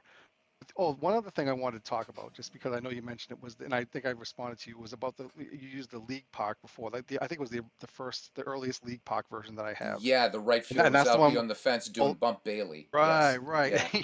And I think it's that stadium, and there's also the LA Coliseum Hmm. where they have that left field with a screen there, Yeah. and that I think the play kind of sits right beyond that as well, but only because there's nothing I can do about it. Hmm. Now, I guess my question I want to ask was, is it better to just push the walls out, even though it's not the actual distance? Because I was just trying to be like the actual, be Right. as accurate as possible with the distance, from home plate. Or, I mean, in this case, it seems like it might be almost better just to push the outfield wall out and just say it's, whatever, 289 feet instead, Yeah. but just I have it, mean, I don't know. What do yeah. you think I is mean, better? I don't think it. I mean, the parks are geo-referenced and out of the park, which is kind of a neat thing. But you know what? I think for if you have to move it out 5 feet, it's not going to impact the game that much because It doesn't.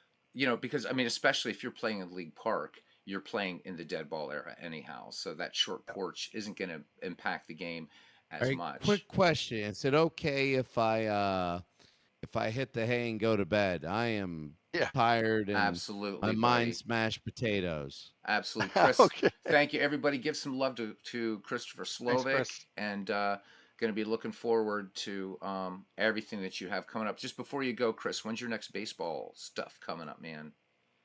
You I remember did a that lot of sport, don't you? baseball. I've been doing baseball since August. It's going to be a little bit because Okay, I do want to hit basketball.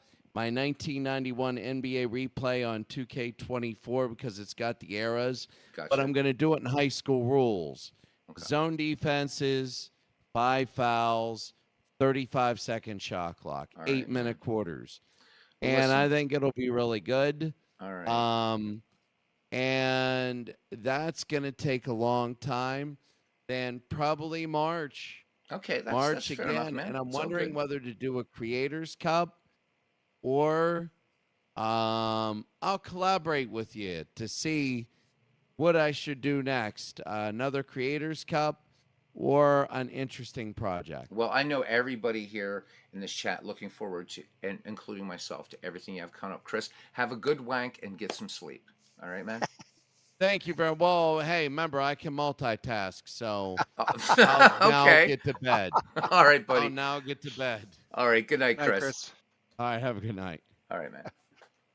Um, Whew. so look, yeah, that was That great. was awesome. That was great. So I just wanted to just real quick while I have this on my mind, but Yeah, take your so time. as far as the Take your time. stadiums go, what I did was I created it the way it was because I was hoping. I didn't realize at the time that the game was gonna treat like have the players out there, but I was Right. hoping that I did mention that right off the bat when I saw it, and I was hoping that they might give an option or maybe you have the ability to adjust where the field is stands and Mm-hmm. what the limitations are for the fielders, but it hasn't happened yet. But I mean, luckily it's only a few parks. And the other thing was that my parks don't have is the actual like if there's any elevation changes. Like like was it Crosley Field had like a up to in Fenway actually the old Fenway had the hill, the Right. Duffy's Cliff there, Duffy's whatever. Cliff. Right. But Yeah. that stuff's not in the game because and some parks I just basically had like a little different colored grass just to Mm-hmm. show what that like even in Houston like with the center field I kind of I don't have the hill, the was the name of the guy, the hill there in center field. They had the I forget what non-field. they call it, but I know what you're talking I about. I can forget the see name of it, it. but anyway, because if I had that there, the people would just run right into the hill. You wouldn't even see the player Yeah. go in there if they had to go back there. So there's those things too that I wish sometime they might. It would be great if they could, include support for, because just to make things more realistic. I think the hill would be kind of cool, seeing the ball like roll up it or whatever. Oh, it would be But great. I yeah, think that I keep saying this. I really, and I know, those guys better, obviously, but it just seems to me that they're really trying to establish themselves as kind of because it is still at its heart a text-based baseball sim, but they're improving these graphics every year. I'm playing a lot with this third base perspective, and as I think you heard me say earlier, I didn't realize how good the batter animation was until you yeah, look at it from right, not behind the plate or anything. I mean, it looks great. I mhm. mean, like you see this guy swinging through the whole hip action, the whole thing, and maybe they won't be exactly MLB the Show, but I think in 5 years this game is going to be something stunning looking. It really will be. I hope so. I mean, I hope so. But we'll see what happens. Well, Again, I hey, don't. you got to get the 20 somethings that are playing the Twitch games, right? After a while, they're going to be like, okay, I want something deeper. And they're not as smart as Legends, realizing, hey, you can get pretty deep with MLB The Show, but MLB The Show still doesn't get to this level of depth, I don't think, yet. And, Oh and no. wanting to move on to something, and now they're going to say, holy shit, this thing looks really nice, which is Yeah. and I think it's going to happen. I really do. It's just the every year. I mean, people say, "Oh, should I upgrade? Should I upgrade?" Yes, you should upgrade this game every year. It gets better and better. It really does. Yeah. There's I no mean, way we'll I see. would go back to Out of the Park 20. There's no way. There's no way I'd go back. And that was considered by many like one of the best editions, and I wouldn't go back to it. I just wouldn't. Oh, I agree.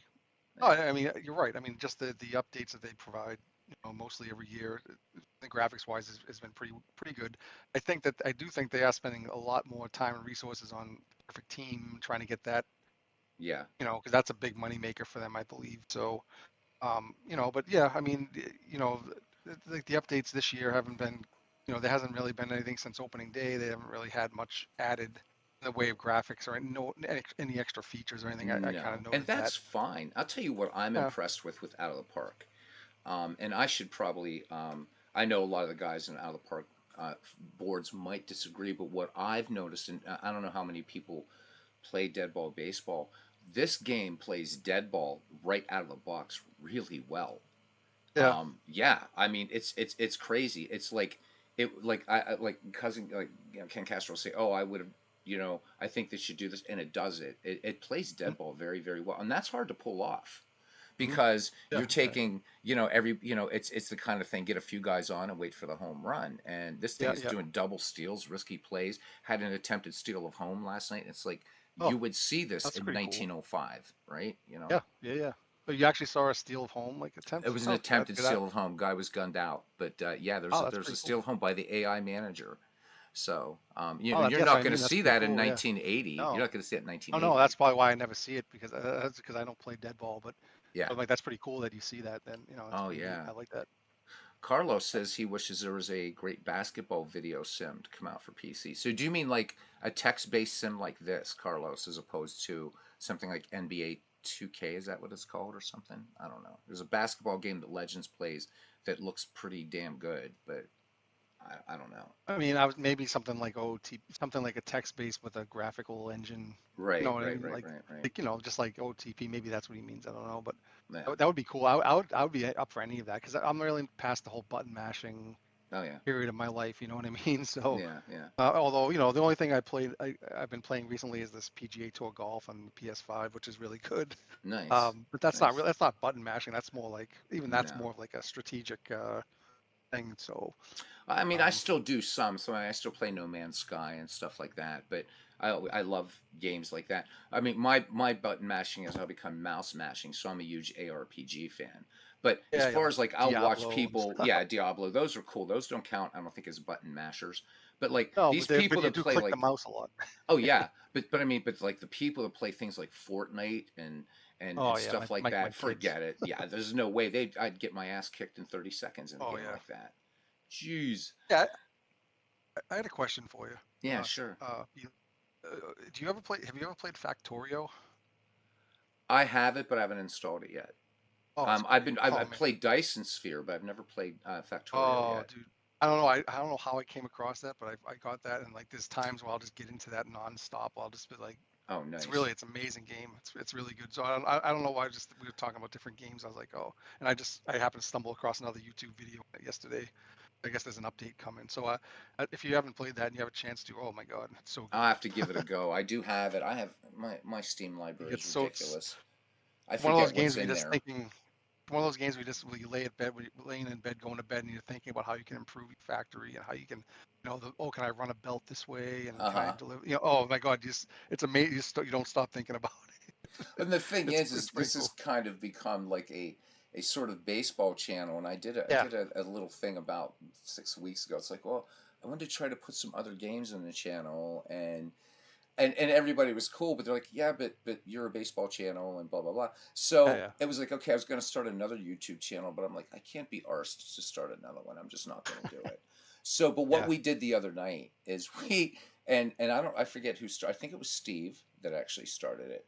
We were showing. We're on Steam and showing all these videos of like lawnmower simulator and all this stuff. It was insane, Lawnmowers. and people had Is that fun. what he meant? I thought he mentioned someone mentioned that in the chat here, something about Yes, lawnmower. yeah, I have no idea what he was talking about. I'm like, what is that? we did the ultimate one. Those I am bread. So yeah, I'm not gonna do it though. Big clue. I was gonna do the second channel. It's too much bloody work.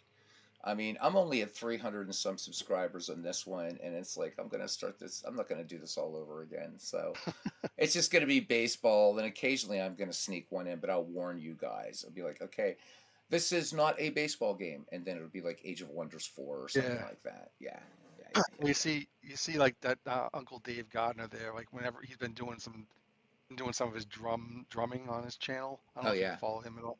But God, when he does that, it's like, okay, people, you might not like this because it's not sports related, but this is yeah. me just doing my drum. He's got to put that disclaimer out there, because everybody's used to seeing, where's your pro strategy football, F ball, Yeah, well, that's with me too. I've done music here occasionally and stuff, some live streams. I'm a keyboard player, and I That's thought, cool. it'd be really cool to have a place where just people could, maybe watch and see how sounds are created and things like that. And I thought, well, I could teach some basic music theory, but the only person here that was kind of interested in that was Steve Tate. He said, "Well, I kind of mess around on, I forget what instrument he said it was." He said, "I might watch that to get some basic theory tips." But, Hmm. my love is baseball. And so, Yeah, yeah, I've kind of put myself in this thing. So, but at least I'm trying to keep it where it's, it's the older players because everybody else except for Baseball Replay Journal is, that guy's good, yeah. very opinionated. Is good. Yeah. In fact, it's funny. His latest video today was, "Is Diamond Mine baseball boring?" I've decided I'm doing it on my channel because I used to be like, well, geez, there's like no bells and whistles this thing or whatever. I did a Diamond Mine baseball game last night, and for my channel, it was like 14 people hanging around for a Diamond Mine game. It was Yeah, I've incredible. never. Yeah, I know. That's a game I'm not familiar with, so I was kind of watching. I was watching that here and there. Just trying to. And Yeah. actually, the Baseball Replay Journal. I've been watching him too, and he's interesting because he just seems to whatever seems to come up in his mind, he just kind of will turn the camera on and just do a little Oh, he quick video will. on. You know what I mean? But So what it's I kind of want to cool. know is why he has like he's hinted at it. He's like, well, there was one video, and I'd love to have him just come on. I'd love to talk to him. And he was like, well, I don't really hold out of the park baseball in such high regard as a lot of people do, and the same with Action PC. Now I'll let you Yeah. guys know as we go along. And I'm like, I check his channel kind of like I check when your ballparks are coming out.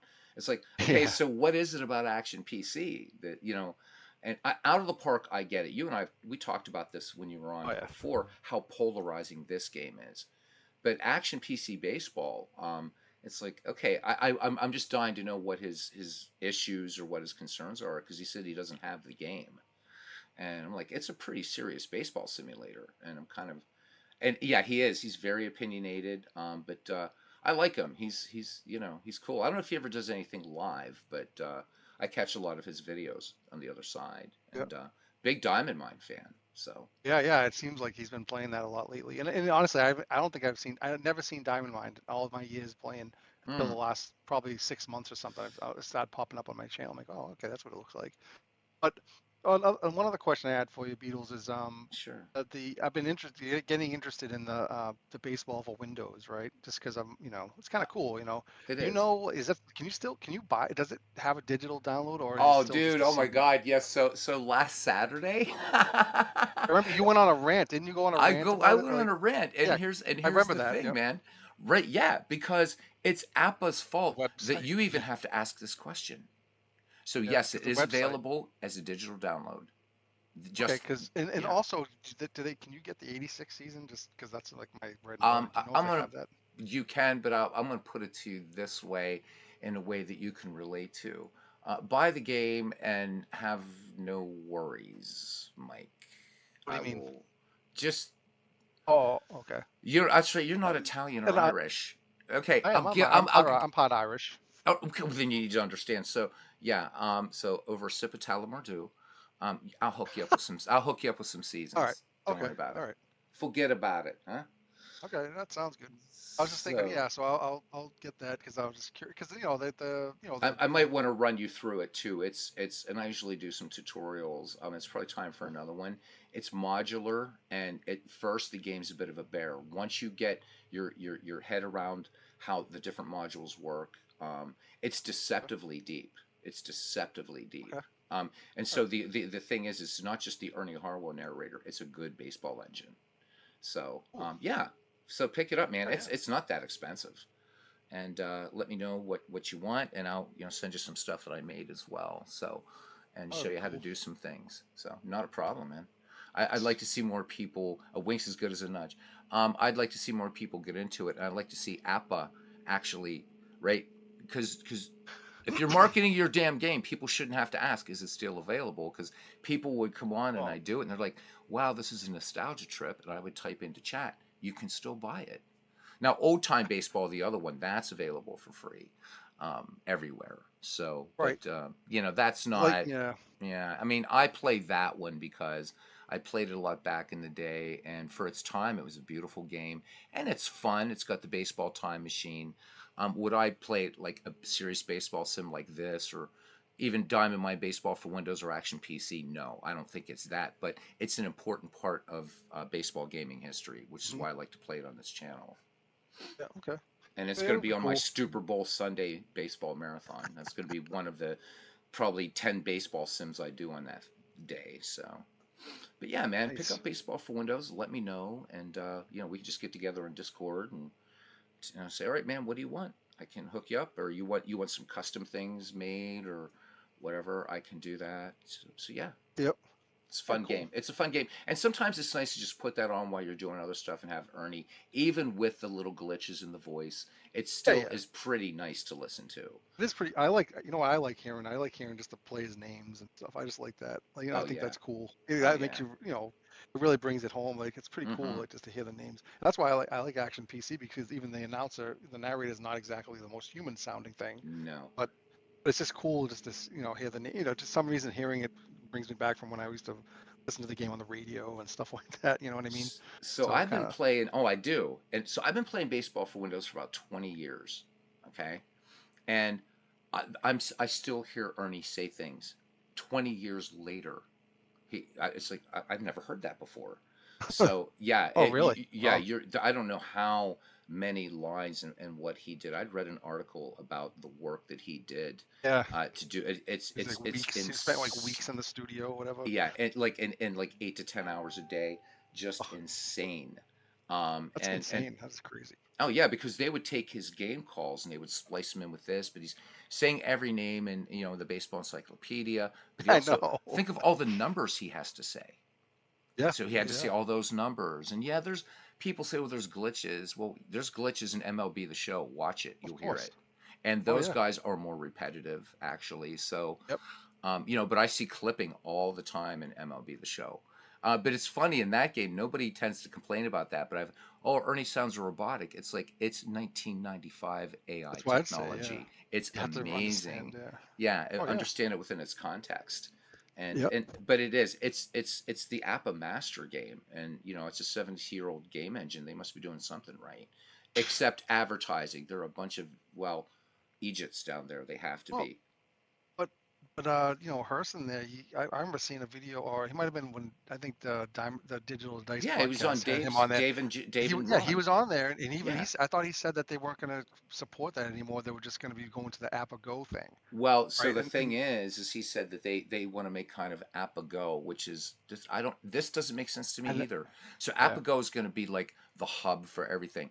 ApaGo is the Appa Basic game. There's nothing wrong with the basic game, but Baseball Mhm. for Windows is based on the master game, right? Oh, it So is. Is yeah, that right? Oh, okay. yes, and in fact you can actually see the cards in game just by right Oh, clicking on okay. a player. And if you have the dice and the rules, you could actually play Appa Baseball using Baseball for Windows just for the cards. They're there. Oh, But really? yeah, but here's the thing that's really weird about it. He also said in that same podcast with Dave and Ron that within 3 weeks of their interview of him, he was going to have everything Baseball for Windows available as a digital purchase, digital download. The only thing they've He done. hasn't though. No, the ballparks you still have to pay $6 a CD for a 25K, at That's most insane. 150K file. Yeah, so I think That's insane. they're just not giving. Yeah, how many ways can he say We could put them Goodwood? on floppy disks. Yeah, I know, but I think that they are just letting the game die. But I mean, because Yeah, he that's was what I mean. praising, That's what I get, right? and it's sad. It's really sad because it's a hell of a baseball game, and Mm. they could if they could. I don't know if they have the money. Maybe they couldn't afford to get John Miller, but you know what? With AI programs these days, all you have to do Yeah, is get enough of a voice sample, and you're off to the that'd be races. The great. coding's there, Yeah. right? Yeah, if I was a company though, I'd be worried about like what's going to happen with eventual like licenses and if someone licensing their voice at some point, and then you're going to get into problems if Right. if Well, John, and if there's going to be some legal issues like with using someone's voice without their consent and or all even that, you know their what I mean? name, even their name. So Yeah. in MLB the Show, Legends told us, and I have from 20 MLB the Show 19 on, and you see with each succeeding year, the announcers in that game say fewer names. And I don't know if that has Yep. to do with major league licensing or what. I'm guessing it is because APA doesn't have a major league license, so they can do what they want. Action PC doesn't have. Hmm. Digital Diamond doesn't either. So maybe that's what's it. So you're coming to bat the first baseman, whereas Ernie Harwell's going to say everybody's name, right? Yep. So maybe that's it. And I didn't know you could license a name if you were a celebrity, though. That's kind of interesting because Well, I don't what's know. Yeah, I don't know what you can do, but like yeah. for instance, I have my brother's brother-in-law actually has a company. And he actually showed me he had this YouTube video made up like it's like almost like an advertisement for his company. Hmm. It was like a song by it was basically a song that was written, but it sounds like it was using the singer Drake, Drake. Hmm. This is his voice. It Right. was so basically in the video said such and such song, the company name, whatever song by Drake, Hmm. right? Even though Drake did not sing it, it was all AI, but you wouldn't even have known the difference, Oh right? yeah. I mean, it Yeah. was. I'm like, how is that legal? How can you have a video like that saying it's by Drake when when he when it's clearly didn't not. sing it? So, You know what I but mean? like Like, how the can you just do that? Not how can he, if he ever saw that and said, hey, that's yeah, not, I'm gonna that's, you sue, know, right? So yeah, and yeah. the so the Beatles, right? Well, the remaining Beatles, but in working with Sir Giles Martin or with Giles Martin, there's a final Beatles song that's coming out this year, and they're not faking any voices, but they're using AI to clean up John Lennon's voice on this, and it's going to be Wow. an official Beatles release because it was, pardon me, supposed to come out during the Beatles anthology in the mid '90s. But the way the Beatles operated as a band is if one band member voted against something, And you that didn't was do it it. It right. was it wasn't out. So Yep. the three so at that time, right, Yoko Ono and right so Harrison's widow now, but they all have a say in what's going on too. But back then, so it was George, Paul, and Ringo, and George didn't like this song that's going to be coming out this year, and he said no, it would just take too long to really kind of fix this up. I vote no. That was it. And so now with AI technology, there's going to be finally the very last Beatles song to come out Yeah. using AI, and it's I guess what Ringo and Paul they said you guys are going to be you're going to be blown away. It sounds like us. There's no fake voices. But I've heard some of those things that you're talking about. There's another Have you heard company like that did one. have you heard the Freddie Mercury singing Michael Yes, Jackson songs? Holy yes, crap. that's Holy crap, scary, man. right? Like singing Thriller, singing Oh, I know. I forget the other song that was another Michael Jackson song. Beat It, maybe. I don't remember which one it was. But yeah, I'm like, holy crap, like that's insane. But You so know if what I one mean? of these game companies would jump Yeah, on that and do it, even maybe getting the announcer's permission, right to Joe Morgan and say, look, this is what we want sure. to do. We realize maybe you don't want to do what Ernie Harwell did. Yeah, they don't Could have we to get some spend the time in samples the of your studio, voice? right? Yeah, Yeah. let's get your voice here. We'll give I you a mean, kickback. But who has plus the the money yeah. to do it? I don't know. Out of the Park has more money than everybody else, but Eh, well, because of the company that bought them, because of yeah, Comcast or exactly, whatever. Yeah, we'll see what happens. exactly. Let me get this here. I'll be right Yeah, back no with you. problem. No problem. All right. If you want to say hi to everybody, go ahead.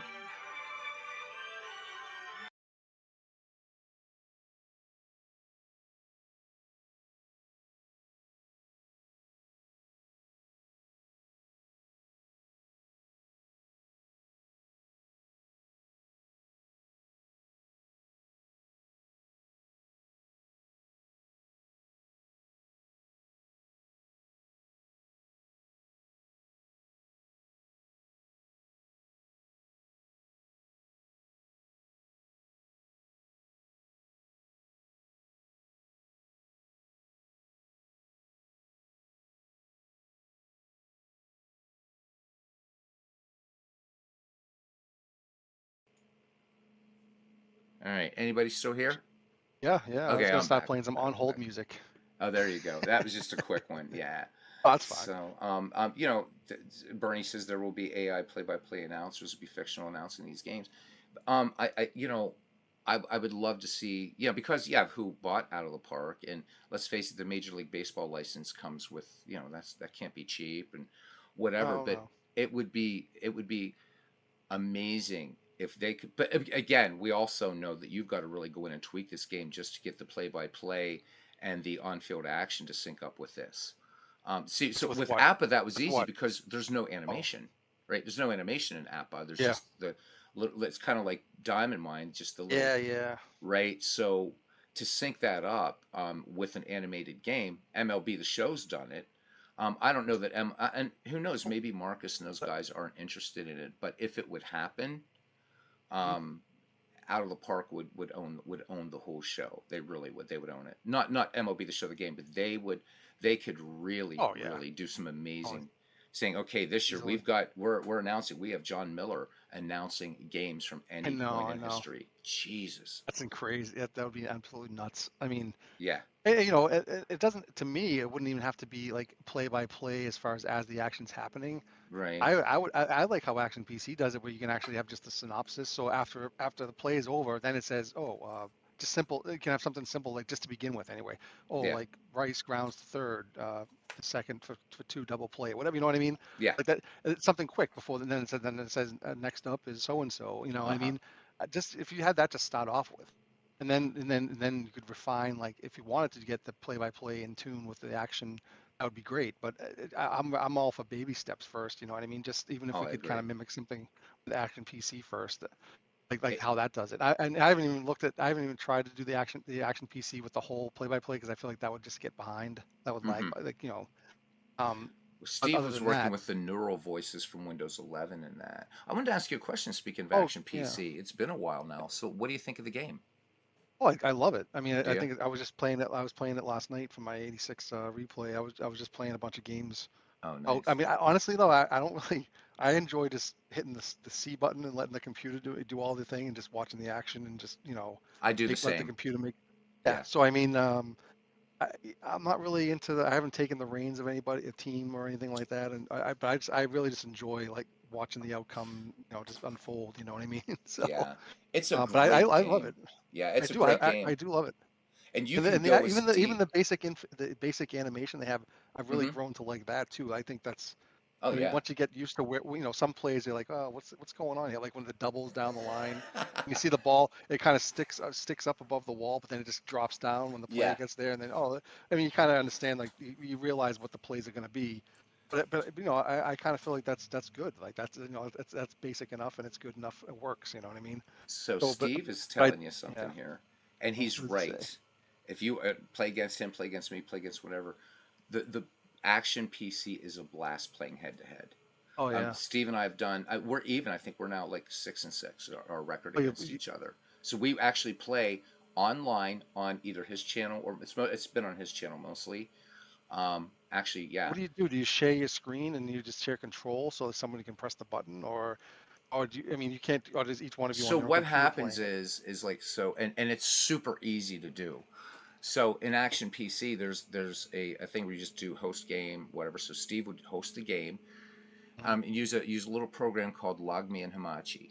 Yeah, Okay, yeah, yep. everybody knows about Hamachi, right? But the nice thing is that Dave Cook put in this thing right that like there's no waiting in a damn lobby or anything. So Steve will hit host game. I'll click connect, just put in his IP address, and he's basically running things from that side as far as the ballpark, everything like Yeah, that. yeah, But I can still create my own lineups, and then what we do is just by using instead of using the mouse, just by using the corresponding number keys or whatever, we can yep. play head to head, and I don't know what he's doing, he doesn't know what I'm going to do, and it's a blast, man. We had tons of people coming into Steve's channel when we were doing head to head, Huh. and I do miss it. That'd be fun. Yeah. That'd be kind of So cool. yeah, it's super fun. It's super So, super fun. so what do? You just pick a team and say, Yeah. any year, and then Steve will put Yeah. it together, and then you just say, okay, Well, we'll yeah, set the game it's up, and then you just. yeah, pretty much, yeah. Like so, or like if I was hosting whatever, which is nice, it'd be like, so say like you'd want, we'll say 1986 Mets, Mhm. whatever. I hope I'm not insulting you there. Red Sox would be my thing. Yeah, Red that's Sox, the right? So exact opposite. 1986 Red Sox, right? Well, no, because you said someone running about your Mets in No, that 1986, was but yeah, that that was was. I right, and said I got the that Mets. wrong, right? The Mets I was playing. I said the Mets in my league, the Right, there you '86 go, right. season. So They're yeah, so kicking you take ass, the but it's 86 not because Red of me. Sox, Yeah. and I would say, okay, I'm going to take the 71 Pirates. And then, Yep. so if I was hosting the game, I would just set it up, and then what would come up for you, you would, right, because you would have Action PC already booted up, Oh, okay. but See as what's soon as on. you Okay. click connect, then what would happen is, like, say you're playing against me or Steve or whatever, then that screen will come over, and what you get will be the first thing you'll see will be your lineup screen, so you can go ahead and set your lineups and everything like that. Oh, okay. Yeah. So, That's and cool. only the host, this is really cool, as Steve reminds us here, only the host needs to have the file too. So, what's nice with Steve and I is we have everything for the game. So, that was pretty easy. So, if I wanted to host a game, but Steve has like all these great ballparks and stuff. So, you kind of Oh yeah. you see his ballparks, but head to head is a blast. And Steve and I have been begging guys on here, come on, try head to head, try head to head. It's super, super fun. That's cool. Yeah, it's a Yeah, whole new that'd be dimension to the game. Whole new dimension to the game. And I know you yeah. can play head to head on Out of the Park, but I think No, you it's can't. easier. It's easier with much easier with Uh, Action PC. You can play online well, with if you, Out of the like I Park. said, screen sharing or whatever, yeah, you could. Yeah, but There's nothing this, built. There's nothing built in on the game itself that right? allows, and that's been a sticking point for years. Yes. Years. There was a. I don't even remember. It could have been more than 15 years ago, I think. Hmm. That Marcus he had almost promised that he was going to have head-to-head in one of the versions. I Right. think he realized how much of a bear that was going to be, and he Mm-hmm. stopped and he just said, "Oh, I'm not going to do it." And so many people, just even years now, even up to now, people are still complaining about that we they never Right. implemented the head-to-head. And Action So yeah. PC, seriously, I don't. Well, you can see my. Let me show you something really quickly here before we Mhm. take off. Let me just save. Yeah. I'm so anal. I know that Out of the Park automatically saves, but I save anyhow. It's just the old Oh, I computer know. I geek hear in you. me. Yep. Yeah. So I'll show you really quickly just with Action PC Baseball, how easy this is. So, um, the other thing about Out of the Park, boy, talk about Windows priority. It takes priority. And of course, the first clue on that is when you click away from Out of the Park during a game, the sound cuts out. Oh yeah. So yeah, they're Oh definitely all yeah. about priority. Oof. Well, I'll tell you one thing. Let me talk about Windows priority, right? So the worst, and now this is, I'm sure nobody else really does this because I'm using the Digital Diamond for my 86 replay, and because I'm using partly, some games I'm playing it on Action PC. I'm still actually keeping score on Digital Diamond from that game, Mm-hmm. so I actually have both of them open on two different windows. So anyway, when I'm playing Action PC and I press the CC whatever and it plays the playout, I immediately go over to click on the other window on the other monitor and I Mm-hmm. start typing in the result. But for some reason, Action PC, it seems like every few seconds it will like take control back. And like the key, I'll put the cursor on the digital diamond, and the Action PC will a second later I'll start typing it in. The next thing you know, Action PC's like it has the control back. Like if Mm-hmm. I press C, Yep. if I press C, it goes over to Action PC. It grabs it. Like it does it every few seconds too, Oh and it does yeah. that for the hockey. The hockey game does that too, and it's kind of aggravating. I mean, it's just because like I'm trying to click off, and then all of a Mm-hmm. sudden it just gets, I start typing something in another window, and all of a sudden it just starts coming up on the other back on Action PC. I'm like, how does that happen? The other No, thing and that's I feel like interesting is yeah, about Action PC is it actually is more of a resource hog than Out of the Park oh, it Baseball. is. It seems It's like it's that. really as serious. Steve is offering to join us, and you want to see just really quick how this works. It's up to Oh, you okay, yeah. if you have I mean, time. I got a little bit more time, yeah. Yeah, I got a little bit more time too. Yeah, Steve, let's get you on a call. But So I mean, that's if you yeah. ask me about Action PC, one thing I noticed, one thing from playing all their games, I feel like whatever, it's all developed the same way. I'm sure. Mm-hmm. It's just like you said, like a lot of times, like that looks like it does a complete screen refresh. Uh-huh. Whenever you switch a screen, it's like you have to wait a second, and then all if you see it all just refresh. Like it's reading the database or something. Yes. Well, But and that's I'll the only tell you thing the. it Oh takes a no, go little ahead. getting used to because it's like you're like okay, you switch the screen, and then you're immediately waiting for something to see something, and then all of a sudden it will refresh and then say, oh, there's the standings, there's whatever it is. And it seems like every screen is like that. Oh, and where it's worse is the worst thing with Action PC Baseball is dealing with a huge database like the Baseball History Collection. Yeah, I bet. Oh, geez. Let's get Jeez. Steve on this. Oh, let me see. What do I want to do here? Add friends to DM. So let's get Steve. So it'll cut out while it rings Yep, again. no And problem. all right. So all right. And I will type in calling you now. Boom, boom, boom, boom. And always, I'm so anal about spelling. All right. Let's get him here. Got you here, Steve? Hello. Hey, man, it's been a long time. How are you? Let me pause the. I got to turn off mute the broadcast here. Okay. Gotcha. So how you been? Doing well. All right, just Doing. waiting for Michael to ring in here and Michael. So, so yeah, you're really getting deeply into that project. Chris is really excited about it, and said, I've got to broadcast every game because Steve's put this so much work into it. He said it's important that I do this the right way. So um, Oh yeah. that's really great. So we're waiting for you, Mike. We're waiting for you. So we got to get back to the head-to-head, man. I know you're super busy right We now, but do. yeah. Yeah, and I've got about 15 minutes here free, but I just thought, hey, we pop on and show him how we hook up and how the controls work, and Oh yeah, people shouldn't be absolutely. afraid of this. No, and not sure why they are. It's just so easy. And so that's nice that that's built into this.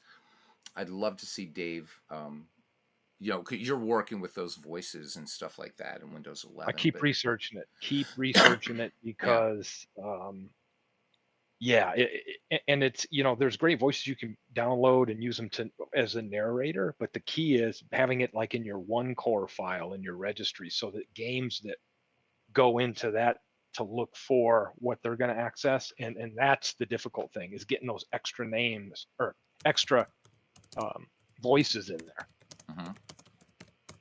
Oh yeah, and I think with I think that the game that does this and adds that announcer, however they do it through AI, through whatever, is going to do it. Mhm. Again, does I don't know that really Dave would really need to have an interest in it.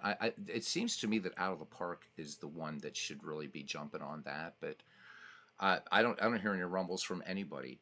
So, and again, interesting because Michael does some beta testing for Out of the Park. You're a beta tester for Action PC, and I don't ask you guys for any inside information. I never would. I never ask you guys to compromise that, but I would just love to hear that happen. Mike, where are you? Mike. So I see that the three of us here grouped in Discord, but Yeah, because I tried to call him and now he's asking if Bernie is still here. So I don't know. Um, anyhow, so while we're waiting for him, so man, feel free. You want to talk about that project you're doing with Chris? Please feel free, man. There's, you oh know, yeah, go ahead. I I We got a few I dumped. minutes. I did a dump yesterday on a broadcast of mine. Got it all out of my system, but yeah, it's you know I saw part again of it. I getting caught it on the obsessed other with it, side. Yeah. and cranking one team at a time. I'm doing Florida now. I just finished up California, moving Okay. on to Florida here while I'm watching some stuff in the background and listening in on your broadcast. But Mm-hmm. yeah, just one team at a time. At this rate, I think I can be done by the end of October. And then, hey, if Chris wants to start early, maybe he starts early, or we've got time to test it, do whatever, and have fun with it. Or, like I said, it's how can I get some of my projects in these other more visually stimulating Right. games, right? And it's true of baseball. Mm-hmm. Even MV's got me thinking about the NBA 2K basketball series. Could I take my 5-year approaches and Hello. put them in there? Stuff like that. There's Oh, you're Mike. there. Yeah, sorry. I Hey, thought hey. you automatically. I didn't know I was going to have to rejoin something. Yeah, yeah. Yeah, it is. It is. It So thing, so. you can see on either the YouTube screen or I can just share my screen in Discord too, whichever Oh, works. I got the YouTube screen. It's just going to be a little Yeah, bit of a you can delay. watch it. You can watch his YouTube screen, and I'll fire up my baseball game in Hamachi. Have you got your Hamachi fired Oh, up? I've got to bring that up. Yeah, thank you. See, And then it's I'll been see that you, long. because this time you get to be the host and wait for my call to come in. So when you're the host, you get to pick. You pick the season file you're using, the teams and everything, Oh Oh, yeah. and then right before you launch it, Beals, it'll say who's coaching which team. So you get to pick which team I'm coaching and you're coaching, and then it'll go to the lineup screens for us. Right. Let me just get that fired up. I so I forgot. don't. So if only the host has to have the season file, like I don't have to Yep, have that. that Okay. it's great too, but because of that, because if you've got let's say somebody owns the history collection or whatever Mhm. greatest teams, and the other person doesn't matter as long as the host has it. Well, great. And it's just taking a minute here. So I just And what somebody it'll just do is it'll, like, if he fires up a game that says Forbes Field, it'll go to his Forbes that he has for that specific year. But on my end, I mean, I could see him Oh, on you'll see YouTube, but on, yours. on my end, I'll see whatever I have Oh, assigned to okay. that. So it uses your local Yeah. ballparks folder. Okay. yeah. All right. So I already have Log Me and Hamachi up. So and then Steve would have his up. In fact, I can see his. I can see Yeah. his. Who are you? Are you Barb? I am not Barb. Who the hell am I? Well, I should I hope usually I'm know not your Barb. name. You're the oh, Yeah. you're the S Cud Yeah. guy. I got you. I know. Okay, so I see your direct tunnel here, man. Yep, and I see yours. I see yours. Now So we so I'm should we gonna be hit saying that join. around? We shouldn't be saying that around Big Clue. He'll get excited. So Oh, I gotta fire the game up. Don't even have the damn game on. So let me yeah, do so that's that. the other part. All right. So then what I'll do over here, guys, is I'll hit host game session. All right, and Yep. yes, Then and I'm I'll gonna make sure hit to allow join. access. Okay, I've And got to and allow if access. And waiting for internet, oh, I Steve's haven't incoming joined. call. Well, yeah, we gotta do this. 25.61.180.247. Knock knock. Maron, there it is. Oh, yeah. All So it right. says Cool. action. Okay. So Yep. So we're right now. So right now we're connected. So I could hit exhibition, and right now we're in the 1940s. We're not going to play a game, so I could hit exhibition, right? And then, right, Steve, walk me through Hmm. this, right? So, and I'm going to do Oh, visiting team will be Pittsburgh. 1940s are going to suck. Home team will be Detroit, and Steve's going to be the hmm. home team. Yeah. All And see right, where his says internet host up in the top left in red. Mine says internet remote.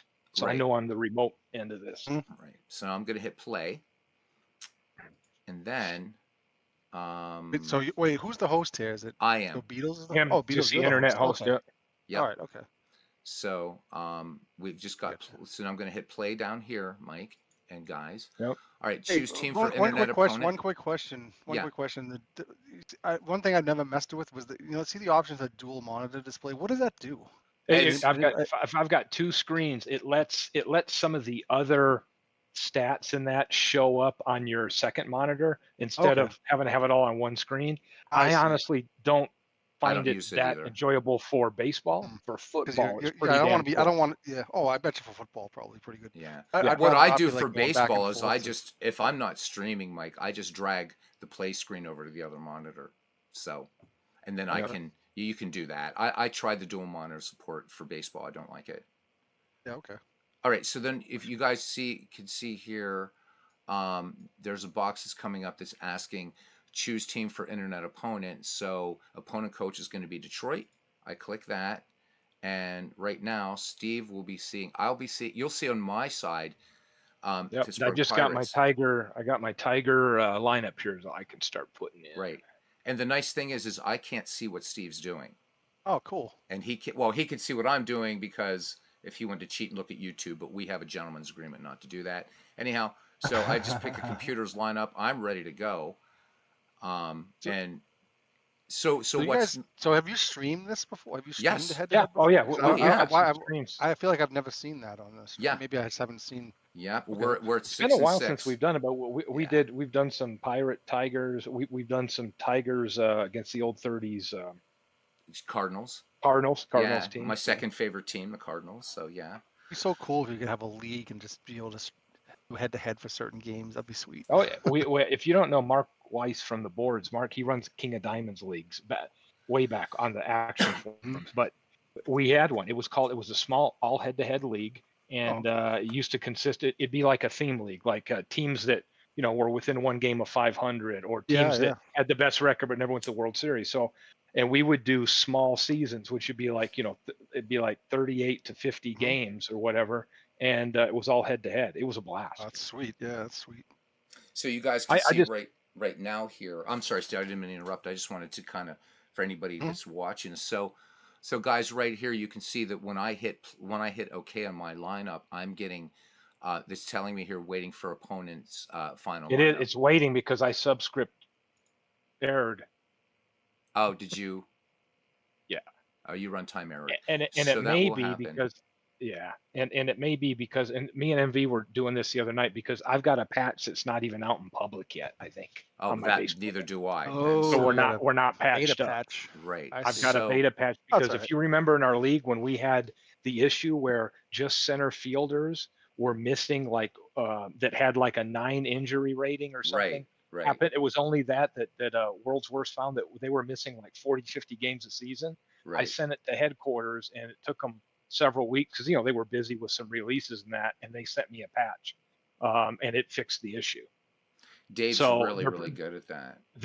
but it was only an issue we were having. So I've got it. So while they're getting some other bugs worked out, they're probably waiting for a public patch to come out. But I sent it to MV the other night when we were messing around. That's probably why I'm getting a subscript error Could over here be. on this side. So, but essentially, we've come. I mean, this now at this point, guys. So if I press OK, Steve would press OK. Now it's Yep. basically it's just like you're playing an action PC game, except you're not playing against the AI. You're playing against another person. Yep. It's that That's sweet. easy, guys. It's super easy. And the cool thing we learned about the mouse thing is, even though we're watching each other on YouTube, there's really not a whole lot. If we use the number, like instead of hit, Mm-hmm. clicking the hit box, you just hit, I Yeah, think it's 1 or whatever. yeah, right. If you Right. use those hotkeys, then there is no advantage by having the host broadcast or whatever. So Mhm. Yeah, Yeah. you don't know whether I'm doing a hit and run or he's Right. doing a pitch out, stuff Infield. like that. Yep. In That's football, cool. it's even more. I think football is really set up for head to head. I mean, it's really Mm. a blast. Is it really? Base, oh, it's a blast because of the all the because you figure all the pre-snap and all the different things you can do for each play, right? Basketball is fun, but it can be tedious because it's a constant flow game. But when MV and I play it, right, you're having to make decisions. So it almost slows it down a little. You can still have fun head to head, but it doesn't lend itself to this gameplay like football does. There's a stop and a start. Baseball, Yep. there's a stop and a start with a pitch. Um, they're just great for head to head, my opinion. Those two. Oh, cool. So that's really it, guys. I just brought up uh, Diamond Mine Gray Screen just to have something up there. So Cool. yeah, that's it, guys. Really, really, really try. Michael, if you ever want to try this sometime on a broadcast, man, we'll play. Steve's Well, really busy with some stuff. I just would like to play. It's fun. It's really, really It fun. is. And we'll, yeah. I've got everything. You want to play your '86 Red Sox? I'll put my 1971 Pirates up against those bums. Oh, yeah. The Well, they're trash playing talk like begins, man. they're playing like bums in my replay. So Are yeah, they really? they were in last place for a little while. They won like 7 in a row. Jeez. They're still under 500 though. So I'm like, oh, they How get are the going. Mets doing?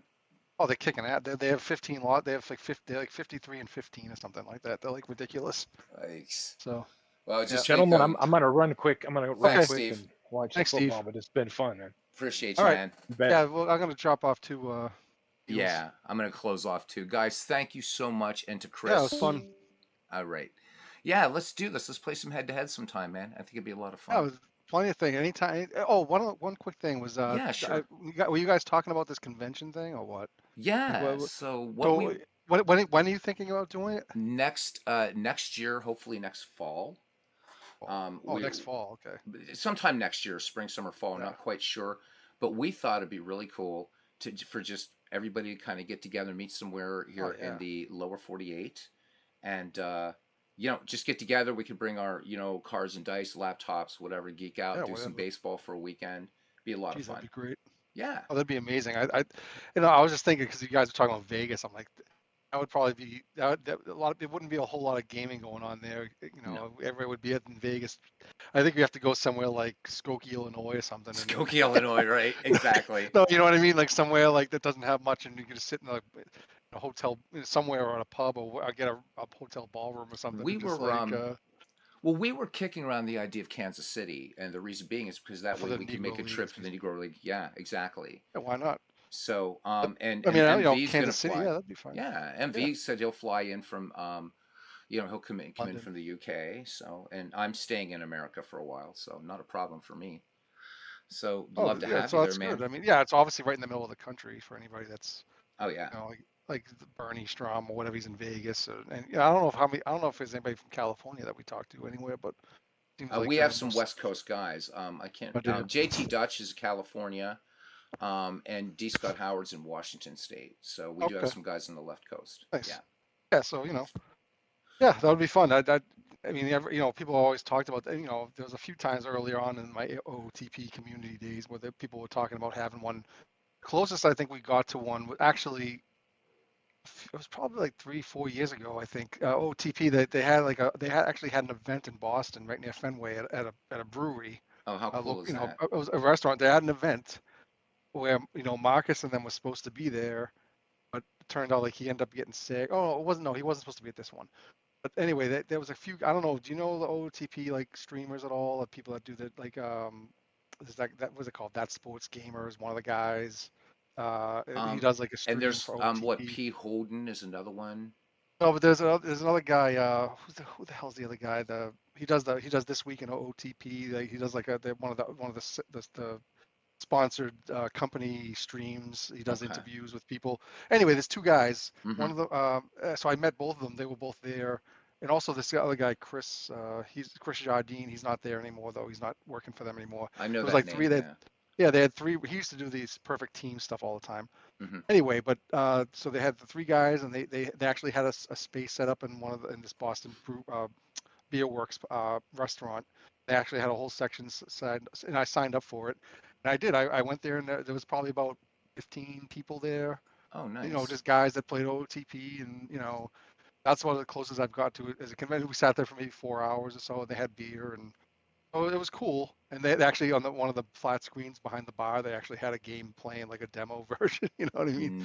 But, Nice. but it was just funny because like I went there and I was like, oh yeah, I was explaining. I was like, yeah, I kind of I made a lot of historical stadiums and like that was you. I'm like, Yeah. and it's like so I'm like meeting these people and they're like, oh my god, you did that. I'm like, yeah, Yeah, I it was so think funny. Dwayne says he thinks his name is Rob. Does that ring a bell? Hold The on. other guy that you were talking about. I used to have the business. They gave me the business cards. I don't even know if I Yeah. still have. I don't. But anyway, We're really it's not serious wrong. about doing this. So, because we've created a real family Oh, in here it this is. channel, and I do want to reach out to the other content creators and say, come on, guys, you want to come along, you want to do this, and try to make it a thing. I mean, come on, the Appa and Strat conventions, the very first ones were small, and Yep. we want to see what will come out of it, and it just be great. We've always talked about it'd be really cool to hang out, have a beer, play some games. So why Yeah. not? Totally. Totally. Why not? Honest to God, that'd be so much fun. I think we would just Well, probably. I don't even know how much sleep I'd get because we'd probably just be up like shooting the shit and exactly, and then just play and exactly. just doing whatever, talking ragtime, So, Oh yeah, um, we it definitely would will just be do this.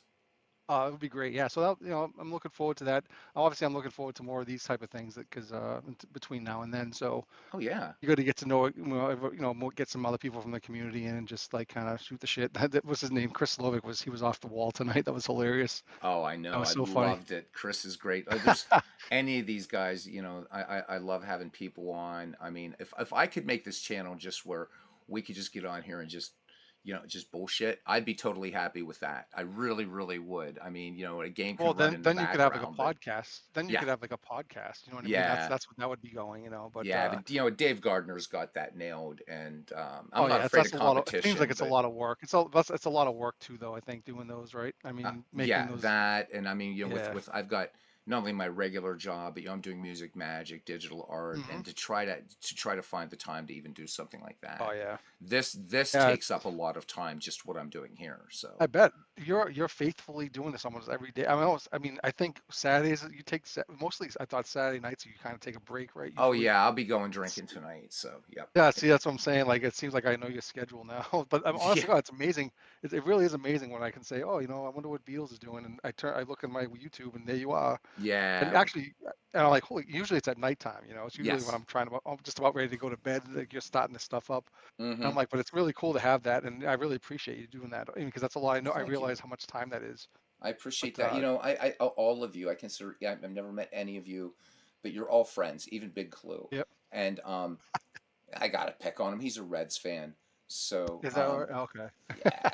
yeah, I mean, but this year at least we have our mutual dislike of Milwaukee.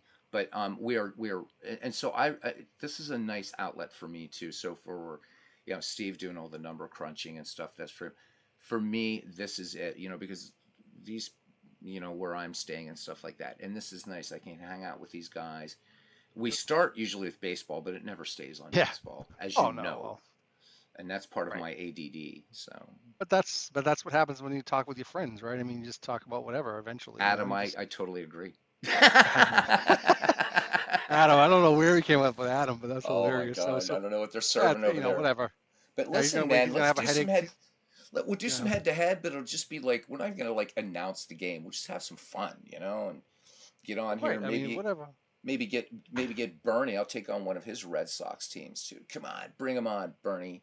So Yeah. Yeah. Bernie. Yeah. whatever, Bernie. that'll That'd be be a lot great. of fun. Yeah. I just had a question for Bernie because I put it on the chat just about because I saw in one of his sims like Uh huh. his replays he had Yaz hit like 71 home runs.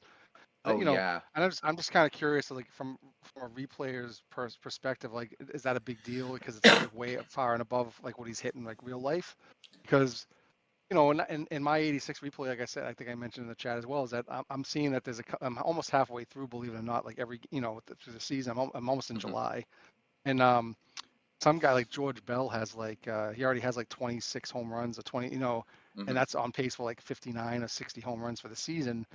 And I'm like, wow, that's not really close to what he had. He had like 40, I think, if even that.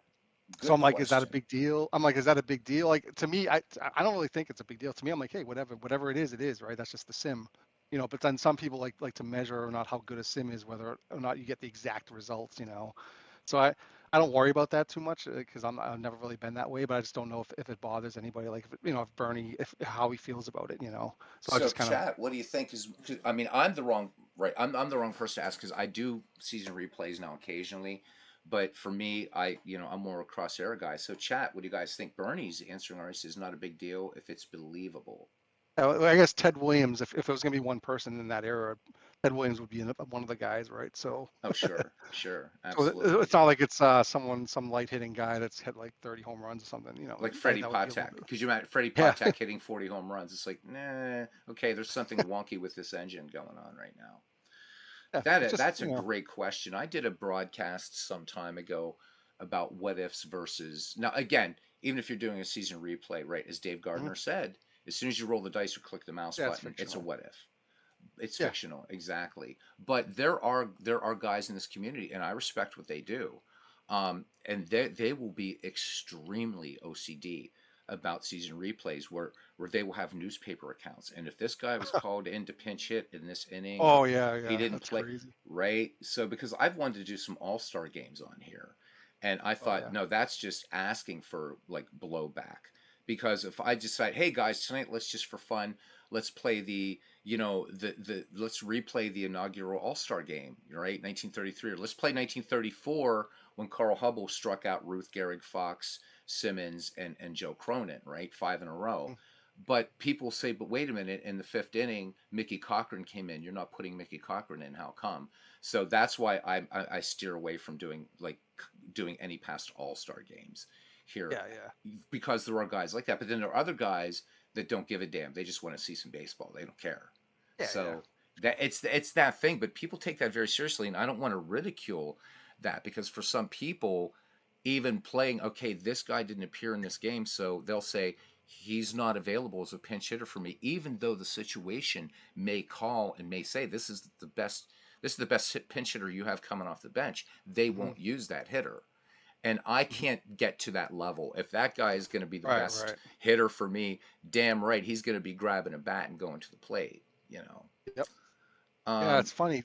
It's you know, funny doing this replay because obviously you have more information than what the people did at that time, right? Because you don't know. Like I have these cards with the players' stats from the year on it. I can tell pretty well whether this guy sucks or not. You know what I mean? yeah. Especially when it comes to bringing in relievers, because no, but then you're like, well, I kind of have to use him, right? Even though I know he sucks, and his card shows me he's probably likely to give up like a home run out of every 5 at bats. You know what I Hmm. mean? I was like, Right. I mean, but he was used for like, I'm like, first of all, I'm like, how did they use this guy for 15 innings this season? I mean, with that ERA and like, how could they have kept putting him out there in the first place? But anyway, but in a way, I kind of feel obligated to use him at least somewhat.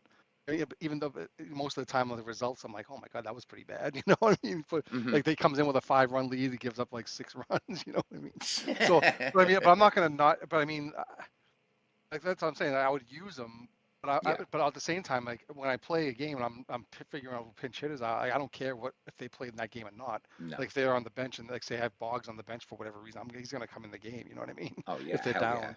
Hell yeah. So yeah. Yeah. I mean, So and I get. I mean, I like I said, I get where they're coming from, but on the same token, I would offer this if I could take a major league manager. So let's say, yeah, take Tony La Russa and mhm, say, all right, Tony, we're going to take one of the seasons you won, world championship, whatever, and you're going to do a replay. Even La Russa is not going to be able to duplicate what happened. So my right. my contention is this: it's cool to do a season replay, but if you understand that by you're doing a replay, how can you change baseball history? What are you going to bring to it? Because La Russa could manage everything the way he did it. Pick a year that La Russa, any year from La Mhm, Russa, a hell of a manager, and it's not going to come out the way right. it's going to. And I Yep. certainly don't have the mind of Tony La Russa for baseball, or John McGraw, or Sparky Anderson, any of these Mhm, great, let alone the crap managers. Um, yeah. so for me, it's about creating an alternate baseball history Yeah. where Yeah. where Ray Chapman wasn't killed, or where the Yeah. Black Sox weren't thrown out of baseball, or Ted Williams didn't lose time to World War II and the Korean War, what have Mhm, you. And I love that because I have books, I have YouTube, I have Back to Baseball. I can relive every damn game. I can go on Baseball Reference and pick any game in history, and I have an exact replay. yeah. That's true. That's true. So, Yeah. but I Yeah. don't knock the Exactly. Yeah. I guys need that that. do it.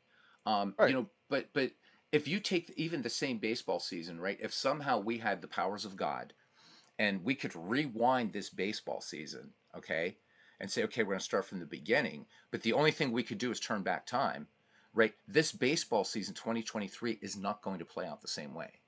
Right. In, It's in not. real baseball, it's not going to. So Oh no. why do we expect that in our replays? I think Bernie has a healthy attitude. It's got to be realistic, but doesn't have to be Yep. exact. But Right. yeah, so the Makes human sense. No, I mean factor. that's really Yeah, good. Yeah. yeah. No, that's kind of how I feel. It's like I said, I'm playing like the '86 because of total nostalgia. Like I said, I think I mentioned this before. That's when I first started really collecting baseball cards. I collected like almost the whole set just by buying packs that year.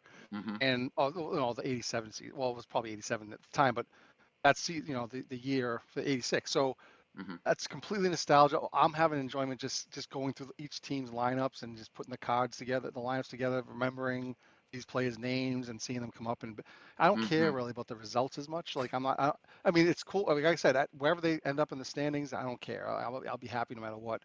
I just. I'm just curious if I'm kind of wondering, and I don't know if it's because of the way I'm doing it, where I'm using multiple different games to play at different times. One game day I'm using like Action PC, then I'm using Payoff Pitch for like 4 days in a row, then Right. I'm using like Appa for like maybe a week or so.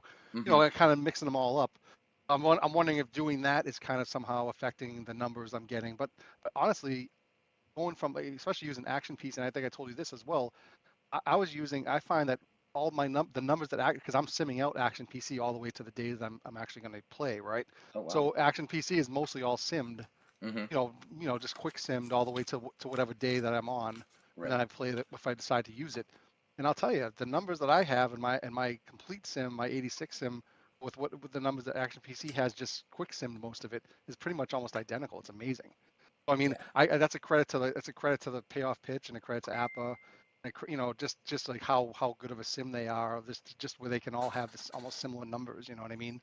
So it's Oh pretty yeah. cool. It's incredible. So, because I wasn't sure what I was going to get for a result. I mean, I don't know if they're going to go off the charts or crazy, but they're really not. I mean, it's really kind of nuts. I mean, if anything, I feel like there's a lot of guys that are hitting almost under 200. It's almost a little too light. But then again, there were a lot of guys like that, like Kingman and like Phelps and Balboni, like those guys that were low 200 hitters, but they could just hit the ball out of the park. Like Mm-hmm. Rob Deere. So it's like there's a ton of those guys. I mean, they're just hitting 220s, and it's just like I'm like, wow, I didn't realize that about this time. There's just a bunch of guys that just couldn't hit their average or anything. They just whiff all the time. But then again, today there's a whole bunch of guys that whiff all the time too. So, Oh yeah. but anyway, I could go on and on about it. It's so much fun. I don't want to take you too much more time. The time You're we've been on for a fine, little while, man. but You are fine.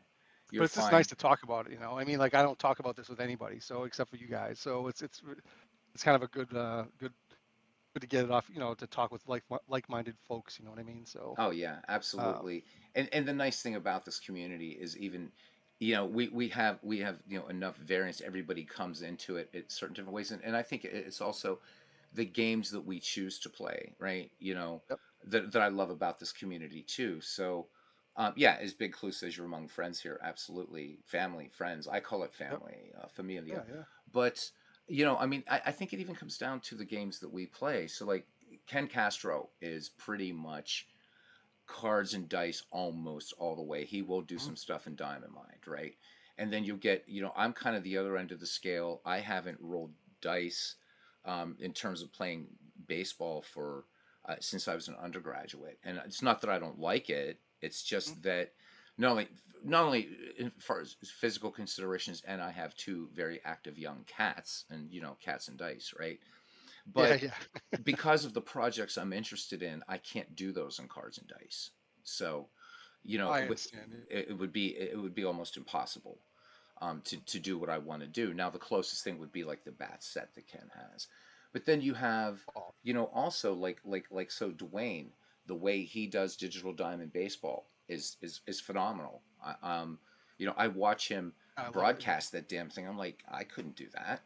I couldn't do that. it's And I'm not funny. a Yeah, person I that love says watching can't, that. Yeah, but yeah. I love watching him because it kind of reminds me of me, what I'm doing. I'm using Digital Diamond. Mm-hmm. It's just funny when I see like what he's doing. You hear the sounds and everything. I'm like, yeah, that's what I'm doing all the time. And And, he and plus, doesn't I miss a like. beat. Oh, he doesn't. He does a good job. He does a Oh good yeah. job. Yeah. So yeah, everybody here is good. They really have a passion for what they do. Everybody on this, all the people here, and you can tell. Obviously, we wouldn't be here if we didn't have a passion for it. So, and it's great. So it's what are you gonna, it's just nothing much else to say, I guess. That's what I love about everybody in this community. And just you can see the comments as well as I can. These guys are passionate about this, all of them, and that's the thing that I really like. These people that come in here aren't, and I'll use the term sports fans, but I really prefer the term baseball fan in this channel because you guys start talking f-ball and I just listen and say, okay, talk it, it's cool. But whatever, these guys are passionate about what they do. They know what they want in a game. They know the games, right? I mean, but they know baseball, they know f-ball, they know Hmm. basketball, hockey, everything. Hmm. And I love the sort of constructivist community that we have here. Big Clue should be impressed using some education jargon here, constructivist learning community, because that's really what this is too. There's Hmm. never a time that I come off one of these broadcasts that I don't learn at least two or three things from these guys, Oh and yeah. it's So I those love it. guys, yeah, those Yeah. guys are amazing. Castro, and when you're doing your dead ball era or your 1800s era, Yeah. he knows everything. I mean, he has something to say about everybody. You know what I mean? It's Oh amazing. my God, I know, So especially 19th century. If Ken wasn't yeah. on here for that, I'd be screwed. I did a game one night, and I don't know where he was out or somewhere, and I'm like, so I know some 19th century players. I know actually a good deal, but not like he knows 19th century baseball. And so Yeah. like this guy will come up, and I'm like, I'm kind of like trying to just fly by the seat of my pants, like looking at his stats and trying to recall, Yeah. okay, wait a minute, what was the ball strike rule in 1886 or whatever? Or Ken would know, and he knows this Yep. stuff. And we have Clinton Parks who comes in here occasionally. Clinton's Yep. very knowledgeable. Bernie, of course, and Bernie is awesome in my book for many reasons. He's like the guy I would sit at Fenway, and Bernie would just like, I'd be more, I think, regaled by what Bernie talking about the Red Sox and its history. I mean, come on, this dude saw Ted Williams play, And Mike, that's amazing. That's amazing. right? Yeah. Yep. And so I'd be like, Bernie, I'll just listen to you, man. I mean, the game's on, but I'll listen to you. Um, but these guys also are very, very much. Not only do they know what they want, but they're also respectful of other. Yes. They look at other perspectives. Except Big Clue, he's a wanker. But now Well, you see, and you know what? No, I know what you mean. And that's like the in this thing. day and age, with everybody's just getting at each other's throats on the internet, everybody on the Mm-hmm. web, and on social media, it's Mm-hmm. really nice to just see a lot of people just kind of like accepting a lot of just other Yeah, people's opinions, and not like crying, like name calling, things like that. It's just great to see that. It's just everybody's kind of, like you said, it's a big family slash it friends is. here, and So it's supposed to be a safe place here for everybody, and I know well, that yeah, sounds well, that sounds like very woke to say that it or does, whatever it that does, term yeah. means, right? But it is. I want it to be a safe place, and we've had some drama on here. There's one guy that was kicked out of this channel, and Oh, and he really? will never come back. Yeah, Okay. Well, yeah, yeah. Some people and can't handle themselves, I guess. yeah, It's and he just the was way it thrown out is. of Legends channel as well. I mean, Oh, he was. But what do you mean? yeah. What did I have? Big Clue. You beat up on me all the time. If I could save chats, dude, all the shit that you say to me, it's payback time. You won't get on voice half the time, so you come on, buddy, bring it on sometime. Not on a Saturday. Talamore doing Guinness is waiting soon. But here's the Oh, thing. yeah. It is, these guys that that they come in and when I wanted to kind of switch up you never beat up on me, and I'm the bloody Pope, and I'm Orthodox, so that's hard to do. So Do you ever have Clue on here? Do you ever have Big Clue on yeah, the? actually, I tell you You what. do. Kidding aside, he is Clue is brilliant. He's brilliant. So what Chris was talking earlier about, kind of feeling guilty about Steve getting really deep into all the stuff for Yeah, different yeah. sports, right?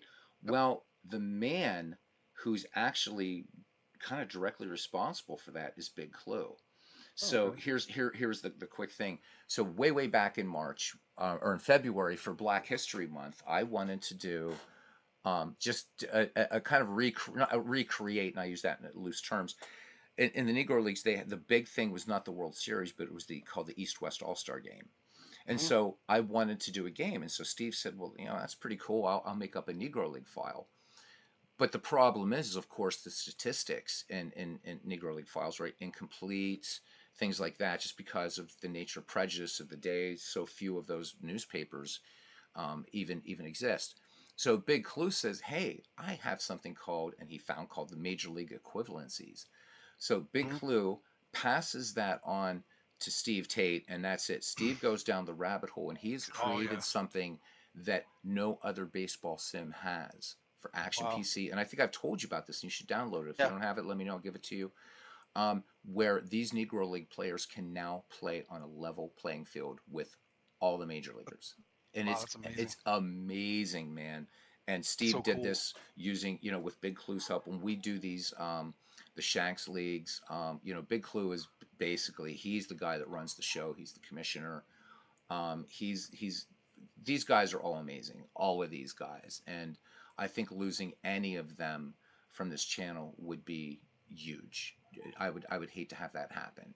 Hmm. We've had our drama here, but we've worked it out, Yeah, which that's is good. nice, and we've always So we've agreed to disagree. I'm like the channel liberal, and everybody knows that. I'm kind of like the channel liberal, but we don't let politics, like, we don't get. right, politics is kind of that's the poison that can do between, Yeah, it you can, know. So I and mean, it depends on, obviously some people will let it ruin it, but some people don't, it's not that important, when it comes to this kind of thing, it to isn't. bring that into the whole conversation. Look, But I have a channel yeah. here, Mike, really quickly, right? So what I've been doing now in games, for this Castro McGregor League, is I will pick, and this from, one of these books, this great one here called Baseball: The Biographical Encyclopedia, and I will pick. Um, yeah, I am the most conservative in this channel when it comes to baseball. That is true. But you're second, Big Clue. Anyhow, so I'll take this book. Concern. And so last night I read the whole write up on Joe Kelly, and these guys sat here and listened and really absorbed it and said, we really love the fact that you do that. I don't know too many YouTube channels where you can just read, a write up in a book to people, and they're like cool with it. And I love that, and we all went Hmm. away knowing something about Hall of Famer Joe Kelly that none of it, two really funny things about him that nobody knew. Hmm. Yeah. Wow. And I love that, That's you know? so. Yeah. Hey, one quick, if you don't want to switch our subjects again, I just want to kind of get these things in before I forget. And there's no hurry, So Mike. Go with ahead. with Yeah. Action PC, right? Well, I don't know what your schedule is. I know you have beers waiting for you, but Well, beers and music, but I'm good for another couple yeah. hours. Go ahead. When Action PC comes out now, like I said, I'm new to this year. I'm really new to Action PC, so I haven't really been through a whole cycle. Hmm. But what I'm seeing here is, and I bought the hockey game last from, probably the beginning of the summer or whatever. I bought when they had the Hmm. big sale, Right. and I'm seeing, like, when I'm seeing these updates for the new versions, right? I'm Hmm. kind of underwhelmed a little bit. I'm like, is that all? I mean, so they have a, like for instance, I noticed that hockey and basketball. I have the basketball game too from Hmm. last year. I Hmm. see, like the big feature is like, okay, like they have a player card that pops up when you hover over. Okay, I'm like, I mean, so I guess my thing my question for this year is gonna be like, is it gonna be worth getting the new version, right? Because I just bought the latest one, Right. a couple months ago. It doesn't really seem like, now maybe Action PC users, maybe they're used to more of like incremental releases and, nothing really earth shattering each year. I mean, I don't really see. I mean, I just don't know the history, right? So I'm just curious. Right. Right. What's the? I'm asking, I guess, for the Action PC users, like, is these updates acceptable usually, or worth the money?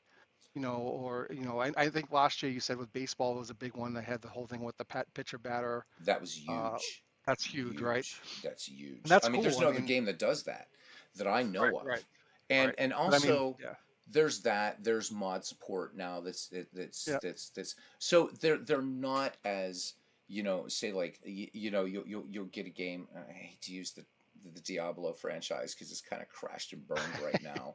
yeah. But where Diablo first came out with the seasons, right? Well, that was huge, right? Hmm. That was like a big thing. But I would say, like there are other smaller things, like, so Action PC Baseball 21, for instance, right? You could only have like up to 80 teams in a league. Well, now that's up to 120. Now that might not Okay. seem like a lot, but when you consider what you would like to do with projects, so like us Hmm. with or like Steve's 5-year files. Well, now he's been able to greatly expand that where, Yeah. and he hasn't doesn't even have those filled up yet. So we're only up to like 180 some teams in that. But now, and he's asking Dave to increase that again. The reason I say it's worth it, and this is probably not what the answer that you'd be looking for, is I think that a developer like Dave Cook deserves Hmm. not only for his sales and everything, but his Oh, great I know. customer service, everything else. But every year I've bought this, and there's been at least a substantive addition that I'm like, wow, I'm really glad I have this. So now Oh, to yeah. the other sports, I think the guys in the chat would have to answer that. For baseball, it's worth it every year. It really is. Yeah. Oh, yeah. I mean, I feel, I think I'm definitely going to buy the hockey and baseball ones anyway. Mm-hmm. Basketball probably not because I haven't really played it that much in the first place. But I mean, I Mm-hmm. plan on getting to it maybe when basketball season starts. I'll probably get maybe an itch to do 586 thing again. But I mean, yeah, I mean, I totally get the support, and believe me, I know that. I mean, just Mm-hmm. supporting a small developer is important. I just wanted to know from like people that use it every year or have used it for years, Yeah. what So kind of what was it? What can you expect usually from the updates? Year to year versions of it.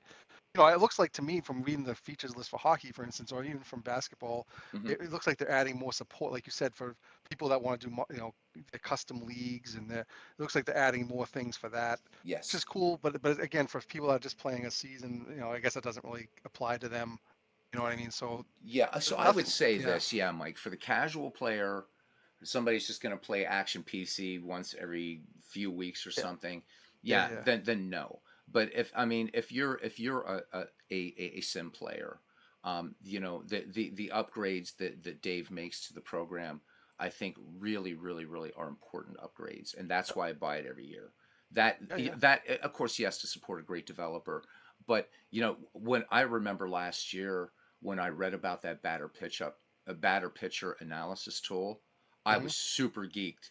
And when it came out, I know Steve did like 3 hours on Oh, his channel. I think I did 3 or 4 on my channel. All we did, seriously, in this community, we're just looking at stats and comparing batters and hitters and situations. It was hmm. crazy.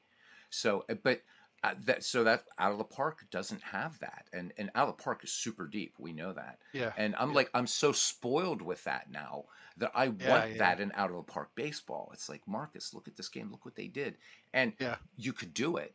But again, it's good to have difference. But you're more of a serious player, so for you, I would say you should upgrade it every year. You really should. But I mean, for the baseball, definitely. Yeah. I feel like I would just. I mean, there's no. The thing is with Action PC that there's no. You don't have to upgrade, right, to use your season. Oh, Oh, no, no, no, really no, for you don't. You mean like yeah. Strat?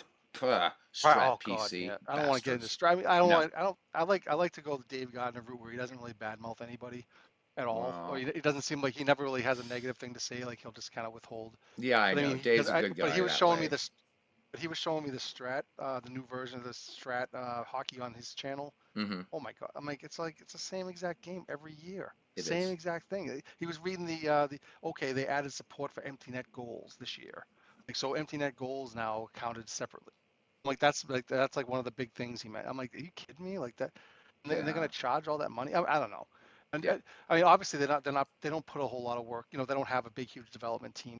It's like Dave Cook probably doesn't have a huge development team and No. I'm I, sure and so I get it, but it's just like for what I just can't get over what they charge. It's just I can't like how well, much see, but that's what they not get you bad for. mouthing though. See, so here's where Dave and Oh, I differ. And Dave is awesome. Dave really works. A lot of times you oh see his broadcasts where he's talking about things that are not game related at all. And Dave's yeah. awesome.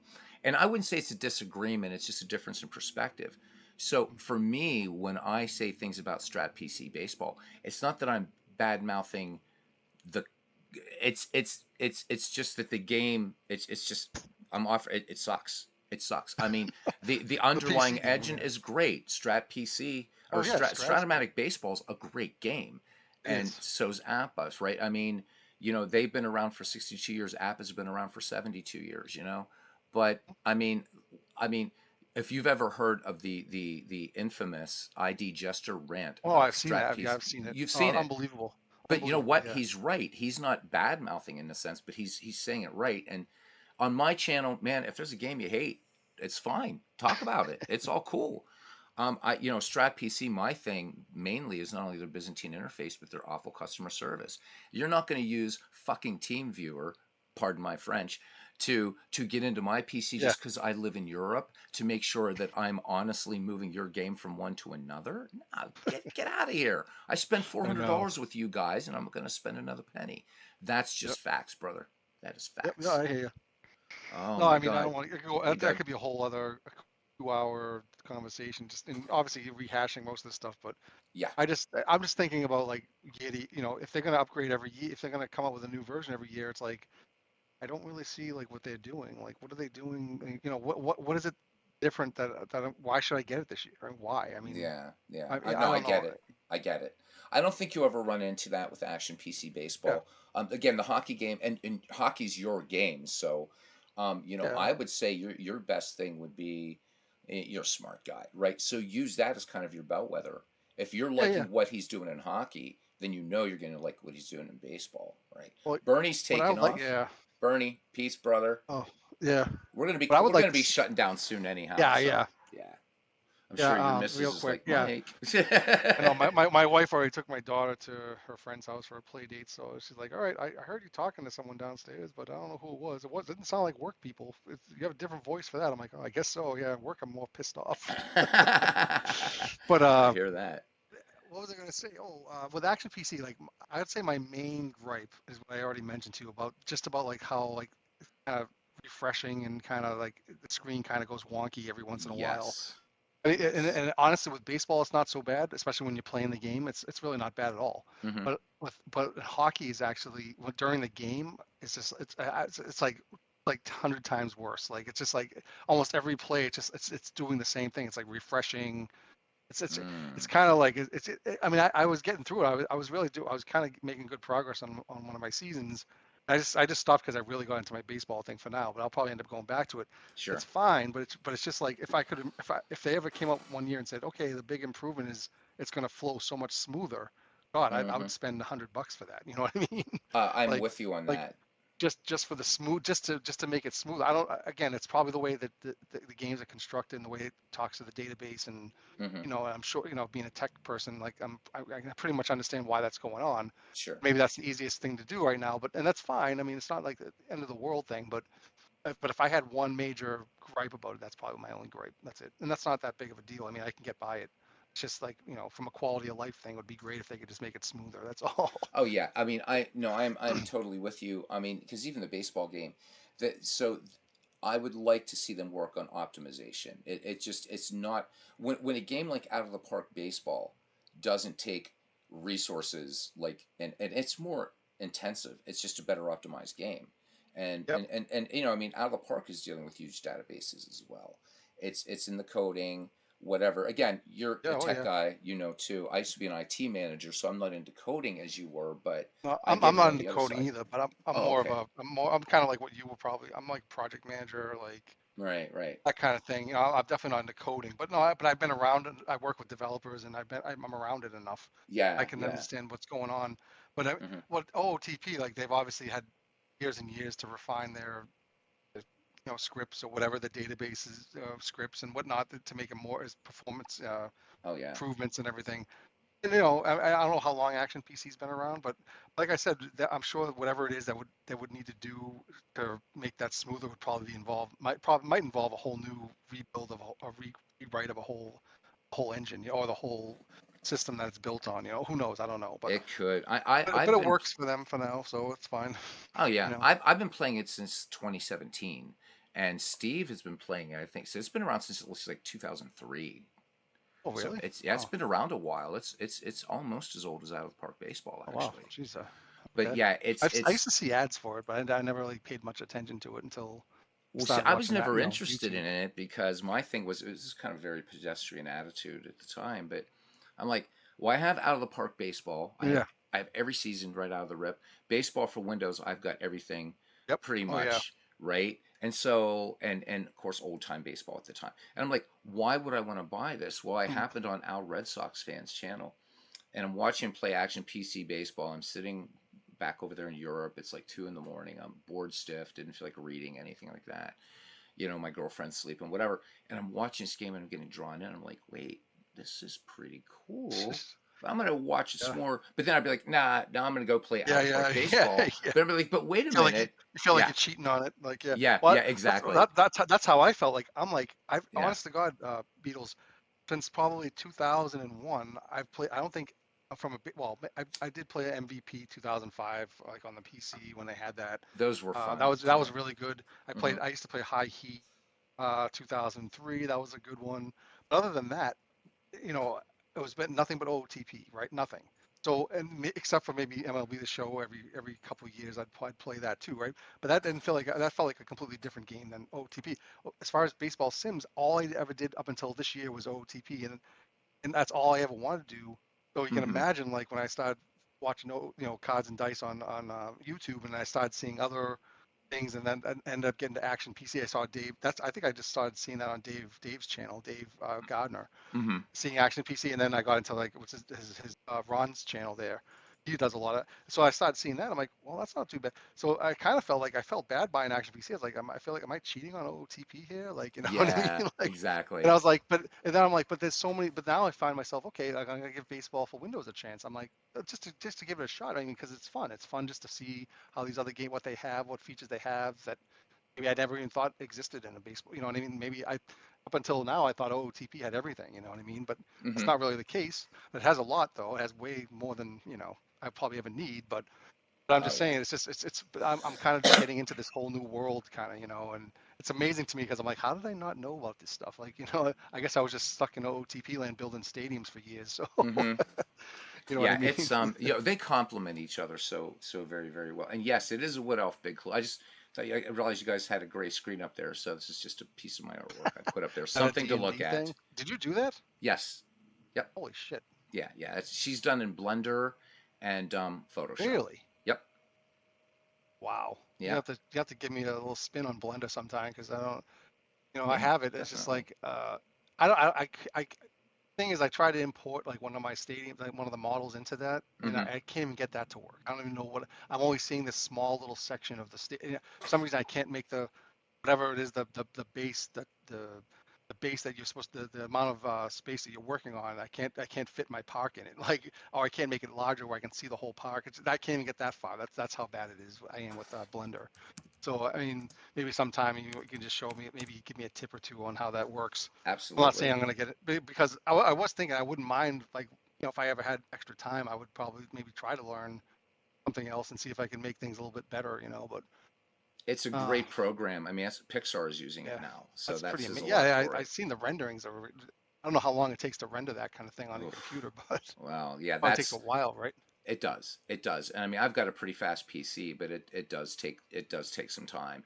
But Blender's doing some really freaky things now that I want to start exploring, getting into like the way they're working with fractals and stuff like that. 'Cause Oh, I'm a fractal. fractal geek too, so love fractal math. Fractals. Oh yeah, fractals are cool. And not just the Mandelbrot set either, but just for landscape generation and Mhm. stuff like that. But It's anyhow, cool. and so she endorses every baseball game, whether it's cards and dice or digital. By the way, so and we're trying to find our member Robbie Wartburg here. We're trying to find him a wife. So I will find these in my archives or create one every once in a while. Say, what about her, Robbie? So she's armed. I don't know that he would be happy with that. So what do? You send those to one of the robot, brides there, and they make it look like her? Is that? No, I'm There just you kidding. go. Right? Yeah. No, you know Well. what I mean? They have those, what do they call it? The lifelike dolls you can get. No, you know what, The man? Now you just robots. gave me an idea. I could quit my FedEx gig, and just do that. That would be great. I'm like, yeah, guys, man, I'll design some love dolls for you. Don't There make me you go. design men love dolls, but yeah, I'll do the women, man. Whatever. That Anyway, didn't yeah, sound right. I'll do the women. That sounded really bad. Strike that from the record, please. yeah. Doug, On welcome that in, note, man. What's that, Mike?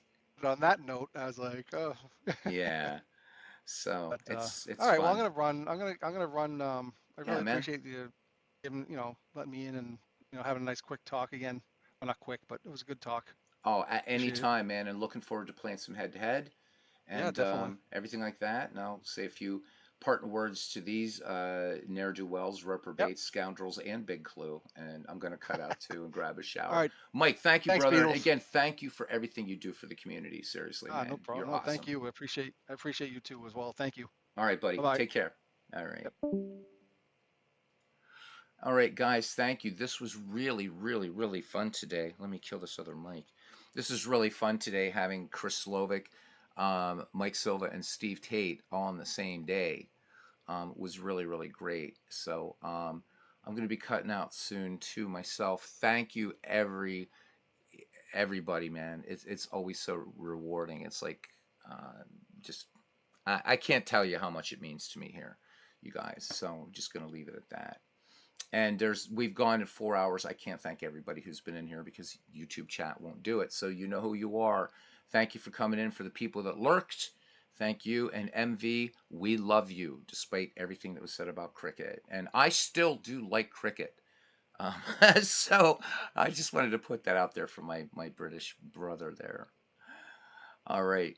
So everybody be good. We'll see you tomorrow. We'll be returning to the Castro McGregor League. We're going to do hopefully a doubleheader tomorrow. Game one will be 19th century, and game two will be the dead ball. So until then, roll up some baseball, watch some baseball, read some baseball, and just be the great people that you are. See you around the batting cage, guys.